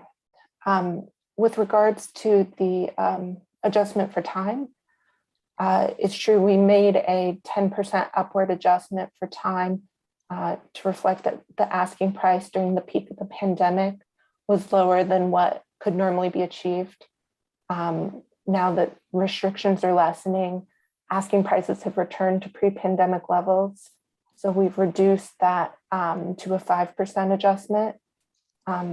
And you're again correct, the narrative was not updated appropriately, and I apologize for the oversight. And in the resubmission, I will certainly make sure that the schedule the adjustments in the schedule match the narrative supporting pages. With regard to the cap So, rate. can we just stop right Go there? ahead, Commissioner. Yeah, sure. Okay, so I'm going to argue that you could find more recent comparables than you've found. And there are other ways to find them, and it's just going to take a lot more research on your part. But check StreetEasy, check a lot of different search engines like apartments.com, any of those, and then start checking to see if the buildings are on the regulated rent. And I'm sure you will find more than the 2-story row houses that have been in place since 1870. But suppose you don't. I don't think a 10 or 15% construction building condition adjustment upwards is enough to account for the difference in the comparable that you're putting up there and what this should be renting at.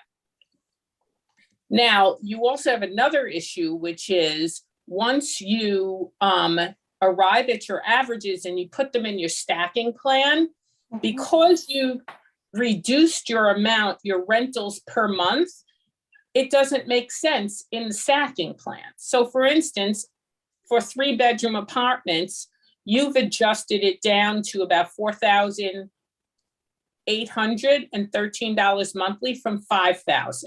And then because it's only one 3-bedroom apartment, you plug it into the stacking plan. And you think to yourself, why do I need to adjust it one way or another? There's only one apartment. But that 3-bedroom happens to be a 1,360 square foot duplex apartment, which means it's not your straight simplex that you've based your price on based on your comparables, which are all simplexes. You've got a duplex that's $1,360, and you have a rent for that of $4,800.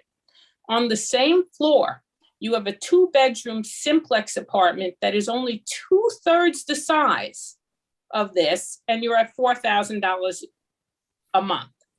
So it doesn't, when you then go to the annual income and you set it per square foot, it doesn't make that much sense that your 3-bedroom apartment is only $42 a square foot and your 2-bedroom apartment on the same floor is $60 a square foot.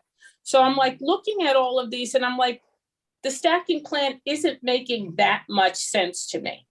Then also another issue you have with your stacking plan is you have your penthouse apartment as a 1-bedroom apartment, and the plans that show the penthouse apartment showing it to be a 2-bedroom or a 1-bedroom with office at the very least, but not a simple 1-bedroom. So take a look at your proposed plans and that's a spectacular apartment. It's on the top of the building and you've got a huge private terrace there. But it's listed as a 1-bedroom apartment with a private terrace, and that drops the rent for that pretty low. Okay. Thank you. I will check out that 3-bedroom. I see it there on what I have labeled as 3J, and I'll take another look at it. And again, with the penthouse, I'll take another look at that. And the methodology you described for finding the comps is pretty similar to what I do. I do like StreetEasy for its multiple filters. I'll take a look at apartments.com. But yeah, I would find the address and then go to the Department of Finance and see if it's listed in with the 421A. And I gotta say, I have a running list on one of my tabs of buildings that are out because the other thing that you need to do is you need to provide some kind of narrative telling me why you're using this, because I'm looking and I'm like, oh my God, this is clearly not proper adjusting and not proper comps, and it's ending up lowballing your rent. And of course, it happens in conjunction with the fact that your development costs are much lower. And so you got to say, as a reader, I wonder why all of a sudden my rental income has taken a dive. So now we can move on to the next subject. Wait, before you go there, I have a question about the 421A buildings. Isn't 421A just requiring 20% of the units be rent regulated? It depends on which 421A it is, because there was at one point, and I don't know if it's still the case, and this is something they could bring to us, that once you set your rents, whether they be market rents or affordable rents, they were bound by the same growth restrictions of the city setting the increases per year. So they weren't allowed to rise like you would if you had a totally market rental, which wasn't restricted in any way. So, but if it was a more recent 421A project, you might I'm have not a exactly fair market, no? I'm not exactly sure. And then they used to have something called preferential rent, in which you could set a high market rent and then give out preferential rent, which was lower. And that would be a way to protect you when you were restricted by increases, because you would be starting on a higher plateau because you had an actual book rent. So for instance, let's say I have an apartment building in Harlem. I have 2-bedroom apartments. I want to set my non-affordable housing rents in that building. If my affordable housing rents are about $2,800 and the market is only going to support $2,800 for a 2-bedroom, my market 2 bedrooms, I may rent to people for $2,800, but the rent listed on the books would be maybe $4,000. So that this way, when the yearly increases come, I have more leeway to jump my rents up because my book rent is $4,000. So there's a lot of that, and I'm not sure exactly what's going on in the field of 421A right now. It would pay for you to do a little research about that. Not you, Chair. I mean, you financial people, and come up with it. And as I said, there are ways to get at the value of what's going to go on here. That's market rent. You've got to find that way and make sure it's convincing. And one way to do that is through your narrative. Yeah, go ahead, Mr. Stabler. Sorry, I just want to ask a quick question because I think Chair Bowman, you hit something exactly on the head that we internally were debating and ultimately didn't include, but there are multiple large new market rate rental buildings around us that we had previously included that were completed recently, that are on StreetEasy and marketed as quote unquote market rate units. However, I'm also developing 2 other 421A buildings, so I can speak a little bit to that program. But once the building is complete and those units are occupied, they are subject to rent regulation rules in terms of annual increases and the requirement to offer a renewal. So they will show up as rent regulated buildings on Department of Finance's website. I would argue, and maybe this isn't the forum to do it, but that if it was a recently constructed new building, that those rents are the first rents and therefore reflect the market. and that's what we had previously included, where sort of the handful of brand new buildings around us that were completed in the relatively past year or two, and that those rents that we are the units that are being marketed on Street Easy as market rate units, right? And so I think as Jessica was saying, we'd be happy to go back to those because we chose them because we thought they were the right comps. Again, I don't think the changes are that drastic in terms of rental rates, but I do agree. If you had to ask me, the developer, what our comps are, those would be the units I would choose. So here's the thing. If you could somehow show me, and you can do that probably through some DHCR research, that the unit you are picking out of that building is a market rate unit, then I would be fine with it. Because if it's a building where not every unit is got a market rent, it has got an affordable rent on it, and you want to at least say this was built in the last year, and so even though there are restrictions on the increase of rent, this first rent is a market rent, and this is not the affordable unit on this floor in this building, then go right ahead. But as I said before, you got to give me a narrative that goes along with it so that I know a thought process went into choosing it. Right. And anything that's marketed on Street Easy will be a market rate unit because the affordable units are filled by lottery by a separate agency. So anything we're seeing and searching should be market rate. Okay, understood. Okay, and I want to just add something before you go on to the next part of this. I think one of the reasons that we had so much trouble with this submission was because it apparently wasn't reviewed by, actually, I have to say, by the owner. So here we have an owner who's very savvy about development of projects. You should be reviewing absolutely everything that's submitted by your consultants, and don't just take it on face value that your consultants have done so much of this that they know what they're doing and then you're done.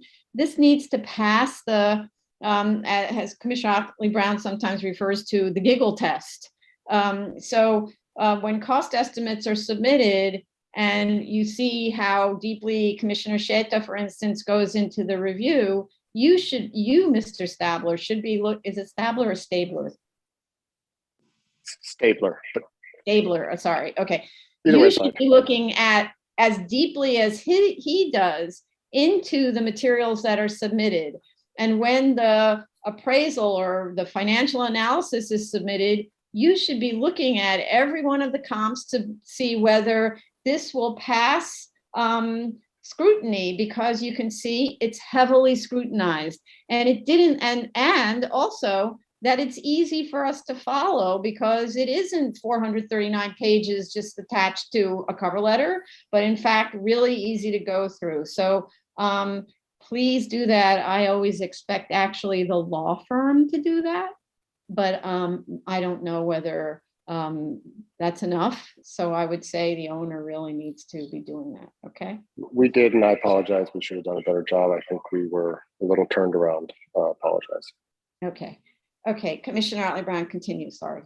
Okay, so we were going to try the next one, which were the cap rates. Right. So we did make some changes to the cap rates. On page 8 of the report of the 1123 submission, we discussed that we took a more nuanced approach and did a blended cap rate. For the as of right alternative, we used a 5.5% cap rate for the commercial office and 7.5% for the retail. For the lesser variance and the proposed, we used 5.5% for residential and 7.5% for retail. And the blended rates ended up being 6.68% for the as of right, 7.14 for the lesser, and 5.86 for the proposed. And the adjustments to the cap rate lead directly to your third comment that I'm going to address about the confusion and unfortunate inadvertent error in Schedule A with the column for the as of right development. To get into a little bit of the background, the worksheet breaks out the different rents and vacancies by use. And unfortunately, the references were not correct when it came to Schedule A for the as of right. So if you look at the very bottom line, there's a $16 million sum, and that is correct. I know, I it- said you picked it up after, but because Yeah. you lost it in your gross income, Right, I wasn't able to track I your understand. your That's, takeouts from that to get to net operating income, Yeah. which means that I wasn't able to find the fallout cap rate that you actually used. and I'm really And- sorry, that's my mistake. And I have to say, once Mhm. again, like changing things when it's convenient for you to change things because I asked for one thing and then I end up seeing what I expect to see afterwards is that that B finding is met or not met and that E is truly an E. And I come turned around so that when you take all that money out, B still doesn't work and E actually works, you drive me crazy. I have to say, I end up saying this is not credible because it's really kind of funny that you're readjusting the cap rates when you've already brought the costs down. It's like to you, you may be making the right judgment call, but look at it from the reader's point of view. Mhm. And we're certainly not You're trying to be shooting malicious yourself- in our, yes, but you end up shooting yourself in the foot. Mhm. And add to that all of the errors that I'm finding when I look at things, and I don't know what end is up, but it just leads me to then make my own assumptions. And if you don't want me to make my own assumptions, then you've got to make sure that your report is tip top. It's that simple. Otherwise, I plug in my own numbers using your numbers, and I come up with a different conclusion, which is what I said in the comments. yes, Yeah. ma'am, I And totally. I want to add that, you know, whatever number of hearings we're up to on this, now we're at that dangerous stage where if, and you'll see that like Commissioner Shanda, I think, referred to that church on the Upper West Side that was not approved. It was essentially rejected by the board.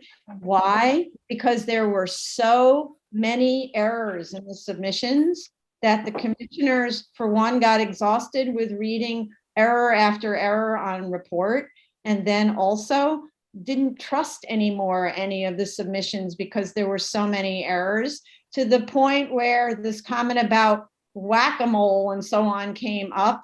And at a certain point, the commissioners just said, you know what? There's too many changes. There are too many mistakes. Something's going on with this, and it's not a believable variance application. Please don't do this to yourself. That was totally the fault of the applicant group. It wasn't the fault necessarily of the project. It was the group who did a bad job. And please avoid at all costs, like shooting yourself in the foot, as it were, by doing a bad job. And that's where I'm going to ask, again, the owner to make sure that the team does a perfect job, even if it means you have to stay up all night for a week reviewing the submission in advance of the submission. And don't also submit to us stuff with mistakes, find out you submitted a mistake, submit another one to cover the mistake that you submitted with an apology that sorry there was a mistake, because the commissioners look at all the submissions and say, I don't understand, the number was this on this one, why is it this on the second one, right? Don't do it. Submit a perfect, carefully reviewed, reasonable submission, okay? Sorry, go ahead, Commissioner Ollie Brown. That was it. Okay. Anything else that the team wants to add with respect to the comments? Well, I wanted to, I don't know if this is the forum to do it, if you want me to do it right now. Commissioner Chanda had a comment about the existing lenders and if they were. Can I, sorry, Mr. Stavlo, before you step in, I just want to get a clarification. Was the cap rate that was explanation that was provided by Ms. Coors, was that acceptable? To be honest with you, I'm disturbed that they had a nuanced approach this time around. Yeah. Really, I am. It's problematic that you then look things over, and I know what prompted that reassessment. And that's that there were major changes to the assumptions prompted by me. Because if there weren't, there was never going to be that apology letter. coming saying, oh, look, you know what? We decided we needed a more nuanced approach, or we decided that this was inaccurate. It just came There be- down to the fact that the development cost got a huge cut in it, and the HTC money had to be added in. And so that's problematic. So from my understanding, going forward, should we be looking for nuanced cap rate, or should we be going for They have always blended done a cap blend. rate? They Yeah, have we have always done a okay. blend. That That's this what I time, thought. The first time Stop around, talking at the blend same time. One person at a time, please.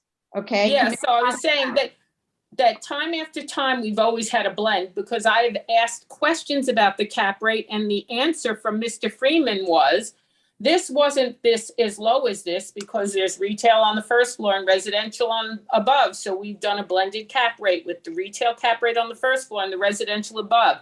That wasn't done this time is an error on the part of the financial analyst. And then it gets picked up and corrected, because if it was allowed to stay, it would make the as of right look like it would work. So that kind of hustling that goes on, like, oh no, she found that our site value was way too high. How are we going to make this look believable? Oh, I know. Wait a minute. Let's look at that cap rate again. Let's reanalyze how we come up with our cap rate. Okay, let's do that. But that should have been done the first time, because those blends are done every time there's a mixed use project. Every time.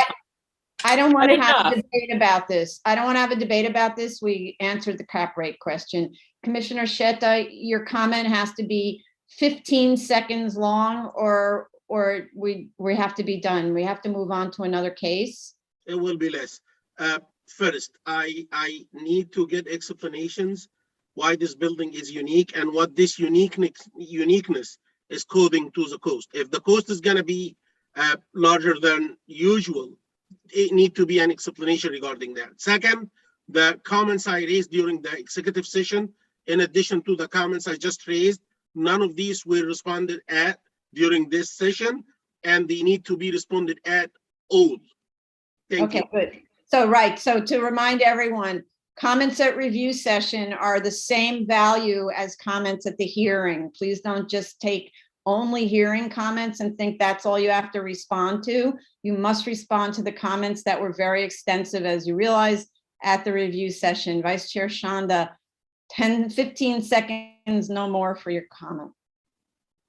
Sorry, I didn't lower the hand. That's all. Okay, good. So what I would like to do, though, is you hear huge skepticism from what I consider the two experts on the subject. One, the engineering and costs, and the other on the financials. Huge skepticism from them about the scope of, let's say, of whether there's an A, and then the question is, assuming an A, of the scope of the waiver. So what I would like to do is to say, you need to think seriously about a likely reality that the scope of the waiver needs to be reduced. You think about what the original approval was in 2002, which was actually only 2 floors of residential. So one is to lower the scope so that it is 1 floor, the first floor is commercial, the ground floor, the cellar is commercial. So whatever that is, maybe those are kind of units that are used for makerspace or the bread rising group or the brewery or whatever it is, that's kind of more in the low sort of light industry zone if retail isn't really how it's going. So that would maybe change the rents on whether it's retail versus light industry. And then the upper floors, because we already did see a lesser variance with the ground floor being retail, and we have a problem with that, that you introduce, this is a recommendation, that you introduce into the project affordability. Then you're more able to compare this project to a 421A project, and you're also able to lower the rents so that you're more in line with what the numbers seem to be revealing. I really recommend you do that and not push back again, because if you, as I said before, if you keep dragging this out, there's a point at which the commissioners no longer have the let's say, they no longer find the project credible, and you don't want to do that to yourselves, okay? Please take that recommendation to strong heart, okay? We're going to go to the public now on this one. I know it's been a long hearing, and apologies to all those people waiting to hear later cases. So please, Kurt, can you show the public? Okay, the case we are currently discussing is 2021-15BZ, 81 Beaver Street, Brooklyn. The call-in number is 646-558-8656. The webinar ID number is 950-7903-9413. The webinar passcode, should you require it, is 846074. If you are in the Zoom room, please raise your Zoom hand and press *9 to unmute. If you're calling in, press *6 to unmute. This is only for 2021-15BZ, 81 Beaver Street. Right. Okay. So while we wait to see whether anyone calls in, no one has raised their hand who are already in the Zoom room. Mr. Mulligan, how much time to respond? Carefully, actually, and to have your client, Mr. Stabler, review this, all night for a week. I think we could submit in about a month. Really? That's what we'd There's like a to- holiday. I keep reminding everybody, a little bit of a holiday intervening. Right. No. What's that? I think give me just 1 second. Okay.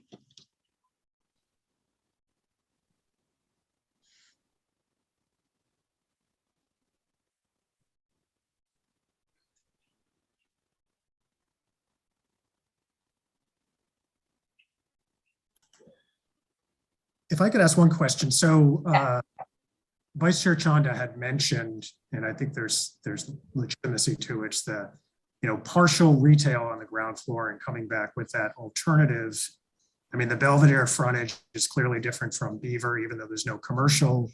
Beaver is a wider street with the park across the street, and providing an alternative with not full ground floor retail, but partial. So here's my response to that. You heard at the review session, skepticism on the part of the financial expert saying, I see a viable as of right project based on my review of what I saw, right? You heard our engineer, who's an expert in reviewing cost estimates, say, I would lower the cost down by some huge percentage, right? So what you have is a problem that the as of right might even be viable, right? So I'm saying, let's just say that's not the case for argument's sake, to allow for submission of all of those things to justify, right? But no matter what, it doesn't sound like your project can justify having all of those floors of residential. So I'm saying, and the word retail keeps getting used as if the only thing you can put on the ground floor of this historically manufacturing building is a CVS. It's not the case, or a fancy dress store. It's not the case, right? We were told that the cellar could be a place where they rise bread. Maybe the floor above that is the bakery that sells the bread. Things that have to do with light industrial uses. So my direction, my strong recommendation for fear of this project, which I believe, let's say, might justify some level of waiver. My strong belief is that you need to modify your ask, and that the entire ground floor needs to be commercial, which allows for lots of things, right? Light industry to retail, and that the next floors include an affordability component, so that that's a recommendation, you can't require it, but that it include an affordability component to bring your rent down, so that you'll be able to justify what has been stated today by the experts looking at costs, okay? Okay. So I don't, so how much time we're talking about? Let's look at. Sorry?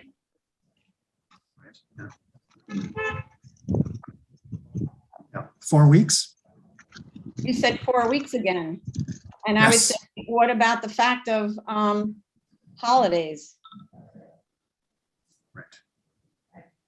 So 6 weeks? I mean, I'm trying to give you time to do a good job. We do not want to see something that's not a good job. And everyone says, I can't because I'm skiing or whatever it is you might be doing during Christmas.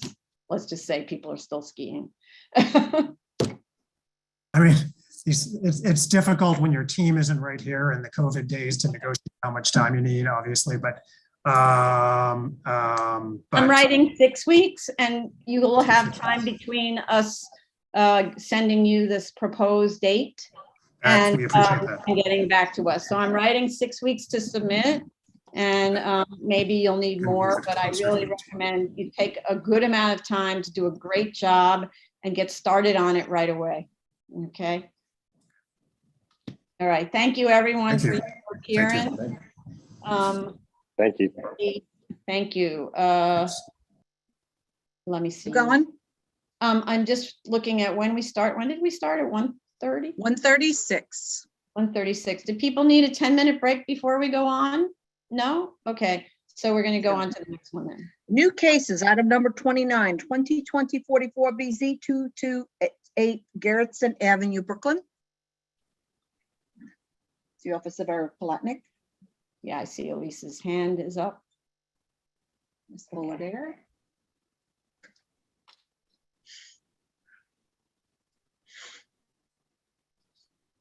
Anyone else, Elise? Andrew Stewart, who you see a lot, and then Nick Buscemi. If they might be in the same room, not sure. Nick Buscemi, okay.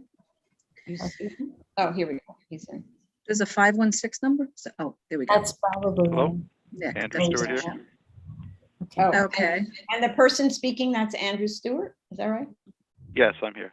Okay. And Mr. Buscemi, okay. Anyone else going to come on video? No? Okay.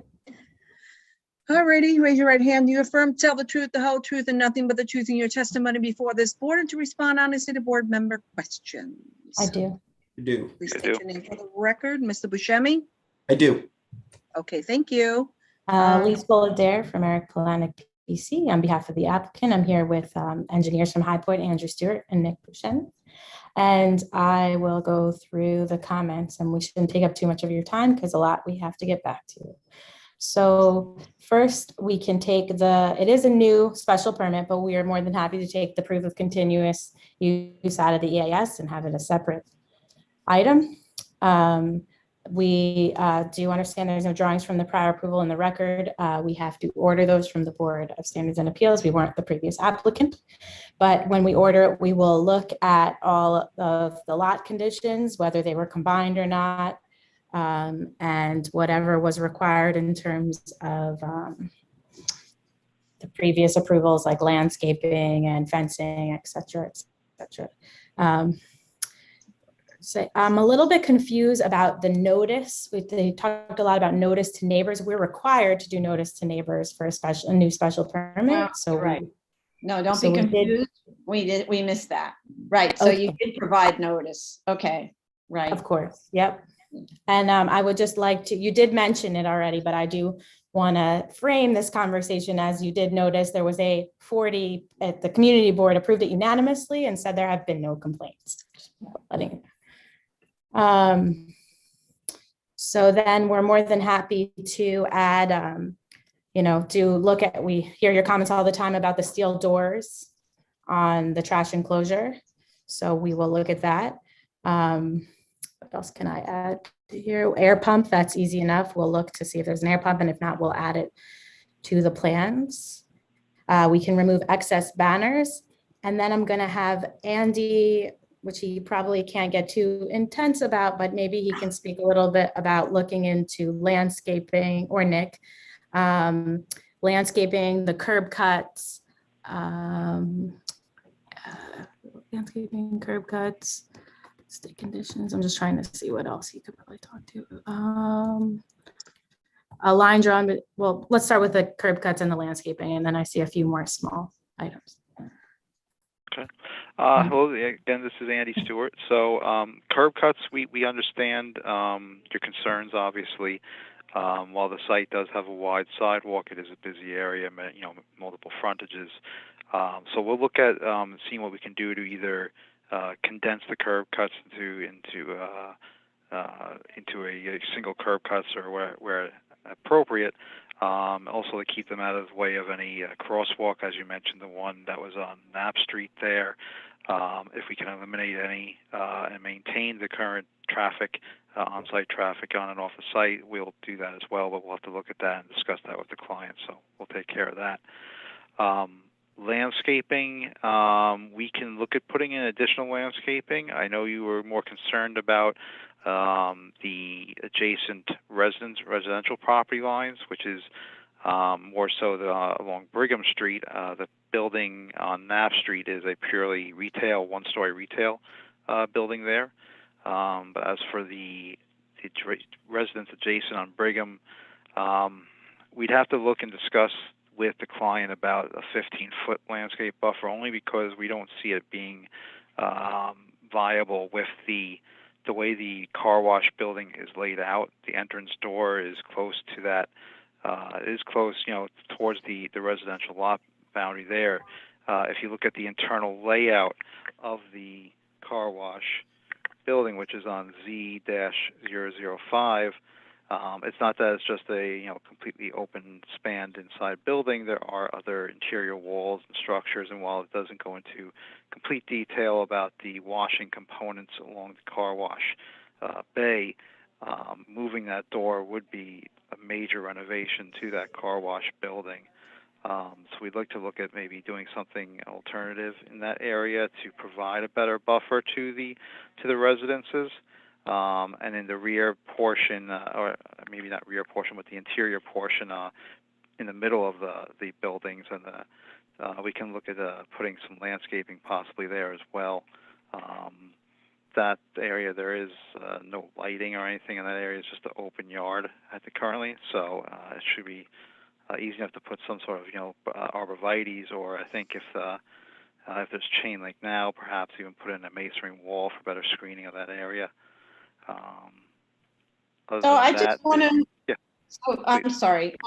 So just as a reminder for the owner who's not present on, at least in this room here and maybe listening, this building, the car wash building, was built in violation of the BSA approval. I mean, in the sense that it expanded onto that adjoining lot without any approval. So this is kind of the problem is, for lack of a better word, created by the owner by building right up against the residential property line without any concern for the residents, and sort of imposing this entire car wash on these one little row of houses. So I'm not actually that sympathetic to the idea that that the owner would have to make significant changes, because they shouldn't have done it in the first place. The idea of putting up a fence with some growies on it isn't enough. Car washes are, like, famously the most aggressive of automotive uses. People stand online for whatever, piles and piles of people online. They leave their radios on, they're talking, there are people outside who are doing the detailing, like all of that sort of stuff. So you can't come up with just like a little subtle solution. You have to come up with an aggressive solution to protect the neighbors. Since we don't have the previous plans, it did say about an expanse, so we would, we do want to. It didn't include lot, whatever that is, the adjoining. Okay, I'm just saying that we really don't know what that included, so I think that we as a team need to take a hard look on what that. Okay, you need to take a hard look, but at the same time, I looked. I don't have the drawings, but I can read the resolution, and I see what lots were included, and I see from the tax map, from the tax lot history, that that additional lot was added in 2004, which is 2 years after the grant. So, and that the prior approval was unaware of that tax lot change. It didn't mention it. The lot was never mentioned in that prior approval. So, just to like let you know about that, even though it's true you don't have those materials yet. Okay. Understood. And I just wanted to say, so yeah, we will definitely look into that, and we want to, along with the BSA plans and the resolutions, we want to, look at also obviously the DOB history, the tax lot history, and just to make sure we have all the information so we can address this appropriately. So we'll do that, definitely. Okay. Commissioner Chanda, did you still have she just lowered her hand. You're good? You lowered her hand, and I'm the one who manages the hearing, please. Okay, sorry. She looked like she. Okay, so let me handle it, all right? Go Okay, ahead. apologies. Just don't want to miss anything. Okay, new, whatever. We can look, why does the car wash sign need to be so high? We can inquire about that with the owner and try to do something with that. Car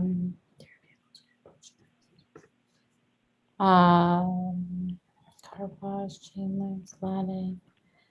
And did you think anything I'm missing?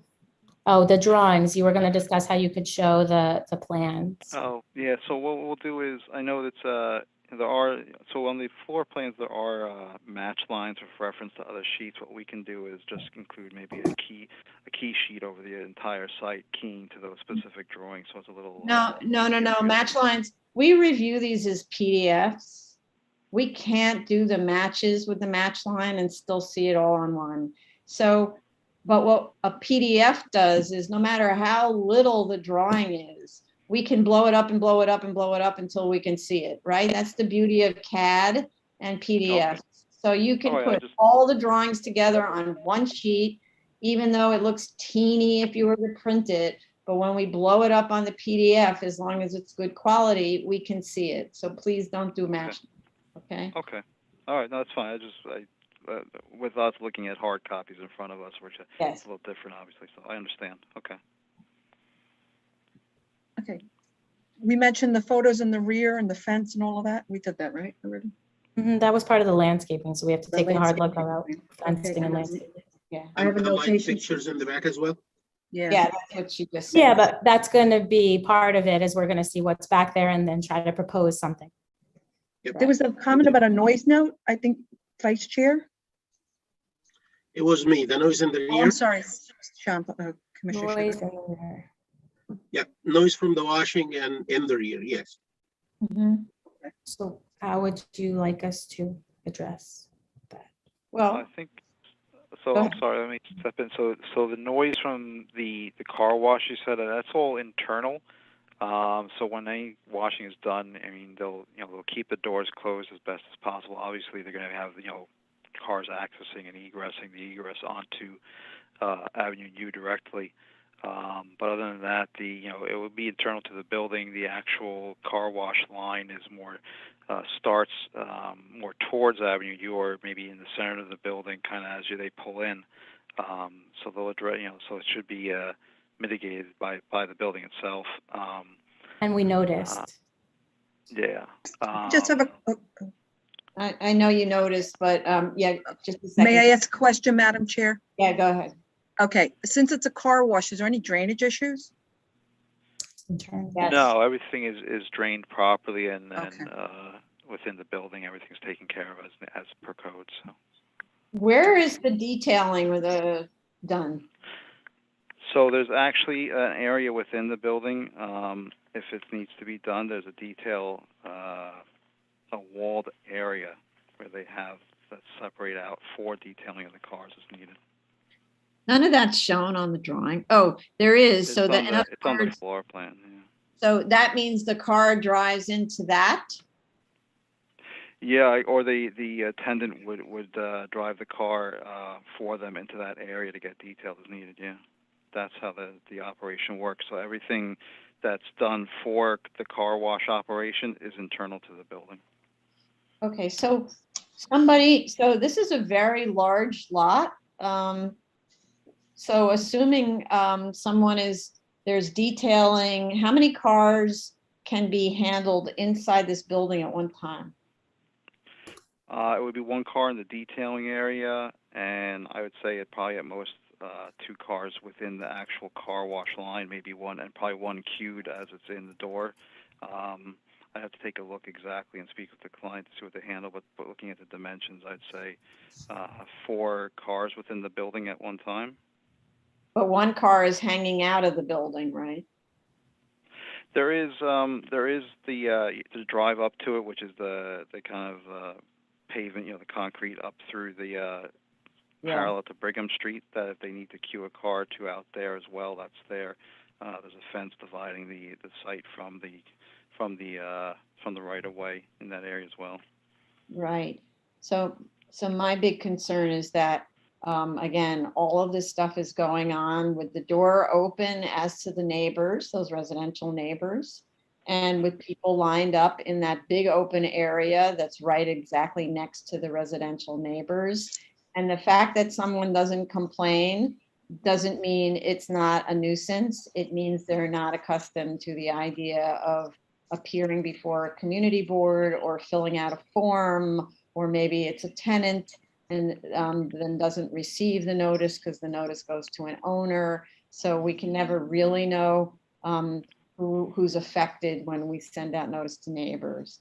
So I know I mean, it's not maybe a complete solution, but I did hear during the review session to post signs about, be nice to your neighbors and please don't honk your horns, and we can certainly look doing that at a minimum, see if there's anything else that we can do to mitigate any potential issues.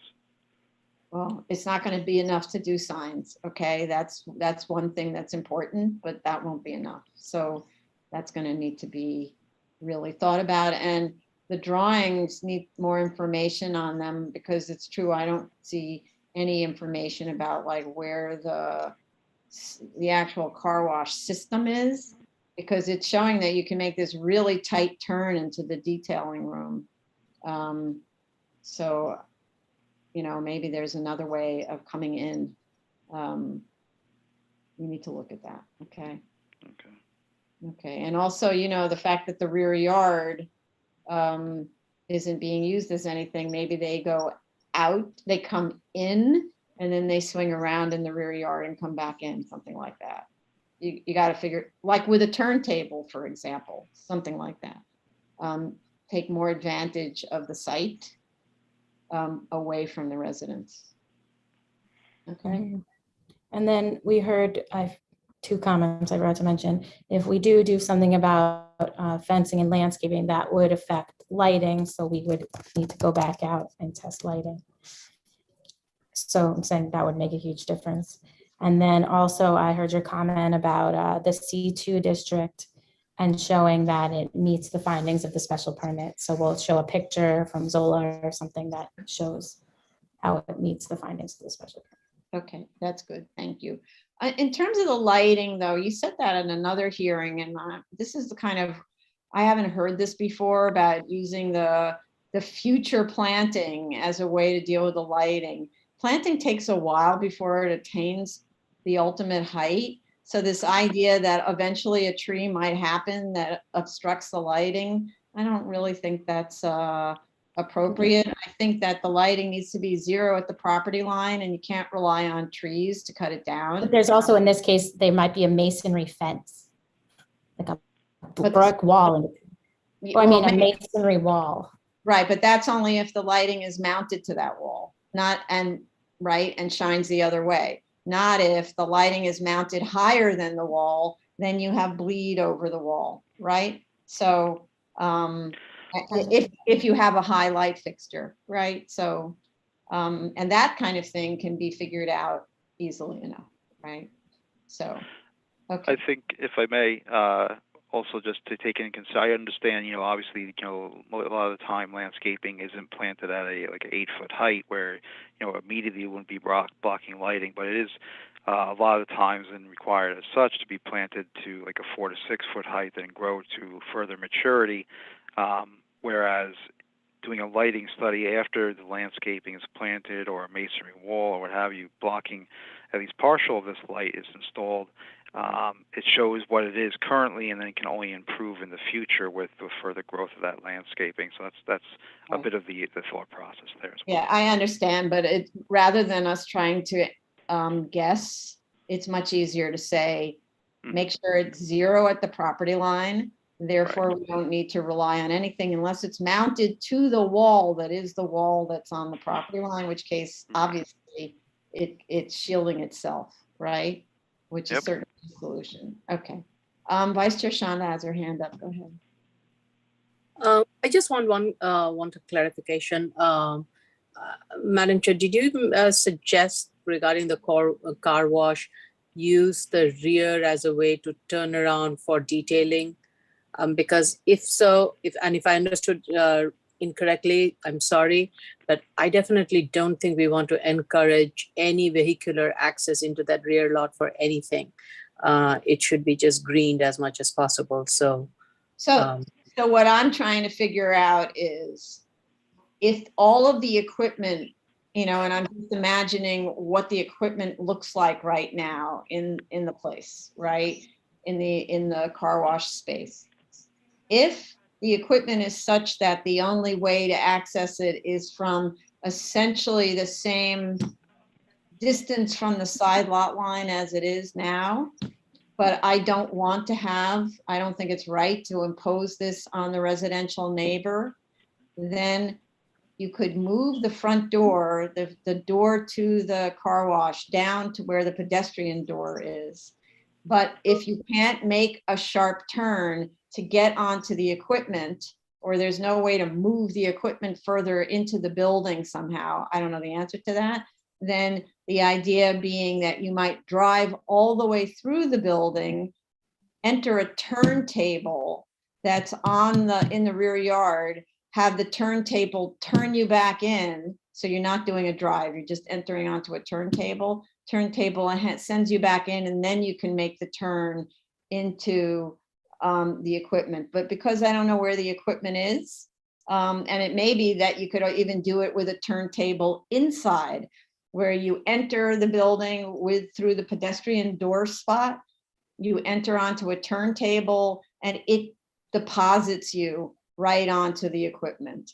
Because the whole idea is to create like a 15 or 20-foot buffer between the residential property line and the car wash activity. That's what I'm looking at.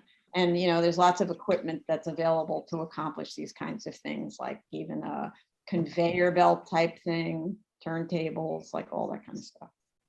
Okay, that's what I was at. And car washes are conveyor belts. That's how they work, right?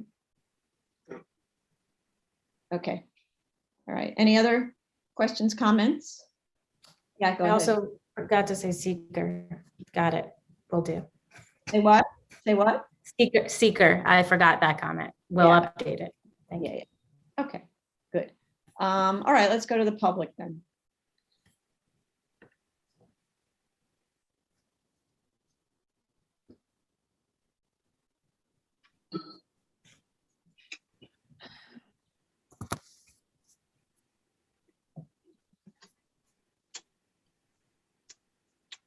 I'm sorry, I thought I was unmuted. I apologize. The case we are currently discussing is 2020-44BZ, 2228 Garrettson Avenue, Brooklyn.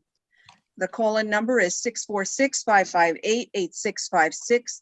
The webinar ID number is 950-7903-9413. The passcode, should you require it, it is 846074.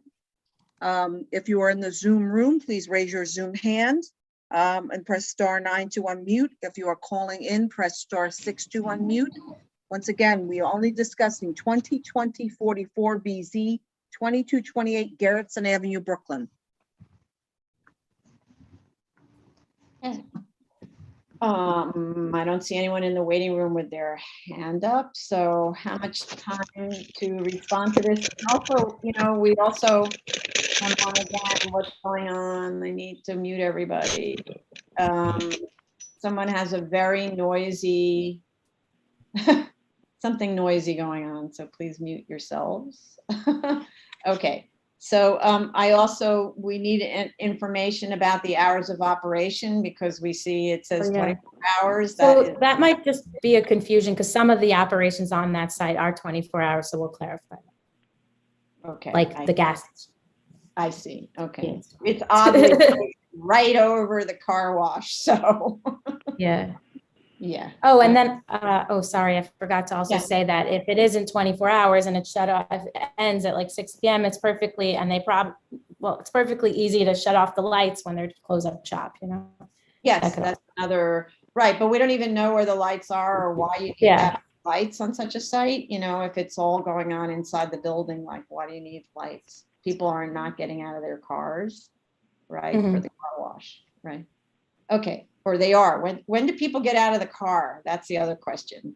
They drive in and then they get out and stand around, or they drive through it? Like, yay, I always like to go to car washes because it's like an amusement park.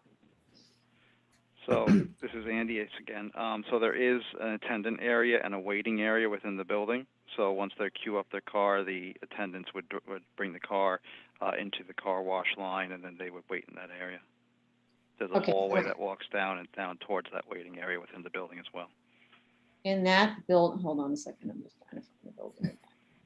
Oh, so that corridor, so they drive their car in, they get out of the car.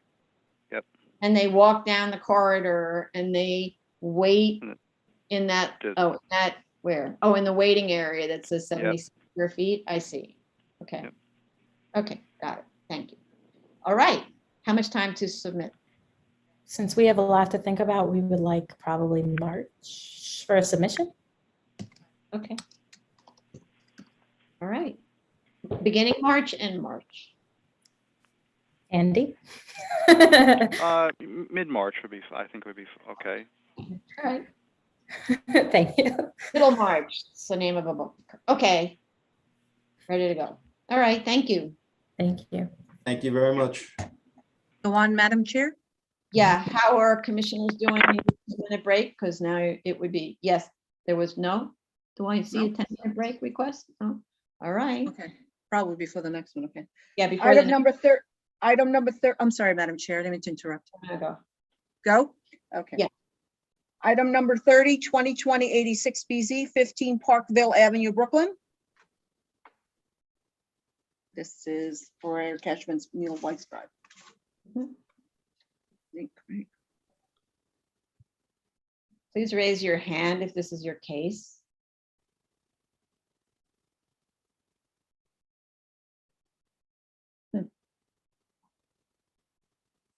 Don't see. Bunch of hands up. So your hand should be up only if you're on the team, okay? Nobody's hand up if you're not on the team. I'm gonna just check with Mr. Weiss. Hi. Hi. Who's on your team?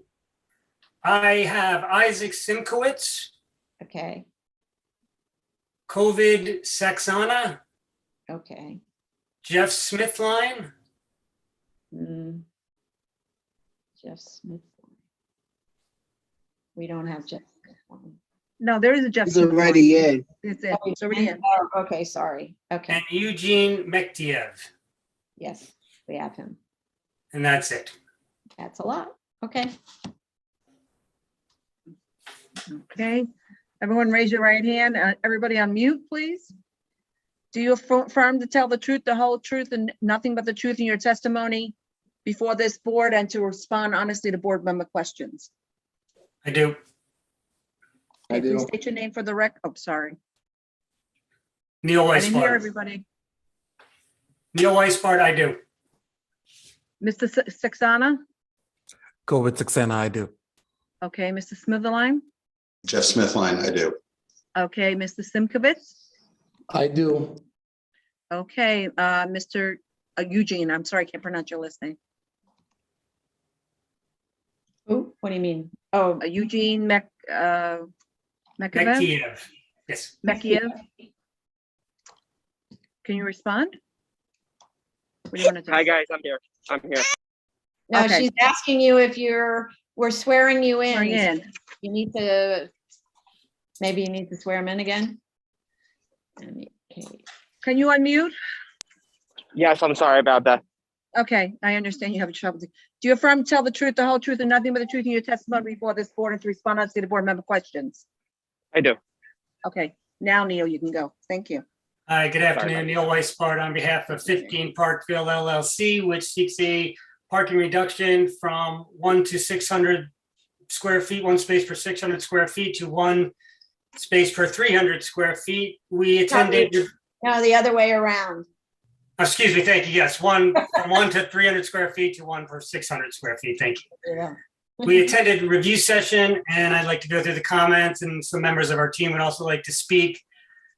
We did receive the letter of no objection, from Inspector Daly, and we will work with him to provide access to the FDNY to FDNY satisfaction, so we can obtain a letter of no objection.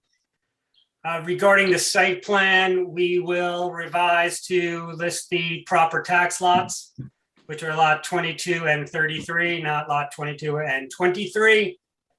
For the board's information, yes, lot 33 is a small strip and it is the sidewalk, but it is part of our zoning lot. Also, the board had asked whether any construction has begun on the site, and the answer is no. The building was demolished. However, the site is sitting vacant pending resolution of this application.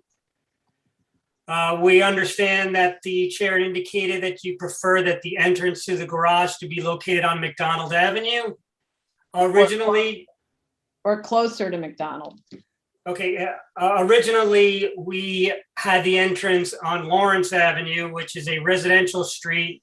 However, after lengthy discussions with the community board and the local residents, it was determined that the entrance should be moved to Parkville, as installing a curb cut on McDonald Avenue, an active pedestrian thoroughfare, would introduce public safety conflicts that can be avoided by placing the entrance on Parkville.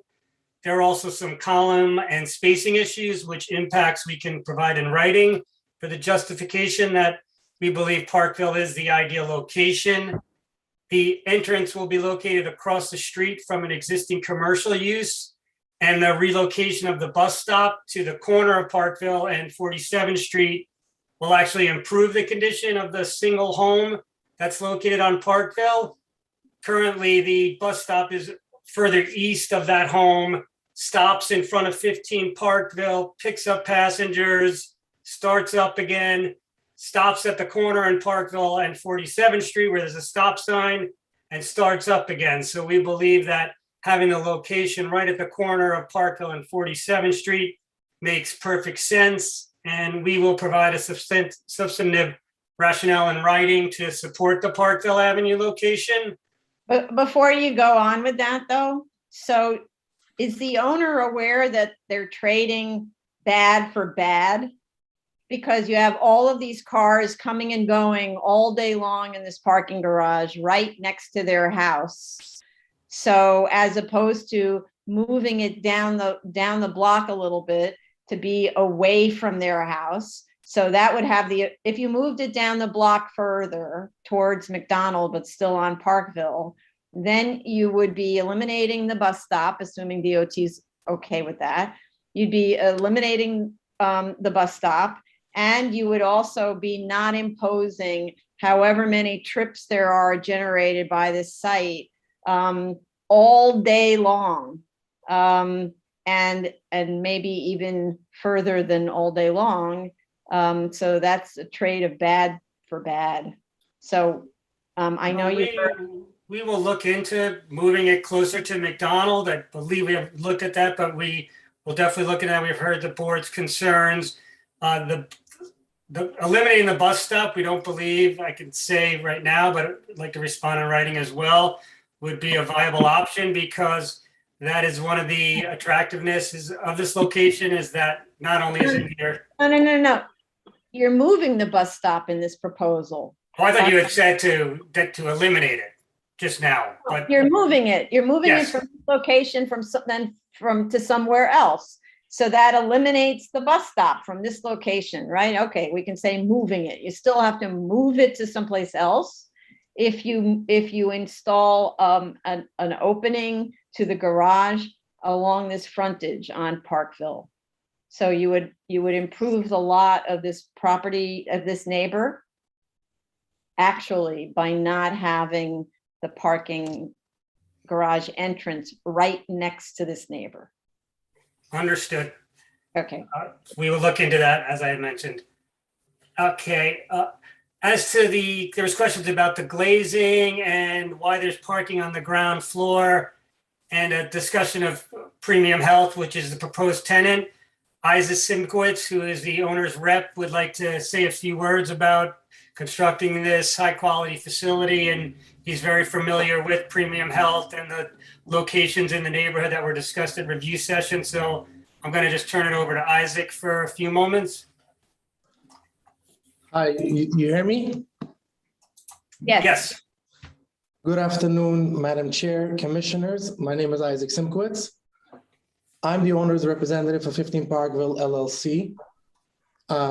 It is our intention to create a Class A facility with high glazing and such a nice base of the building, which our intention was to actually beautify the entire McDonald Avenue elevation, and the result to remove all the littering, and I would say there's a lot of drug activities there at night. I live actually in the neighborhood, in the area.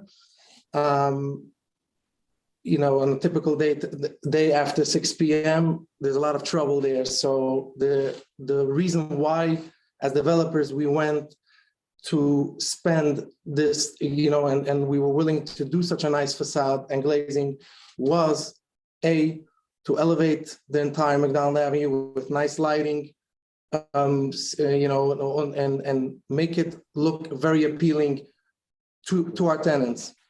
I want to go further. Currently, our firm owns and manages 2 of the 3 locations of Premium Health.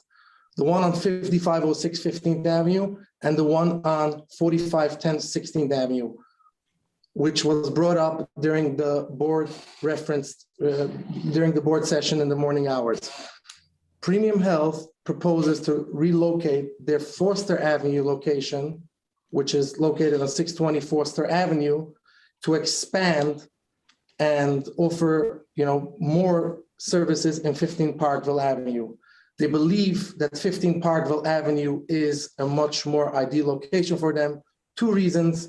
First of all, as mentioned, you know, Neil mentioned, the bus literally stops in front of the building. Number 2 is the F train stops a couple of steps away from the building. And for nurses, doctors, people that are, you know, outpatient or anything like that, it works very well for them. Premium Health generally, you know, I can talk from firsthand experience and real true data. They do not operate as a typical doctor's office. I would say out of all centers that we have in our specific neighborhood, this is, I would say, Class A plus.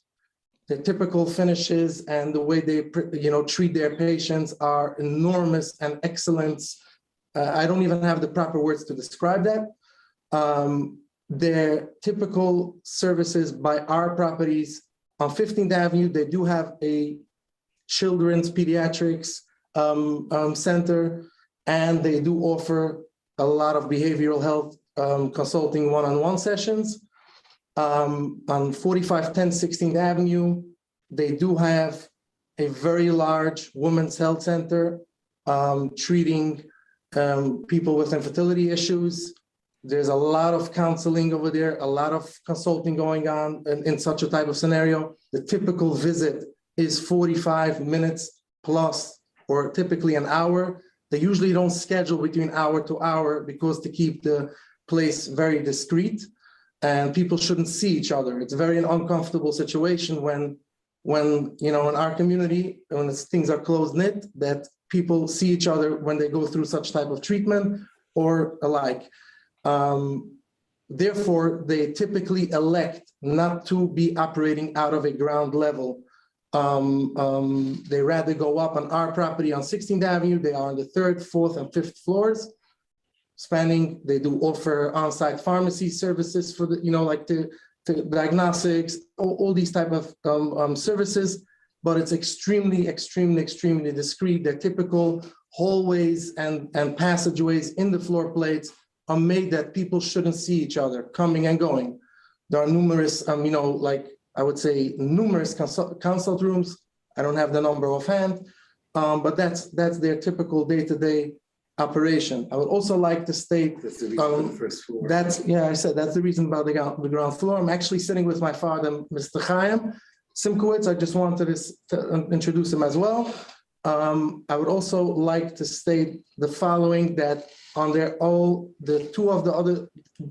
location that they have with us on 16th Avenue, 451016, and 5506 15th Avenue does not offer any parking, and most people walk or use public transit. I would say even more people walk than use public transit, because it's in a neighborhood and everything is close to each other. It is also in my understanding that Sam Schwartz's office, which is they are on the call, Jeff and COVID, they will work with the staff at the DOT to ensure the parking study is properly analyzed with the actual usages of premium health, premium health visits, and based on the data that we have, I think they will, perform well, and they did, and they'll give answers any answers any questions that we have, they will answer. I'm also more than happy to answer any specific questions related to what I said. Okay, thank you. My comment, which is I think where the vice chair also is you talk about a beautiful facade, but the street, and you talk about, for instance, drug dealers on the street. Drug dealers hang out in places where there's no one watching. And so what you're proposing here is basically dead windows. I'm assuming you'll be using some sort of opaque glass, or maybe there's... It's not going to be tinted glass. The reason why we did it is that the base should be coordinated and symmetrical. It's costing us more money. I would really cut it out. The reason why we did it is that there is restrictions in an M1 with the heights and everything, and the way the zoning rules are. And what we wanted is to establish a beautiful, solid base that is coordinated and symmetrical one with each other. And it shouldn't look like the building is split into bits and pieces. These large windows and continuous windows make it look bigger, much bigger than it is. And that's the reason why we wanted it. So, and it also attracted our tenant that they are in a Class A, call it flagship building environment. That it is appealing when you show up to the building. It makes a very big difference. And we actually consulted with them before we made that decision. So. Right. So I also would like to state that there I'm is a sorry, lobby sir. So wait a second. Please don't interrupt.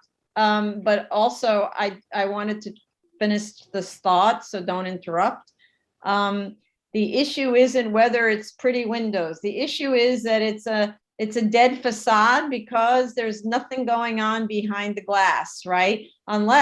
Because it's not retail. And so what you have then is this problem of an unsafe area with no eyes on the street, because you don't have an active retail, and by putting everything in the cellar as related to the windows, there's no connection between, and I don't know if we'll even be able to see into that, but there's no connection between what goes on down below or up above and the street. And that's my concern, which is one reason why city planning has many regulations in lots of districts where you're not allowed to have parking at grade, or you're not allowed to have sort of dead frontages. And that's what you're proposing here, is a dead frontage. Well, if I could say something now, I'd just like to address that. Yeah. There is a lobby entrance on McDonald Avenue, so it is not a complete dead frontage along McDonald's Avenue. A lot of the patients who will be walking into the building will be entering directly on McDonald for the lobby. Only at one corner, 200 feet away. Understood, Right. but the It's building is being constructed as of right, other than the parking, and there is an entrance there which will, and there will be lighting on the building, which will brighten the area and take care of some of the safety issues that are there right now. And the glazing, we believe, will, and with that lobby entrance, will activate that area of McDonald Avenue more than it is today.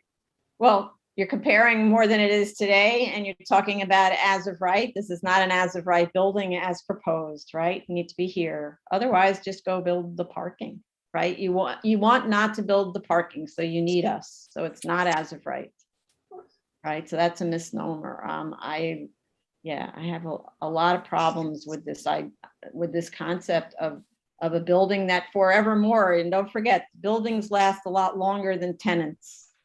So just like that tenant might be moving from that other site because they like this one built better, the tenant who might move into this site will move out eventually and leave the same exact situation because you have no floor at grade.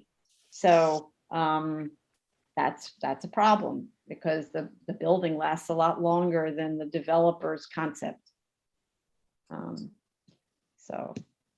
Okay. Continue. Vice Chair, you want to add something? I didn't see. Yeah, I'm looking at the plan and I'm wondering if it would help if the lobby and the parking entrance is moved closer to Parkville Avenue, closer to the intersection, almost lobby having an entrance both accessible from both McDonald and the Parkville. Mm-hmm. And then whatever is leftover space that is next to it's literally like moving the parking ramp and the lobby close to the intersection of McDonald and Parkville, and whatever is leftover space that is between the ramp and that, maybe that can be used for stacking parking, and then you reduce the amount of parking space on that floor. And sorry, on which floor? On which floor? On the second floor where the parking is. Maybe you don't need all that parking space on the second if you provide a stacker that would be stacking next to where, once you shift the ramp and the lobby closer to the intersection of McDonald's, you will have that void. Yeah. No, that's actually might work. The other thing is, if we talk about some of the city planning requirements for some districts, they always talk about needing to have an activated street. So they require for the first certain distance, like 50 feet or something like that of the frontage, that be retail, something like that. You could even do that. I'm looking at the section, and it would be possible to have some depth. Of course, we don't have the section that I want, the one that goes right through from McDonald through the center of the building, but some depth of that frontage could be, for instance, a drugstore that services the medical offices, as an example, that we see commonly. And that way you have a symbiotic relationship between the users of the upper floors and the retail component. Well, we'll have to regroup with our team and take a look at that and see if that works and get back to you in our next submission. Neil, can I respond on that? So the way Premium Health is structured, they strictly do not want their clients to walk into a retail pharmacy. On my building on 16th Avenue, and it's public on their website, they have their in-house pharmacy. All new Article 28 facilities that are being built, and this is the agenda now out there, and I'm saying it's on record, that the government wants people to be serviced by all. NYU today has their own pharmacy. Maimonides has their own pharmacy. So at some place, they will be distributing their medications or anything that has to happen. They will give it as part of the office use and the facility use. They will be giving it to their clients. Infertility treatments, nobody wants to walk in Borough Park in our area into the local pharmacy. They're going to 8th Avenue, 7th Avenue, and all in those places to get the treatment. And the same goes with behavioral drugs. No, but pharmacies, maybe you're looking at pharmacy too rigidly. A place that sells things that are sort of health-related products, shampoos, things like that. It's not only getting your prescription drugs for a very particular type of treatment. It's lots of other things, but you know what? It doesn't need to be drugstore. It needs to be retail. The whole point is you're filling up the frontage of a commercial strip with a dead use. And there's no retail. It could be, please don't interrupt. It could be some other type of retail use, but the whole idea is to animate the street frontage and not kill it forever with a parking garage, with parking. That's the point. And you need to look outside of the specific needs only of the people who are going to come here, because there are people who walk on this block who are not patients at this center. They're residents or users of this neighborhood, and you need to be more sensitive to everyone else who works and lives in this community. It isn't only the people that you are serving. It's a broader urbanism issue than just what you want. All right. So yeah. So please just let's not debate this now. You're going to go back to with Mr. Weisbrod and come up with an alternate solution. And I think that we came up with a lot of ideas. Okay. Perfect. Thank you. If I may, this is Eugene Mectier with IMC Architecture. I just wanted to point out one thing, that curb cut locations are regulated in an intersection of a street. We'll certainly look at the suggestion that you guys had pointed out to, but I just want to go on record and mention that within the 50 feet of the intersection, curb cuts are not allowed in this district. Right. So we might have a problem. So and certainly did look at the option of having cuts in various places. This isn't the first option that we came up with. This seemed to be the option that did many things, which is to address the concerns of the community as well as the needs of the building. Understood. But nonetheless, you're like so many commercial developers, you're imposing your entire project on the neighboring resident, and that's not right. Okay. So as if the neighboring resident doesn't matter, but it does.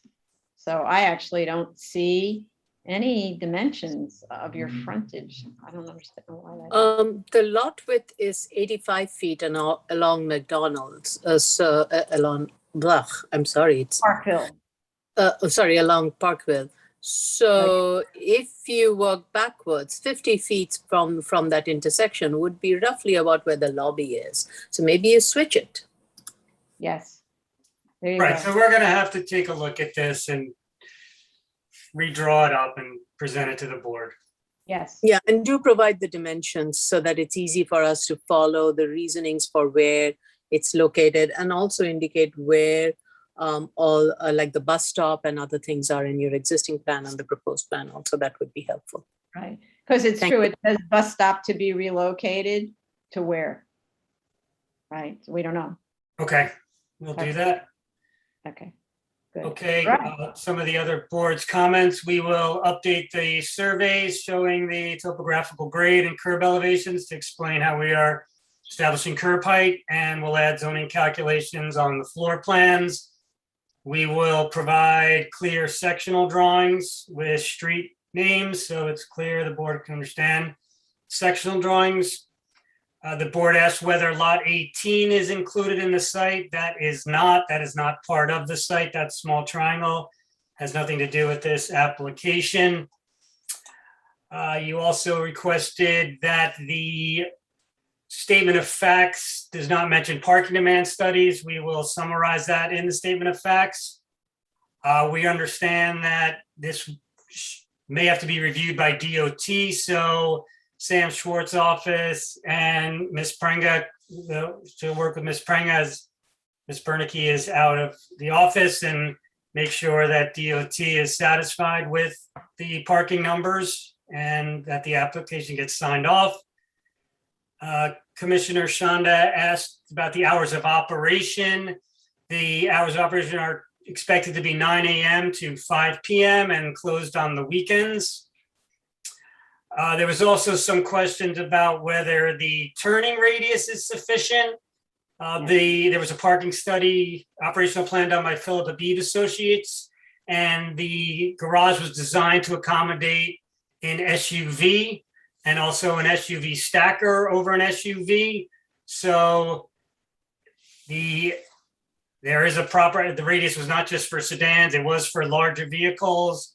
Could I just clarify, because it was my question? I was talking about on that ramp because you had made a statement that operationally there would be notification for the people coming down the ramp to halt until people entering got in. And so the question is, can that turning radius accommodate both directions at the top of the ramp? According to, and Eugene, you might need to clarify what I'm saying, that yes, can accommodate a larger vehicle. We can have Philip Beebe maybe draw up a diagram showing that. That would be great. Okay, we will do that. I'm going to chime in and confirm what Neil said, that the parking ramp and entrance was designed to accommodate an SUV turn radius. Great. In both directions, not just one direction. Of course, yes, in both directions, both in and out. Yeah, because I wonder at what point you're halting the outgoing cars, that's all. So we'll provide a drawing that shows that more clearly.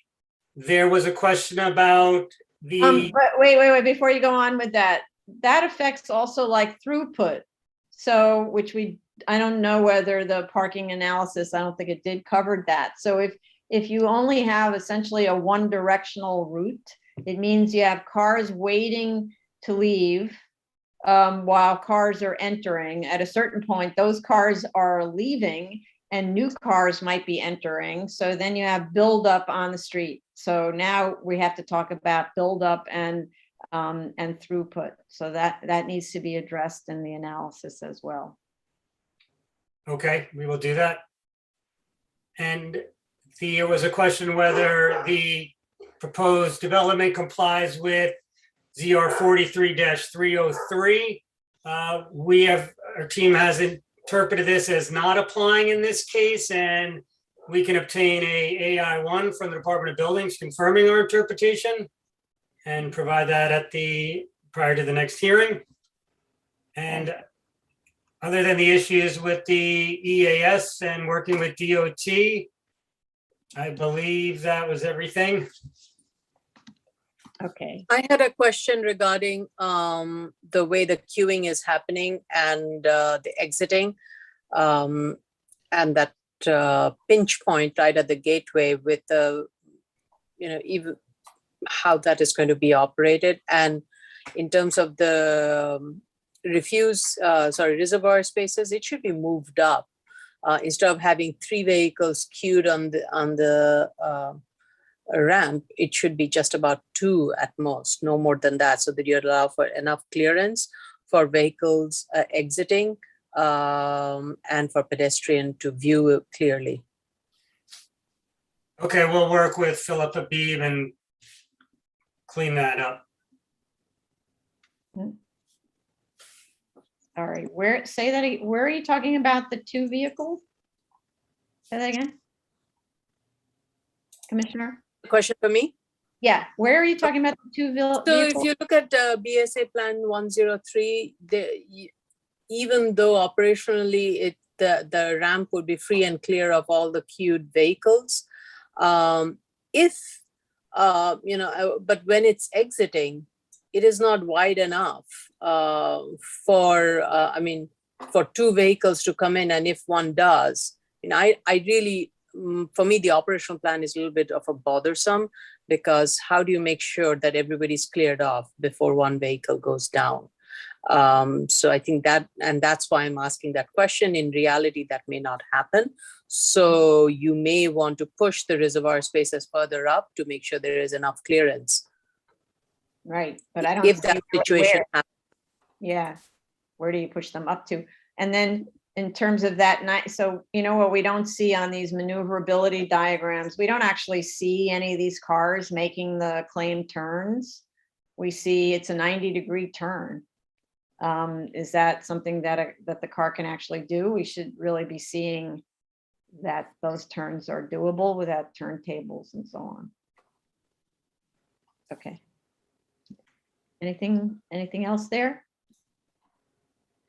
No. No. Commissioner Shonda? Oops. Jella, go ahead. Right, so, yeah, we'll send the EAS, and the parking study to DOT. I'm just curious about, you asked about the curb cut and maybe moving it. They'll definitely be interested in where the curb cut is. Right. And also the relocation, the potential relocation of the bus stop. They'll be interested in that too. So I know that one of the consultants mentioned the regulation about 50 feet from the intersection. So are we keeping the curb cut there, or will they reevaluate that? It needs to be relocated to accommodate the relocation of the entrance. And if DOB doesn't agree that the building doesn't need to comply with the side yard requirements, then they can't have the entrance there by zoning. So, because zoning will rule that. So I would say don't send it to DOT until we get the next submission, because the layout may change. And with respect to Vice Chair Shanda's comments about putting more of the parking at the entry level as opposed to the upper level, which might solve some other kinds of problems, that might occur as well. So I think there's too many potential changes to send to DOT at this point. Okay, thank you. I was just verifying that. Thanks. Yeah, thank you for asking. Yeah, that's right. Okay. All right, let's go to the public. Okay, the case we are currently discussing is 2020-86BZ, 15 Parkville Avenue, Brooklyn. If you wish to call in to speak, it's 646-558-8656. The webinar ID number is 950-7903-9413. The passcode is 846074 should you require it.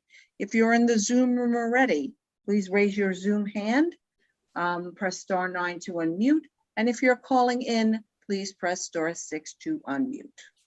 We are speaking about 2020-86BZ, 15 Parkville Avenue, Brooklyn only.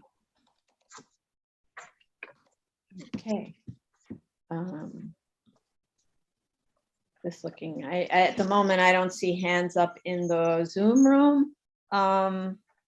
So how much time to respond to these different kinds of comments and also really take another look at the design? I'm going to ask Eugene, do you think you could do this in 4 weeks, 6 weeks?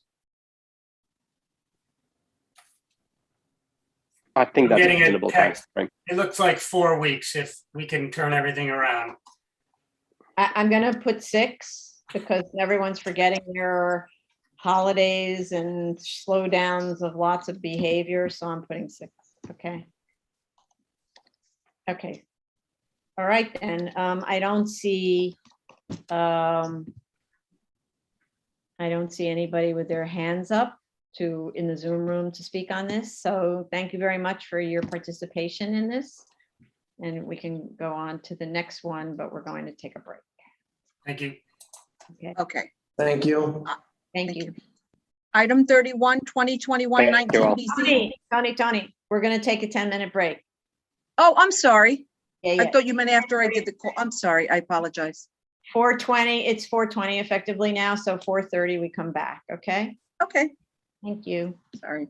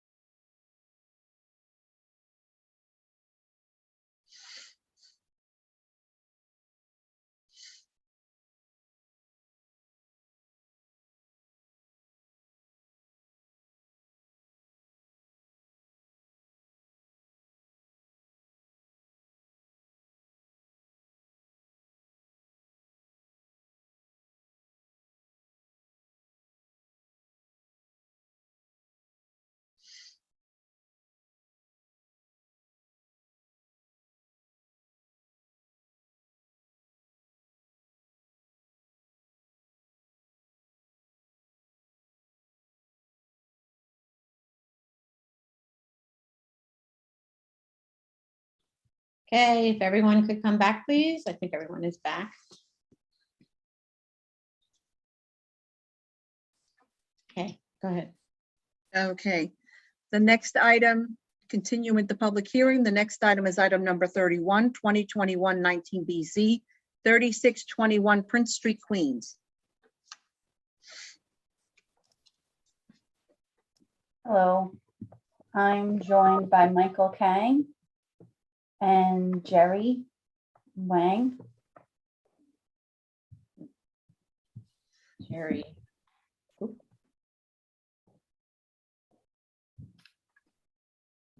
Oh, I see him. Okay.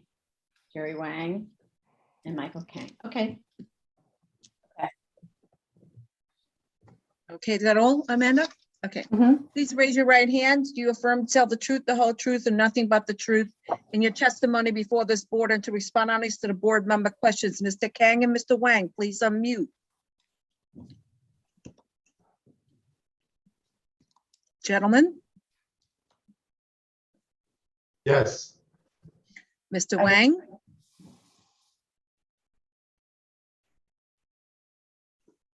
Is he there? Yes, did you hear my I asked you to affirm? I'll read it again. Do you affirm to tell the truth, the whole truth, and nothing but truth in your testimony before this board and to respond honestly to the board member questions? Mr. Wang? I think he's not in the room. Okay, do you want to move on or what? Yeah, we go, that's fine. Oh, there he is. Yeah, you're raising your hand. Can you speak, please, Mr. Wang?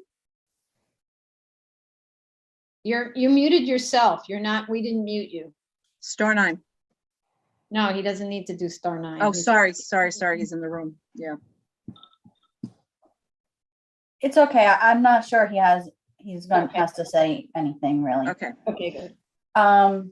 I don't think we really have much to address today. I received the sample plans from Okay. Daryl. So we'll share them with the project architect, Michael Kang, on the line.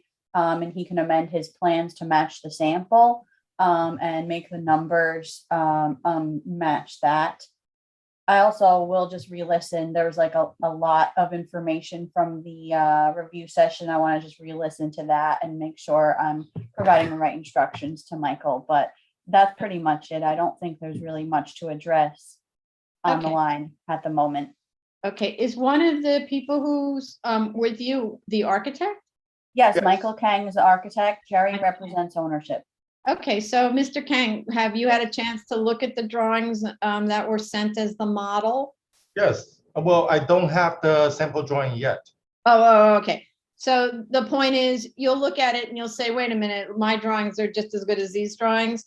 Those drawings that we sent you have information. You need to scour through the drawings and see how the information is presented and presented in the same way with the same information. And the most important part of it is what we learned from a lot of discussions with the Federal Aviation Administration, that you can't have a difference between NAVD 88 and above mean sea level. They're the same as far as the FAA is concerned. Okay. Yes, I understand that. And also the elevation shows on the survey is really a NAVD. It's not a sea level. Oops, sorry, 1 second. Stop. What happened? I don't know. We're back. The elevation shows on the survey is a Yeah. NAVD. It's not the sea level, which is Yeah. NGVD. FAA require NGVD instead of NAVD. No. The FAA, so that's a confusion about that form. There's a horizontal datum and a vertical datum. Yeah. The horizontal datum is in NGVD 29. Yes. But the vertical datum must be in NAVD 88. So you're in the only one we care about is the vertical datum. Okay. Chair? Yeah. Both datums are horizontal. They are sea levels, but they are located at different locations. One of them is the NGVD. It's referred to National Geodetic Vertical Datum.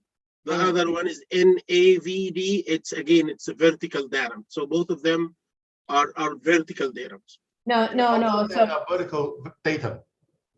So, sorry, if you look at the FAA form, there's also you have to look at that FAA form, because I had a conversation for 4 hours with the NOAA about this. So there's a horizontal and a vertical datum. The horizontal datum kind of doesn't have anything to do with us. We're only in, and meanwhile their form has it, right? But what the FAA expects is that your height, the height that you give on that form, is the height above ground level, and ground level is measured on an NAVD 88 standard, which is the same as the above mean sea level in as far as the FAA is concerned. We had a long discussion for a long time thinking mean sea level meant some point nearby the site. It doesn't.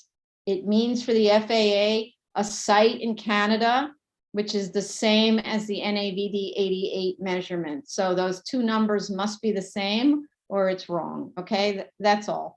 And so your site survey, which shows, I know it says it's in NAVD 88, the survey done by the surveyor.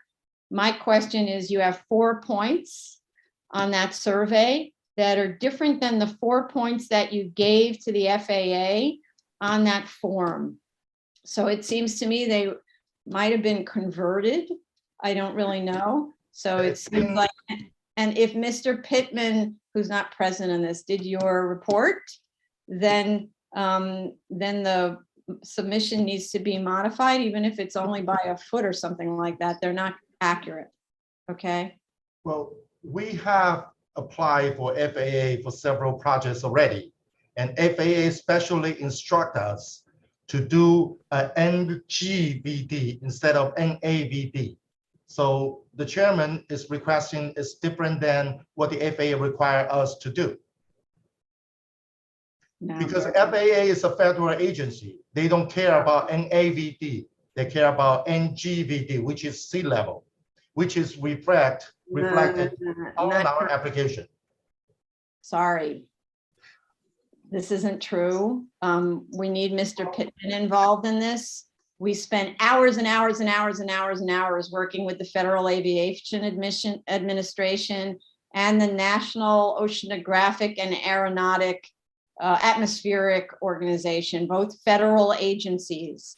And that's what they told us. They told us that when you give an NAVD 88 measurement, which is what New York City works with, that measurement must be the same as mean sea level, above mean sea level. Those two numbers are the same number. The two numbers are different. If you look at the survey. I'm not going to argue with you, sir. I know. I'm just trying to. I'm telling you that your drawings right now are incorrect based on hours of discussion with the FAA, with the people who determine what the datum is at the FAA. If you want, I can give you the names of those people, and you can get on the phone with those people and walk through the same 4-hour conversation that I had with, especially with an engineer at the National Oceanographic and Atmospheric Organization, who's actually who's the agency that's in charge of what NAVD 88 and what mean sea level means, okay? And the FAA relies on them because it's the other federal agency, okay? I know there's a huge amount of confusion with this. And I know that the difference in value isn't great, which is one reason why the FAA puts a sort of a factor on it, like a safety factor, because they know they're not getting really 100% accuracy. But we have to attempt to get them as close to accurate as possible. And we achieved that on the set of drawings that were forwarded to Miss Ionati. So you only need there's two important datums now, AGL and AMSL NAVD 88, which is the same, correct? So it's three values above ground level.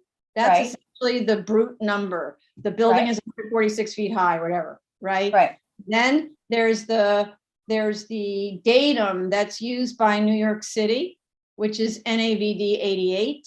Right. And Which is then the datum that's used by the FAA, which is sea level, mean sea level. Those two but that numbers. number's the same.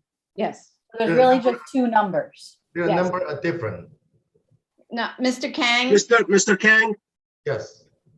AMSL is average mean sea No. level. It's not Let me average. finish, Chair. Let me It's finish. above mean sea level. Yes. It's above mean sea Above level. sea level. NAVD is perceived by the FAA as same as MSL. Yes. Same. The Okay. NJVD that you're showing on your drawings is different. This is the National Geodetic Vertical Datums. All these are datums for elevations.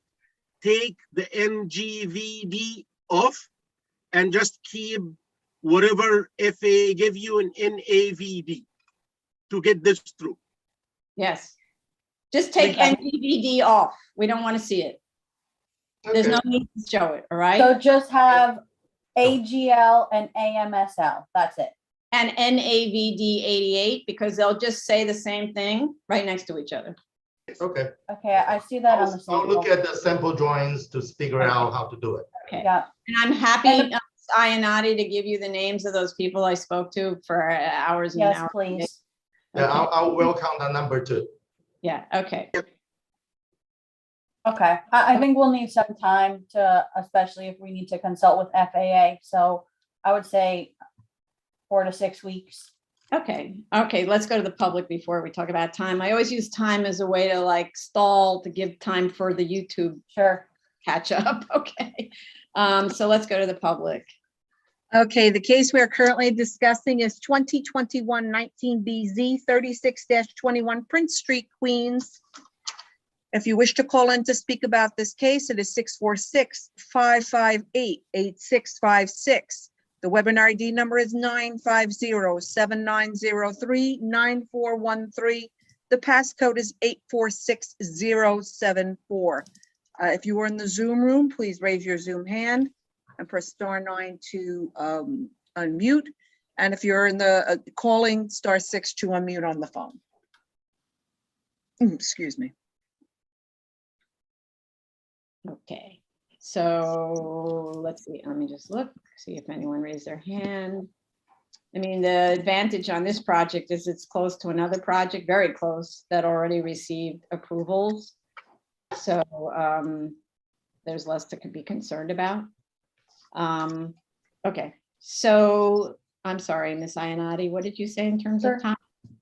I would say 4 to 6 weeks if we have to consult with FAA to get a meeting or a conference call with them. Not Right. sure how long they would push that out, so. I do have to say that the engineer I spoke to at NOAA was really available Okay. and delighted to talk about the subject. He's like an elevation wonk. Great. It's his thing. So I'm going to look for the communication with him and get back to you. Okay. Okay. So Great, thank you. Thank you, everyone. I'm sorry for I know it's a confusing subject. We've been talking about it for 3 years or maybe 5 years already.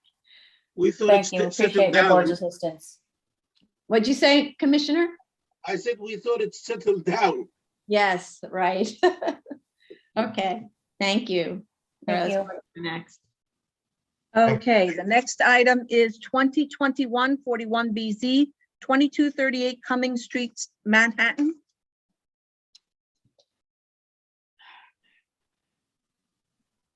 Michael Scott. So the only person or persons who should be raising their hand here is someone who's representing the applicant. Okay.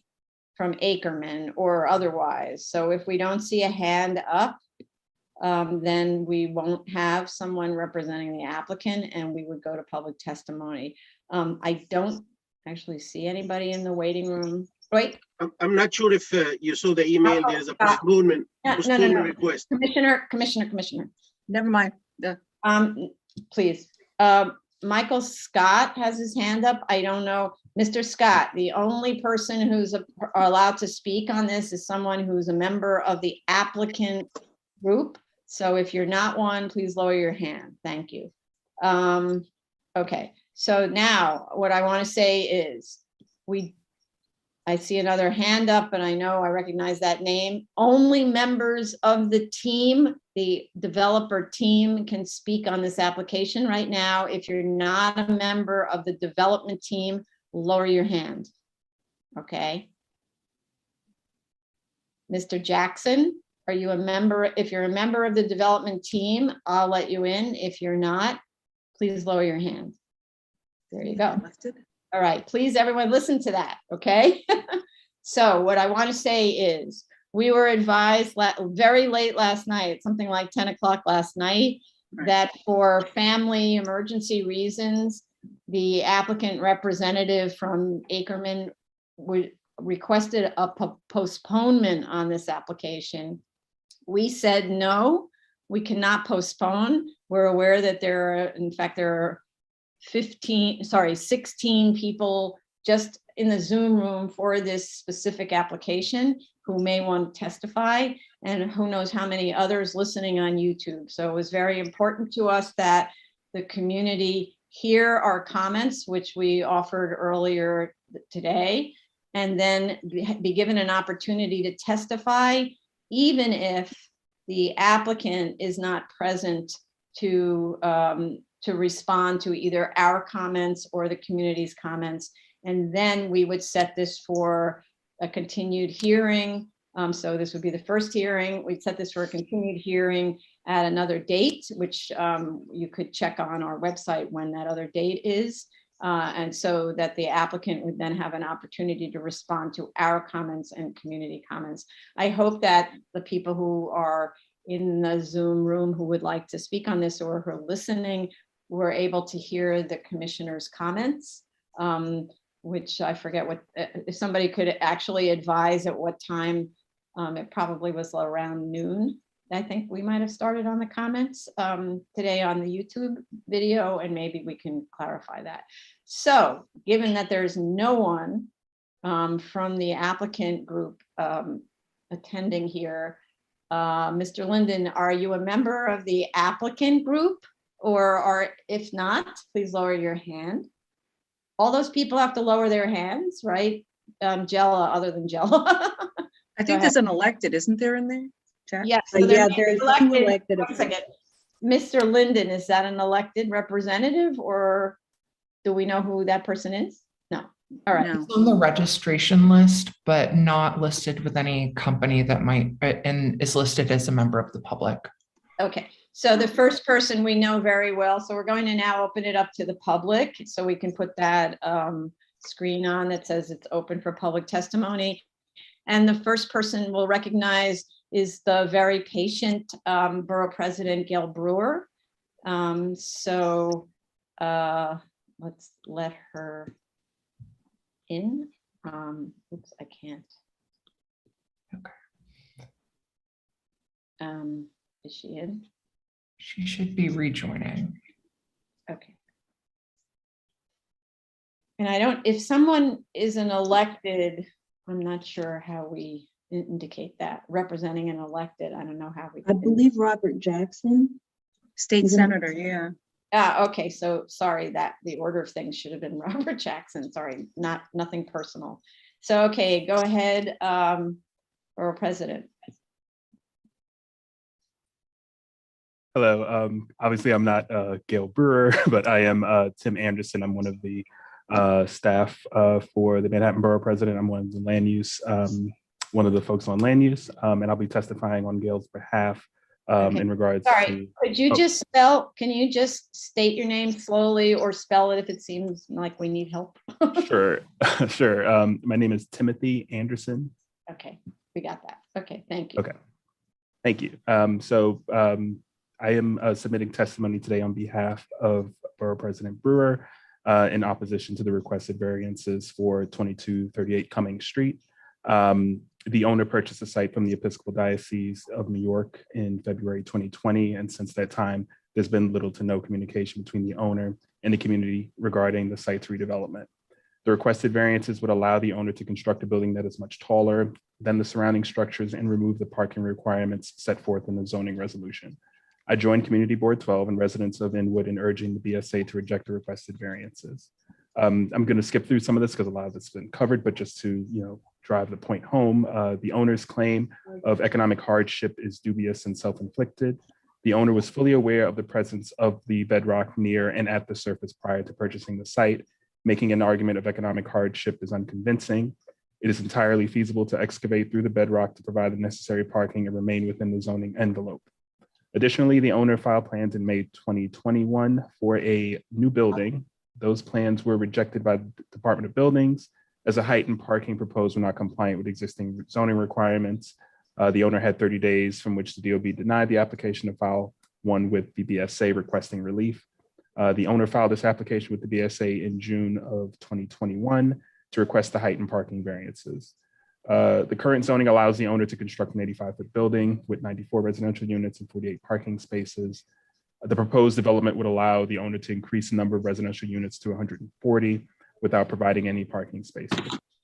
The owner came before Community Board 12 near the end of the comment period, limiting discussions regarding the type of units that would be available to renters. The Inwood rezoning was a contentious endeavor which sought to ensure that Inwood would be a hub for new affordable housing construction, promoting economic growth through commercial development and other benefits that would directly impact the community. One of the major components of the special Inwood district is to preserve the community character west of 10th Avenue. Granting the requested variances would impact this key detail and potentially set a precedent that other developers would follow to go around the agreed framework and spirit of the rezoning. Furthermore, it would encourage other developers to seek to evade these commitments and bypass community engagement. I'm disappointed that the owner has chosen to go this route without the community or fully abiding by the express wishes of the community as set forth in the rezoning. For these reasons and the adverse impacts that would result from the applicant's proposal, I urge the BSA to reject this application.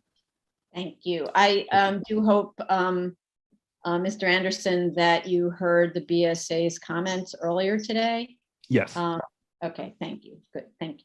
All right, let's go to State Senator Jackson. If I got that right. Yeah, there's also another elected after this one, Carmen De La Rosa. Okay, thank you. Well, first, let me thank BSA and the chair, promoter. I was listening earlier today through all of the testimony that was given and questions and answers amongst the commissioners. And I say to you that this applicant in their quest to get the variances, basically, it was a sham, my words, on the community of Inwood. And everyone knows if you're a developer, if you have anyone doing any real work for you, know that not only Inwood, but Washington Heights, the rock are always there, and that should have been considered. And I think that they knew about it, even though they submitted information regarding that, you know, it's like something new. It's nothing new, it's been that way. And as far as the parking is concerned, they submit information from 2008. That's absurd. 2008, as someone said, is, you know, almost 13 years ago. And not only that, but when you have the city bikes all over the place, and you have now the city moving toward permanency of outdoor restaurant seating, it is absolutely crushing as far as traffic is concerned, to the point where even NYPD and FDNY, you know, give notice that if you're trying to get to an emergency on Dyckman Street or 207th Street, you better take another route. It is absolutely, I say to you, it's a shame that the applicant tried to pull a fast one over the eyes of the community. And in fact, when the community find out, they all appeared at the community board, myself, Carmen De La Rosa, Gail Brewer, and many other residents and leaders of our community to oppose this. And my understanding that it was defeated unanimously by the community board. It's a damn shame, in my word, that someone would try to do this on behalf of the community that has been fighting to maintain a good quality of life in Northern Manhattan for the people that live there. And knowing also the information as far as the income of the families of Washingtonites and Inwood, and now you want to come in here and make changes to the fact where I think it was said earlier that 165% of the area median income, that's not what the average Inwoodite or person in Northern Manhattan could afford. So I, on behalf of all of the constituents that I represent up in Inwood and Washington Heights and North Manhattan, I say to you, please turn down this and do not grant the variances for this. It's a sham on the community if in fact it happens. Thank you. Thank you very much. Then I think we have Assembly Member Carmen De La Rosa, is that correct? Allow her to speak. Go ahead. Hello, can you hear me? Yes. Yes. Okay, for some reason I can't turn on my video, but that's okay. Okay, here I am. You can actually, if you accept being a panelist, I think if that's offered to you, then you can turn on your video. All right, there you go. Thank you so much to the Board of Standard and Appeals for having us today. It is a pleasure to join both Gail Brewer, our Manhattan Borough President, and Senator Jackson in testifying today on behalf of our community and in opposition to the variance application for 2238 Cumming Street. I'm the New York State Assembly member for the district, the 72nd district, and the incoming council member for District 10, representing the communities of Inwood, Washington Heights, and Marble Hill. And I submit this testimony on behalf of our community and urging the board to reject the two variances in this application. 98% of Inwood's residential buildings are 8 stories or below. And on the height variance, we feel strongly that we must preserve our community and maintain the R78 zoning that our neighbors have fought hard for through the Inwood rezoning process. For many, they viewed this as one of the only wins in that plan, and we are standing steadfast in ensuring that both the character and the makeup of our community is preserved. I also oppose the parking variance, as you already eloquently heard from our senator. We experience gridlock on a daily basis, and bringing in additional housing without making up for the infrastructure needs in parking is not the way that our community would like to go. This application also lacked significant community engagement, input, and language access during the process. And that is evidenced also by the Community Board 12's resolution in opposition. And I want to state strongly that in having conversations with residents who live in the impacted zone of this construction site, there is almost unanimous opposition to these variants. So I stand here with our community and look forward to continuing this conversation. I believe that this application does not meet the merit of, one, ample community engagement, and that the hardship excuse that is given by the applicant is also out of character, understanding, as our senator also stated, that most of our community is on bedrock. And at this time, we're urging your denial of this variance. So thank you for this opportunity. Thank you. And I just want to ask you before you go, were you aware of, or did you listen to the review session that we had sometime around noon or something like that on YouTube? I got on at about 1:30. So did you hear our review or not? No, I did not. Okay, so actually, if you could stay on while we're listening to others, and if Kurt, you could tell everyone at what time the review session on the YouTube video switch to this application, then you'll be able to hear the comments. Oh, Jella, maybe do you know? I think it's 12:08. 12:08. Okay. So all of our hearings are recorded on YouTube. So you can actually either go to our website and click the link for today's hearing, and then scroll forward to 12:08, and you'll begin to hear all of the commissioners speaking about this application. Okay. Thank you so much, and I appreciate your time. Sure. Thank you we appreciate your calling in and participating. Okay, so we're just going to now go down the list of people in order of who put their hands up. So Nicholas Linden is the next speaker. That would be me, and I will join as. Nope, maybe we lost you. Oh, can you go ahead, sir? Okay, I have no picture. You don't need to unless you want to. If you want, then you accept panelist. Okay, I don't have that as an option on screen. Okay, so just okay. I'll just talk. Oh, there we go.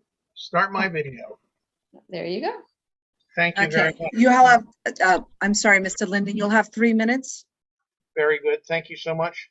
My name is Nicholas Linden. I live at 91 Payson Avenue, which is about 400 feet north of the church site.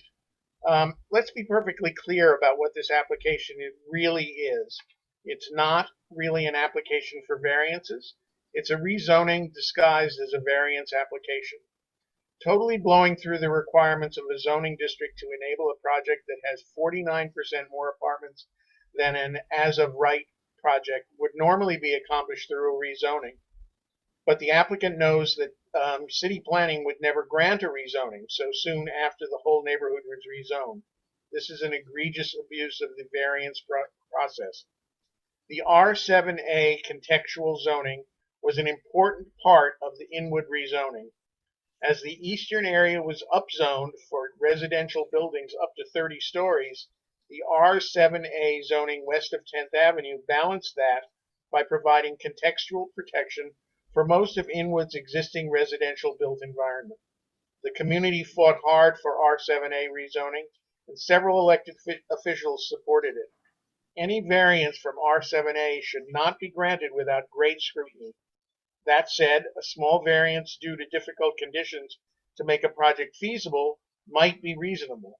A large variance that increases a project by almost half, 140 units instead of 94, to increase a developer's profit is not.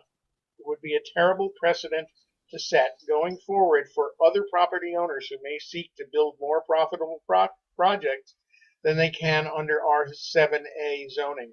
If more of them seek variances of this scale, the whole idea of contextual zoning to protect the current built environment will be lost. Thank you so much for this opportunity to testify. Thank you, sir. Appreciate your participation. We're going to go now to Michael Scott. And you need to unmute yourself, Mr. Scott.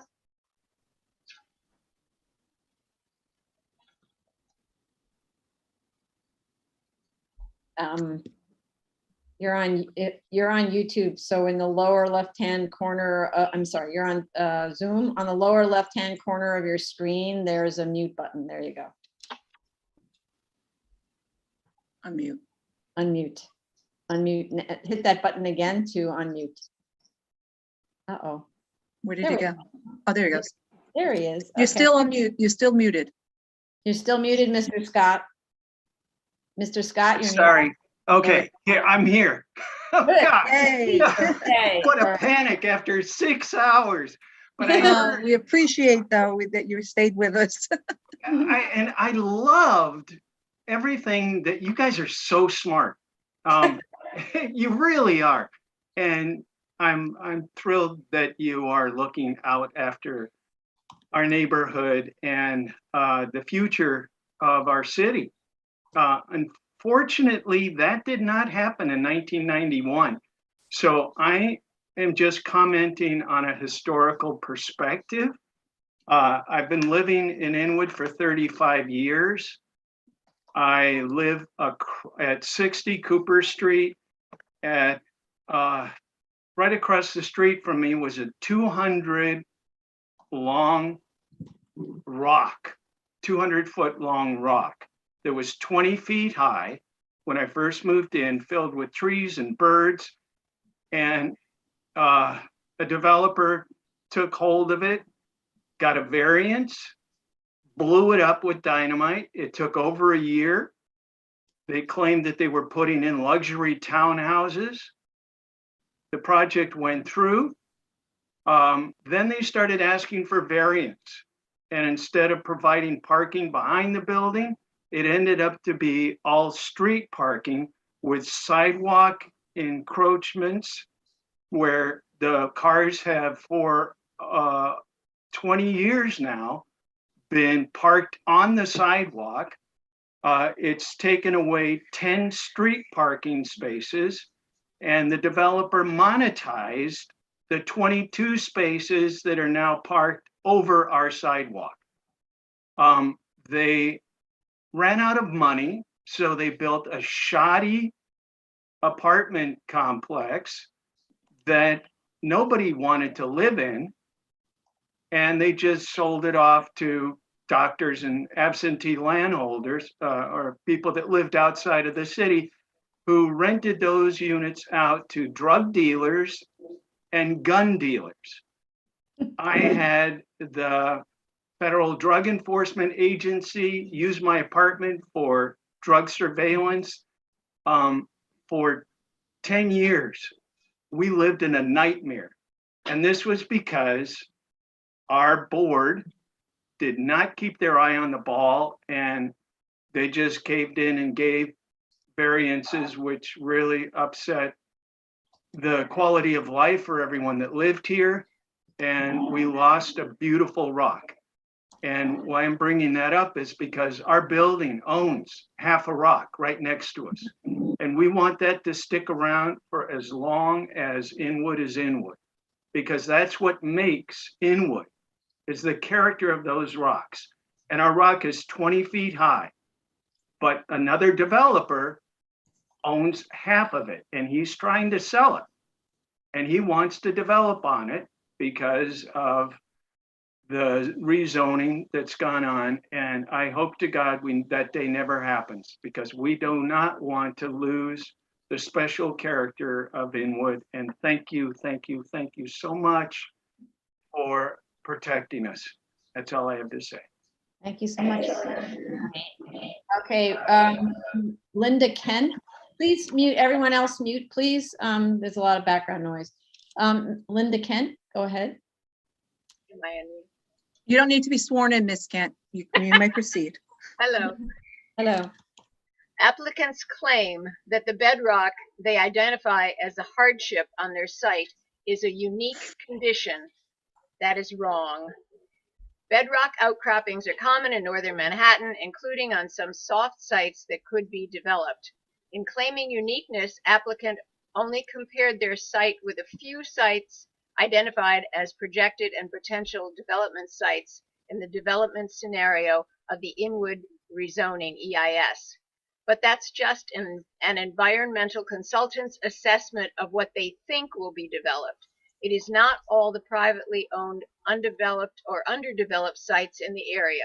For example, just a few minutes walk north of applicant's site on Cooper Street, a bit south of 207th Street, are two completely undeveloped soft sites covered by bedrock. These are adjacent, privately owned parcels, also in the R7A district. One of those parcels has been for sale at times in the last few years. I'm sure that owner would love to see the current applicant, Artemis, get variances from R7A restrictions so he could sell his property for more to a developer who would cite Artemis's variances as precedent to get similar variances and build without R7A limitations. Perhaps the current owner would even develop the property himself and apply for similar variances. That would be another chip in the R7A contextual protections most of residential Inwood was granted as part of the Inwood rezoning. Soon enough, the R7A contextual zoning will be meaningless. Thank you for the opportunity to speak. Thank you so much. We really appreciate your testimony and the time it takes, and also waiting so long to have an opportunity to speak. That goes for everyone, of course, who's been listening. The next speaker on the list is Graham Ciraulo. Sorry, apologies if I mispronounce your name.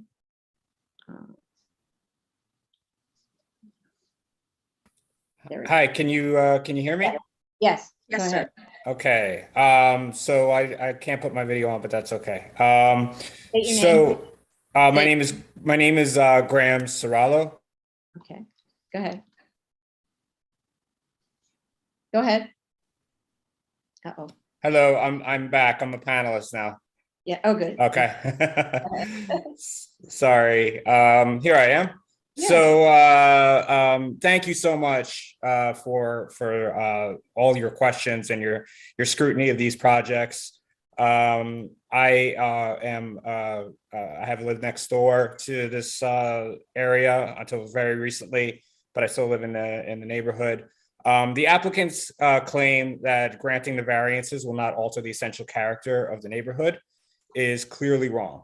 Their claim that their proposed development with the height waiver is comparable with the surrounding context and zoning does not stand up to scrutiny. The applicant said their proposed 9-story building will exceed the R7A limit of 80 feet by only 14 feet and 6 inches. What they do not say is that considering the higher base plane created by the building on top of the bedrock, the true viewable height from the sidewalk will be about another 15 to 20 feet higher, or about 110 to 115 feet from the sidewalk, not 95 feet. Context is what people on the street see, not what is measured in isolated planes. People will see the proposed building rise about 70 to 90% higher into the sky than the existing surrounding buildings, all about 6 stories high. That is way out of context and way out of character. Applicant also tries to justify exceeding the R7A height limit by saying that taller buildings are permitted in nearby R72, C4-4D, and C4-4 districts. But that could be said for most blocks in the Inwood R7A district. If permitted heights in the nearby districts justifies exceeding R7A limits, then the purpose of the contextual zoning will be completely defeated. The R7A zoning will be meaningless. And I just want to add that this developer, and as Assemblywoman De La Rosa had mentioned earlier, has not meaningfully engaged with community members at all. In fact, has been absent from some invitations to the Housing Human Rights Committee and at CB12.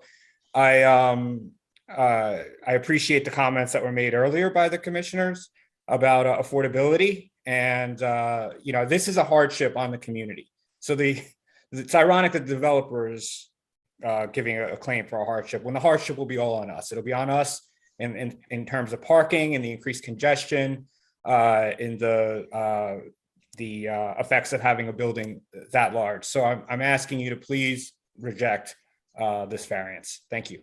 Thank you very much for calling in. Next speaker, Paul Epstein or Epstein. Go ahead, sir. Hi. Okay, I'll join us. Yeah, why not?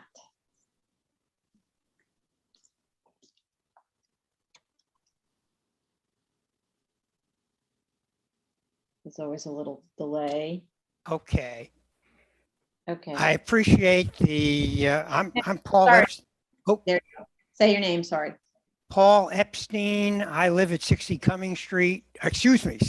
Cooper Street, a neighbor of one of the earlier speakers of Mike Scott. And I'm also chair of Inwood Legal Action. Co-chair of Inwood Legal Action. I appreciate, I did pay attention to your commissioner comments earlier on about this project, and I'm very appreciative of your due diligence on it and not falling for what the applicant said. The applicant's claim, I'll talk about the parking. Applicant's claim about parking does not even pass the smell test. It's based on outdated information. They claim that even with anticipated growth from the rezoning, there will be enough nearby parking to absorb all parking needs created by the project. This is very inconsistent with the Inwood rezoning FEIS, which says the rezoning area will have deficits of 1,049 on-street and off-street parking spaces middays and deficits of 291 spaces overnight. Nearby residents say applicants' claims fly in the face of reality, with people sometimes circling for an hour to find parking either on street or off street. Well, where's the discrepancy? If you look closely in applicant's material, it's buried in applicant's parking memo. And on the last page on table 4, there are 2 footnotes showing that their utilization data for the 2 largest off-street parking facilities in the area are from 2008. That data is old enough to be bar mitzvahed. They're citing 13-year-old data, which should by itself be grounds for denying the parking variance. There's also other parking issues applicant did not account for, which I think some previous speakers might have spoken about. They did not account for the losses of on-street parking due to conversion of a block on Dyckman Street to a permanent plaza, other outdoor dining expected to become permanent, city bike taking up parking spaces, and the future change of the southernmost block of Seaman Avenue from one-way to two-way. So their parking variance should be denied due to old and insufficient data. Thank you for the opportunity to speak today. Thank you so much, Mr. Epstein. Very helpful. Next speaker, Nancy Preston. Sorry, I didn't hit the button. So you need to unmute yourself. There you go. Okay, you can hear me now? Yes, and state your name, please. Okay, yes, hi, I'm Nancy Preston, and I live in 17 Seaman, and this is a building complex that is adjacent to the site. In fact, the retaining wall to the site is literally 10 feet away from my window. It's a 30-foot retaining wall to the property. So I'm very close to this. I'm also a co-founder of Moving Forward Unidos. And like the rest of you, the rest of the people that spoke before me, I have to say I am so impressed and a little bit in awe of all of the commissioners here and your comments, your scrutiny, and how seriously, how knowledgeable you are, and how sometimes we're skeptical about agencies. And so this was quite enlightening. And from that, I'd like to say the hardship claimed by the applicant is self-created, so no variances should be granted. Removing bedrock is difficult, but not as difficult as the application made it seem, given that it happens frequently on development sites in Upper Manhattan. The cost should have been factored into the land purchase price. The lot was subdivided with full knowledge of the existing subsurface conditions. It was sold with full knowledge of the existing subsurface conditions. So this again is a self-created hardship. Furthermore, the financial analysis is suspect due to the artificially inflated land costs. The analysis set land values at an average of recent sales, but those comparison sales were not filled with rock outcroppings. The existing subsurface conditions were well known on this site, and thus the land purchase price should have been deeply discounted. A reduced land price would have a major impact on the supposed deficit of the as-of-right scenario. It is not the BSA's problem or the community's problem if the applicant paid too much for the land, assuming the rock could be left in place. So I would urge you all to deny these variance applications, and kind of remind the chair said this failed on 5 counts right in the beginning. And thank you very much for your time. Thank you. Thank you very much for calling in and your testimony. Next speaker, Tina Bierstead, or Teen, not sure. Did we just let that person in? He's somewhere. Sorry, I just lost that person. Teen Bernstein?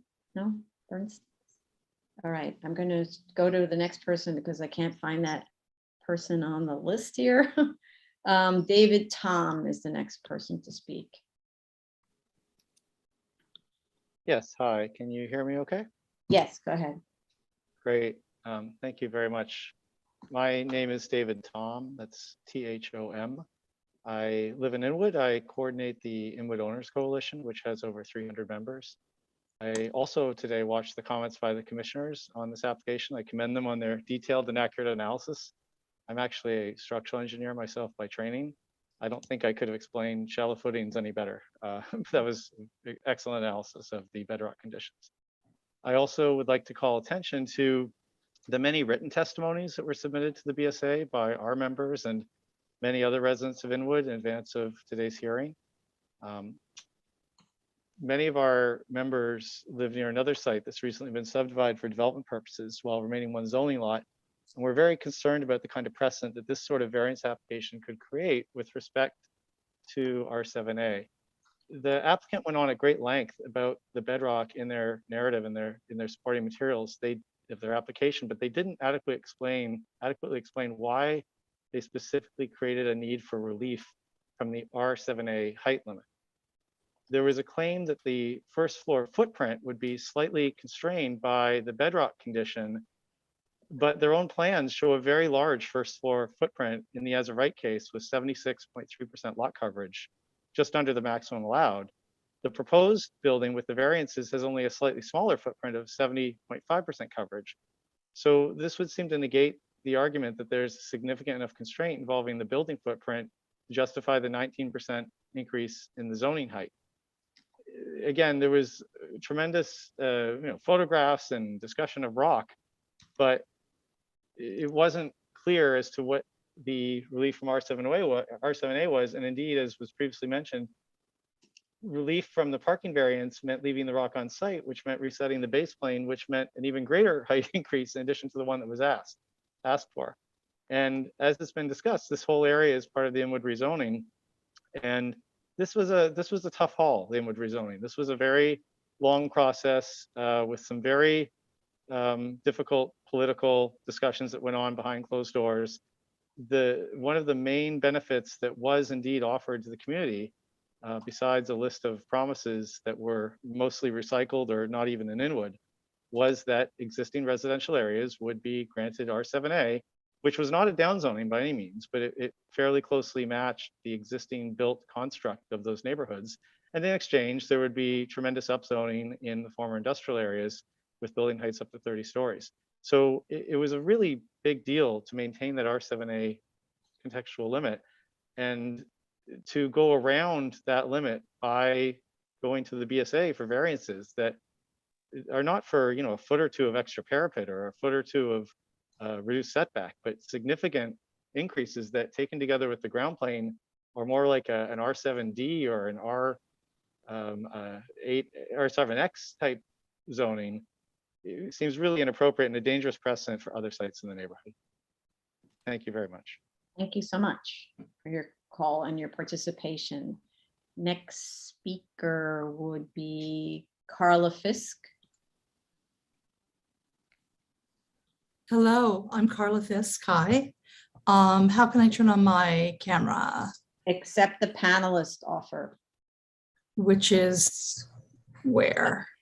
Where is it? Should Okay, show. now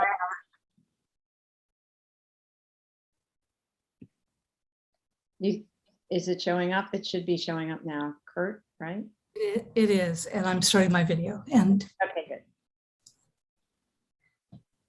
So thank you, commissioners. Thank you very much. I was lucky enough to be, to be listening to you, beginning a little bit after 12, listening to all your excellent comments on Artemis's applications for these variances. And I'm was glad to see your very knowledgeable, detailed skepticism. And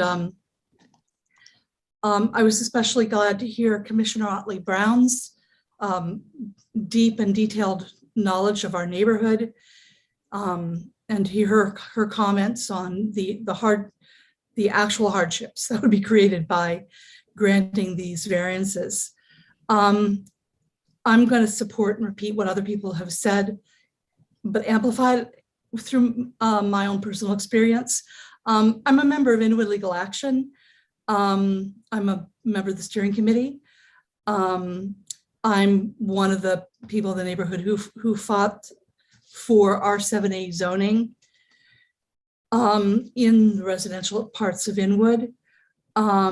If these variances are granted, it would be in effect de facto spot zoning. And we already have with rezoning,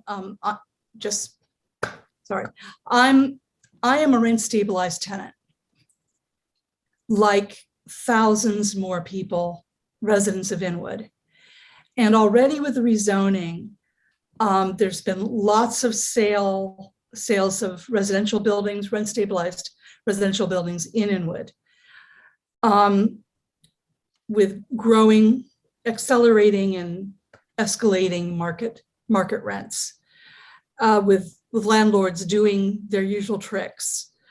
My building was just, this past year, it was bought by a private equity fund that's been doing this for 30 years.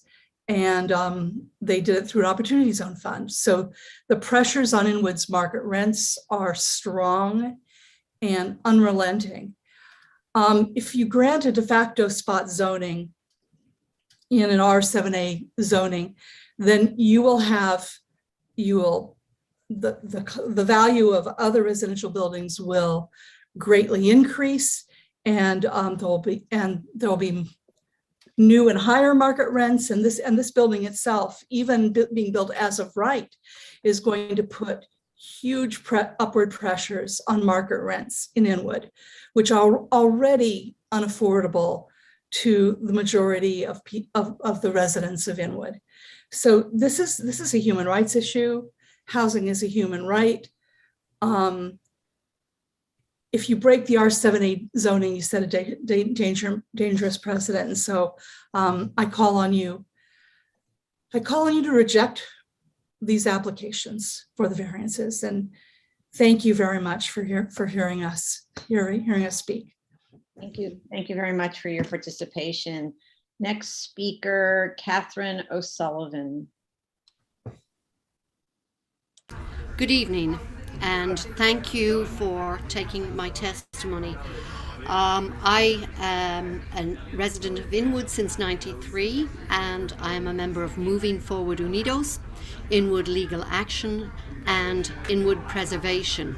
So I would like to draw your attention to the fact that Community Board 12 voted unanimously for a resolution opposing both variances requested by the applicant. And in the public discussion of this issue, many community residents spoke against the variances. They also speaking against the variances were, again, Gail Brewer, our borough president, State Senator Robert Jackson, and our Assemblywoman and Council Member-elect Carmen De La Rosa. Community Board 12's opposition to the variances is justified by the facts, including everything you've heard already today and your own astute assessment of the application, including those residents that have presented here today.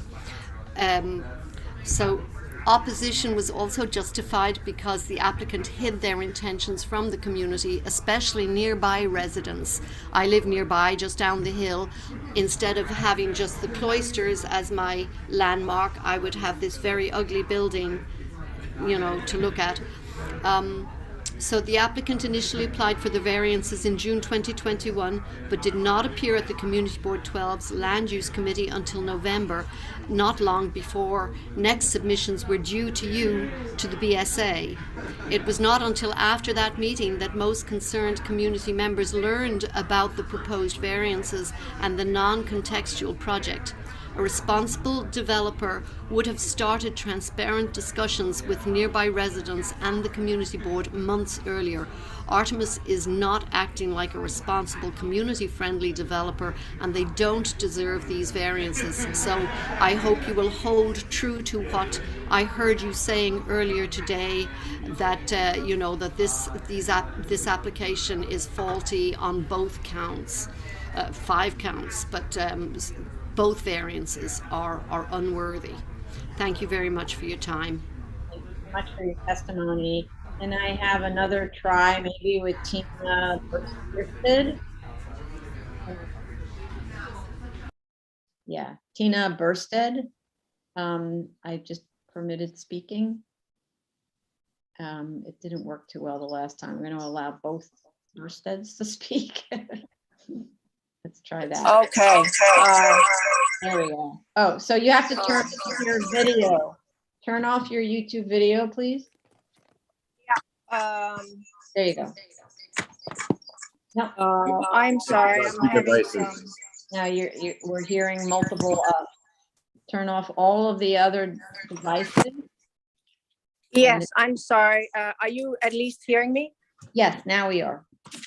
Okay, sorry about that. I don't believe I'm going to be able to do the picture, but That's at least I got the word sound. So first of all, my name is Tina Bürsted. I live directly across from the site in question. I lived here for several decades. I speak on behalf of residents of 30 Seaman, 3444 Seaman Avenue, and 25 Cumming Street. Okay, so that's basically everything right in front. First of all, I want to say I'm floored by the thoroughness of your review. I've been on since this morning. I want to thank you for your very hard and extremely expert work, and really appreciate that, okay? So many of these things that I was going to say have already been covered. It's 5:30. I will spare you repeat.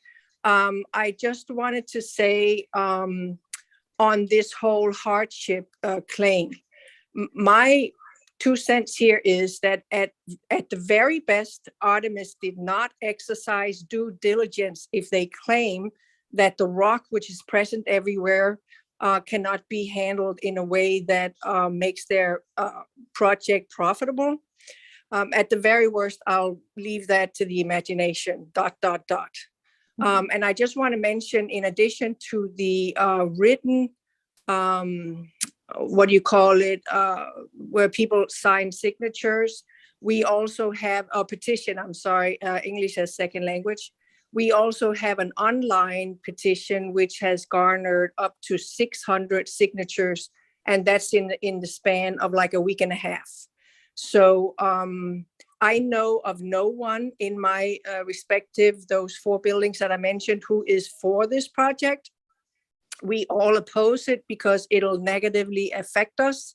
And with that, I will stop, and thank you so much. And I urge you to reject the variances, both of them. Thank you. Thank you so very much for your call and your persistence, because I know it's hard to get on. Okay, we have a few more people in the room. They didn't raise their hands. If anybody else in the room would like to speak, if anyone else in the Zoom room, okay, we have Bella Liriano.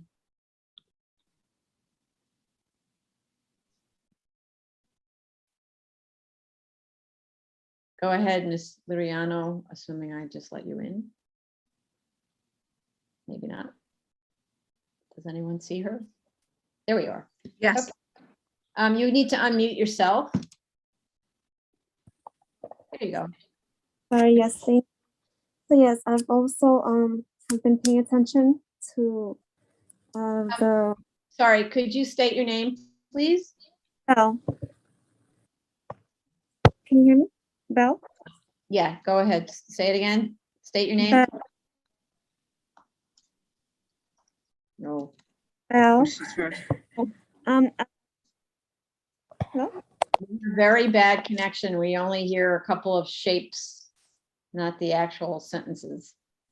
Oh, sorry. Okay. Just quickly. You now? A little bit, but you need to state your name. Maybe you did. Bell Liriano. Okay, good. Okay. So I just wanted to state that I do appreciate the review from this morning and everything that was said, the 5 points that you raised that you were against it. And I just wanted to recall, you mentioned that some kind of form of fear was, placed on the community. I'll be watching the YouTube to see the repeat of that, because I do want to check on what you meant by that. Because I know those are tactics that are used, and it's not fair for the community. That's all I wanted to say. So thank you for your time. Thank you, and I'll clarify that just for the record. We had an application we have an as of right proposal, and the as of right proposal shows what they could build without getting any waivers from the board. And I thought that the as of right proposal is a particularly terrible building that is built too close to the church and hangs over the church. And I don't even think it's allowed to begin with, because there's a rule in zoning that requires more than one building on a zoning lot to be separated by a certain distance. And so I was saying that if that were allowed, the design is intended to frighten everyone, to say, if you don't give us the variance, then we'll build this terrible thing. So, which is actually proof that you don't need a variance, because if you can build something terrible, then you don't need any kind of waiver from us.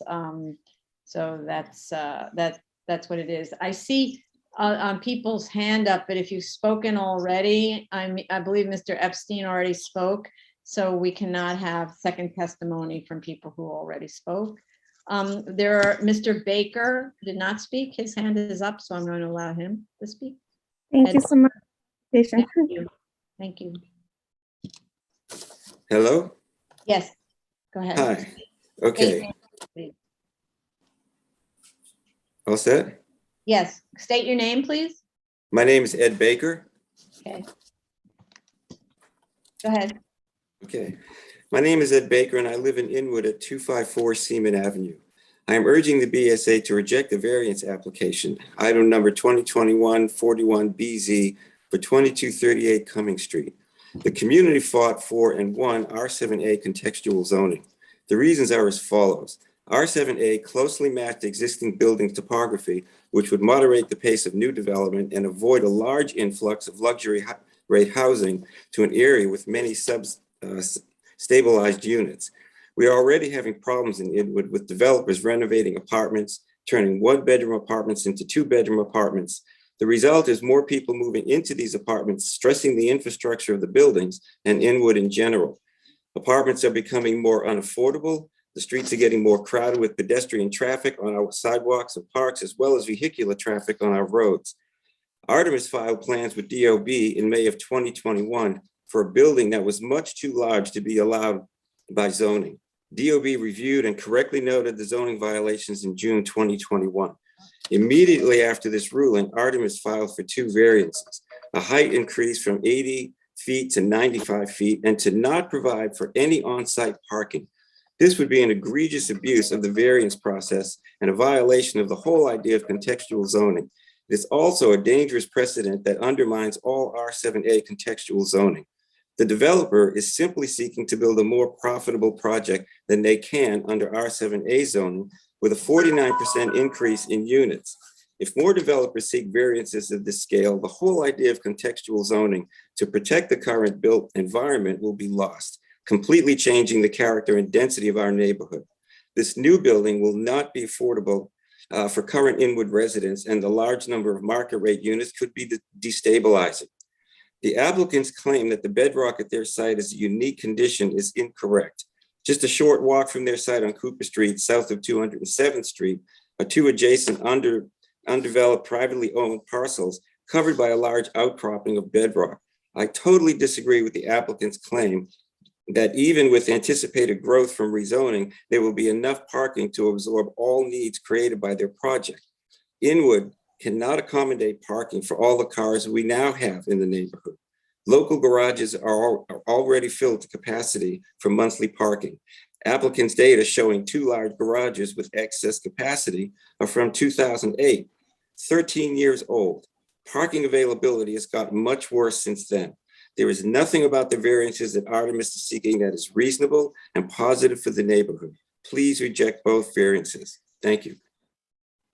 Thank you so much for your testimony. Appreciate it. There are only 3 other people in the room who haven't spoken. If you would like to speak, please raise your Zoom hand.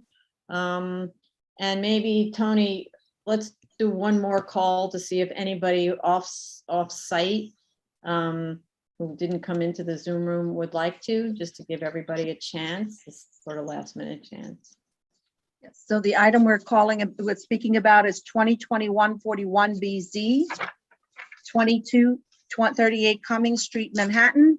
The call-in number is 646-558-8656. The webinar ID number is 950-7903-9413. The passcode should you require it is 846074. And if you are in the Zoom room, please raise your hand, Zoom hand, and press *9 to unmute. If you are calling in, press *6 to unmute. Yeah. Once so again, that's- this is 2238 Cumming Street, Manhattan. Okay, the *9 just for callers is only for callers, not for people who are in the Zoom room as participants using the Zoom program. Okay, so normally at this time, I don't see anyone else raising their hand so far. Normally at this time, we'll have a conversation with the applicant and ask them how much time they need to respond to our many comments that we had. You know, I think we talked about this for about an hour at noon. However, as I mentioned at the beginning of our discussion here, the applicant's counsel told us last night quite late, like around 10 p.m., that due to a family emergency, he wouldn't be able to appear. As a result, no team member appeared here, so we can't have that discussion. So what I'm going to do, based on the extensiveness of the comments, I'm going to assume they need 2 months to respond, so 8 weeks to respond, which would put, so that's all of, let's say, all of January and all of February to respond, which would put them in a new hearing sometime in March. So for the community that wants to follow this next time, there is no requirement to notify the community for the next hearing, but the Board of Standards and Appeals website will list that information. So if at the beginning of March, you go on to the website, you'll be able to see when the next hearing date is. And another way that you can do this is reach out. Well, actually, just thinking, maybe there's one representative who we could use as a contact person, or the community board. Maybe that's the best way. We'll let the community board know when the next hearing is. And if you want to participate in the hearing, please reach out to the community board. We can also let the electeds know so that we can send the same email to the electeds and the community board. And then all the members of the community will know what the revised date will be, but it'll be something like sometime in March, okay? Because I can't say exactly right at this moment. All right? All right then. So I appreciate everyone's participation. It's great that you listened and many of you have been here since noon. Okay, go ahead, Tony. So this concludes, no other comments, nothing? Okay, so this concludes the public hearing for December 14th, 2021. Thank you, everyone. Happy holidays, actually. It's our last hearing for Last hearing of the year. Happy holidays. Yeah, enjoy. Happy holidays. The rest. Happy holidays. Thank you, everyone. Happy Thank you. holiday. Thank you. You Happy too. holiday. Commissioners, Bye. thank you. Happy holidays, everybody. You too.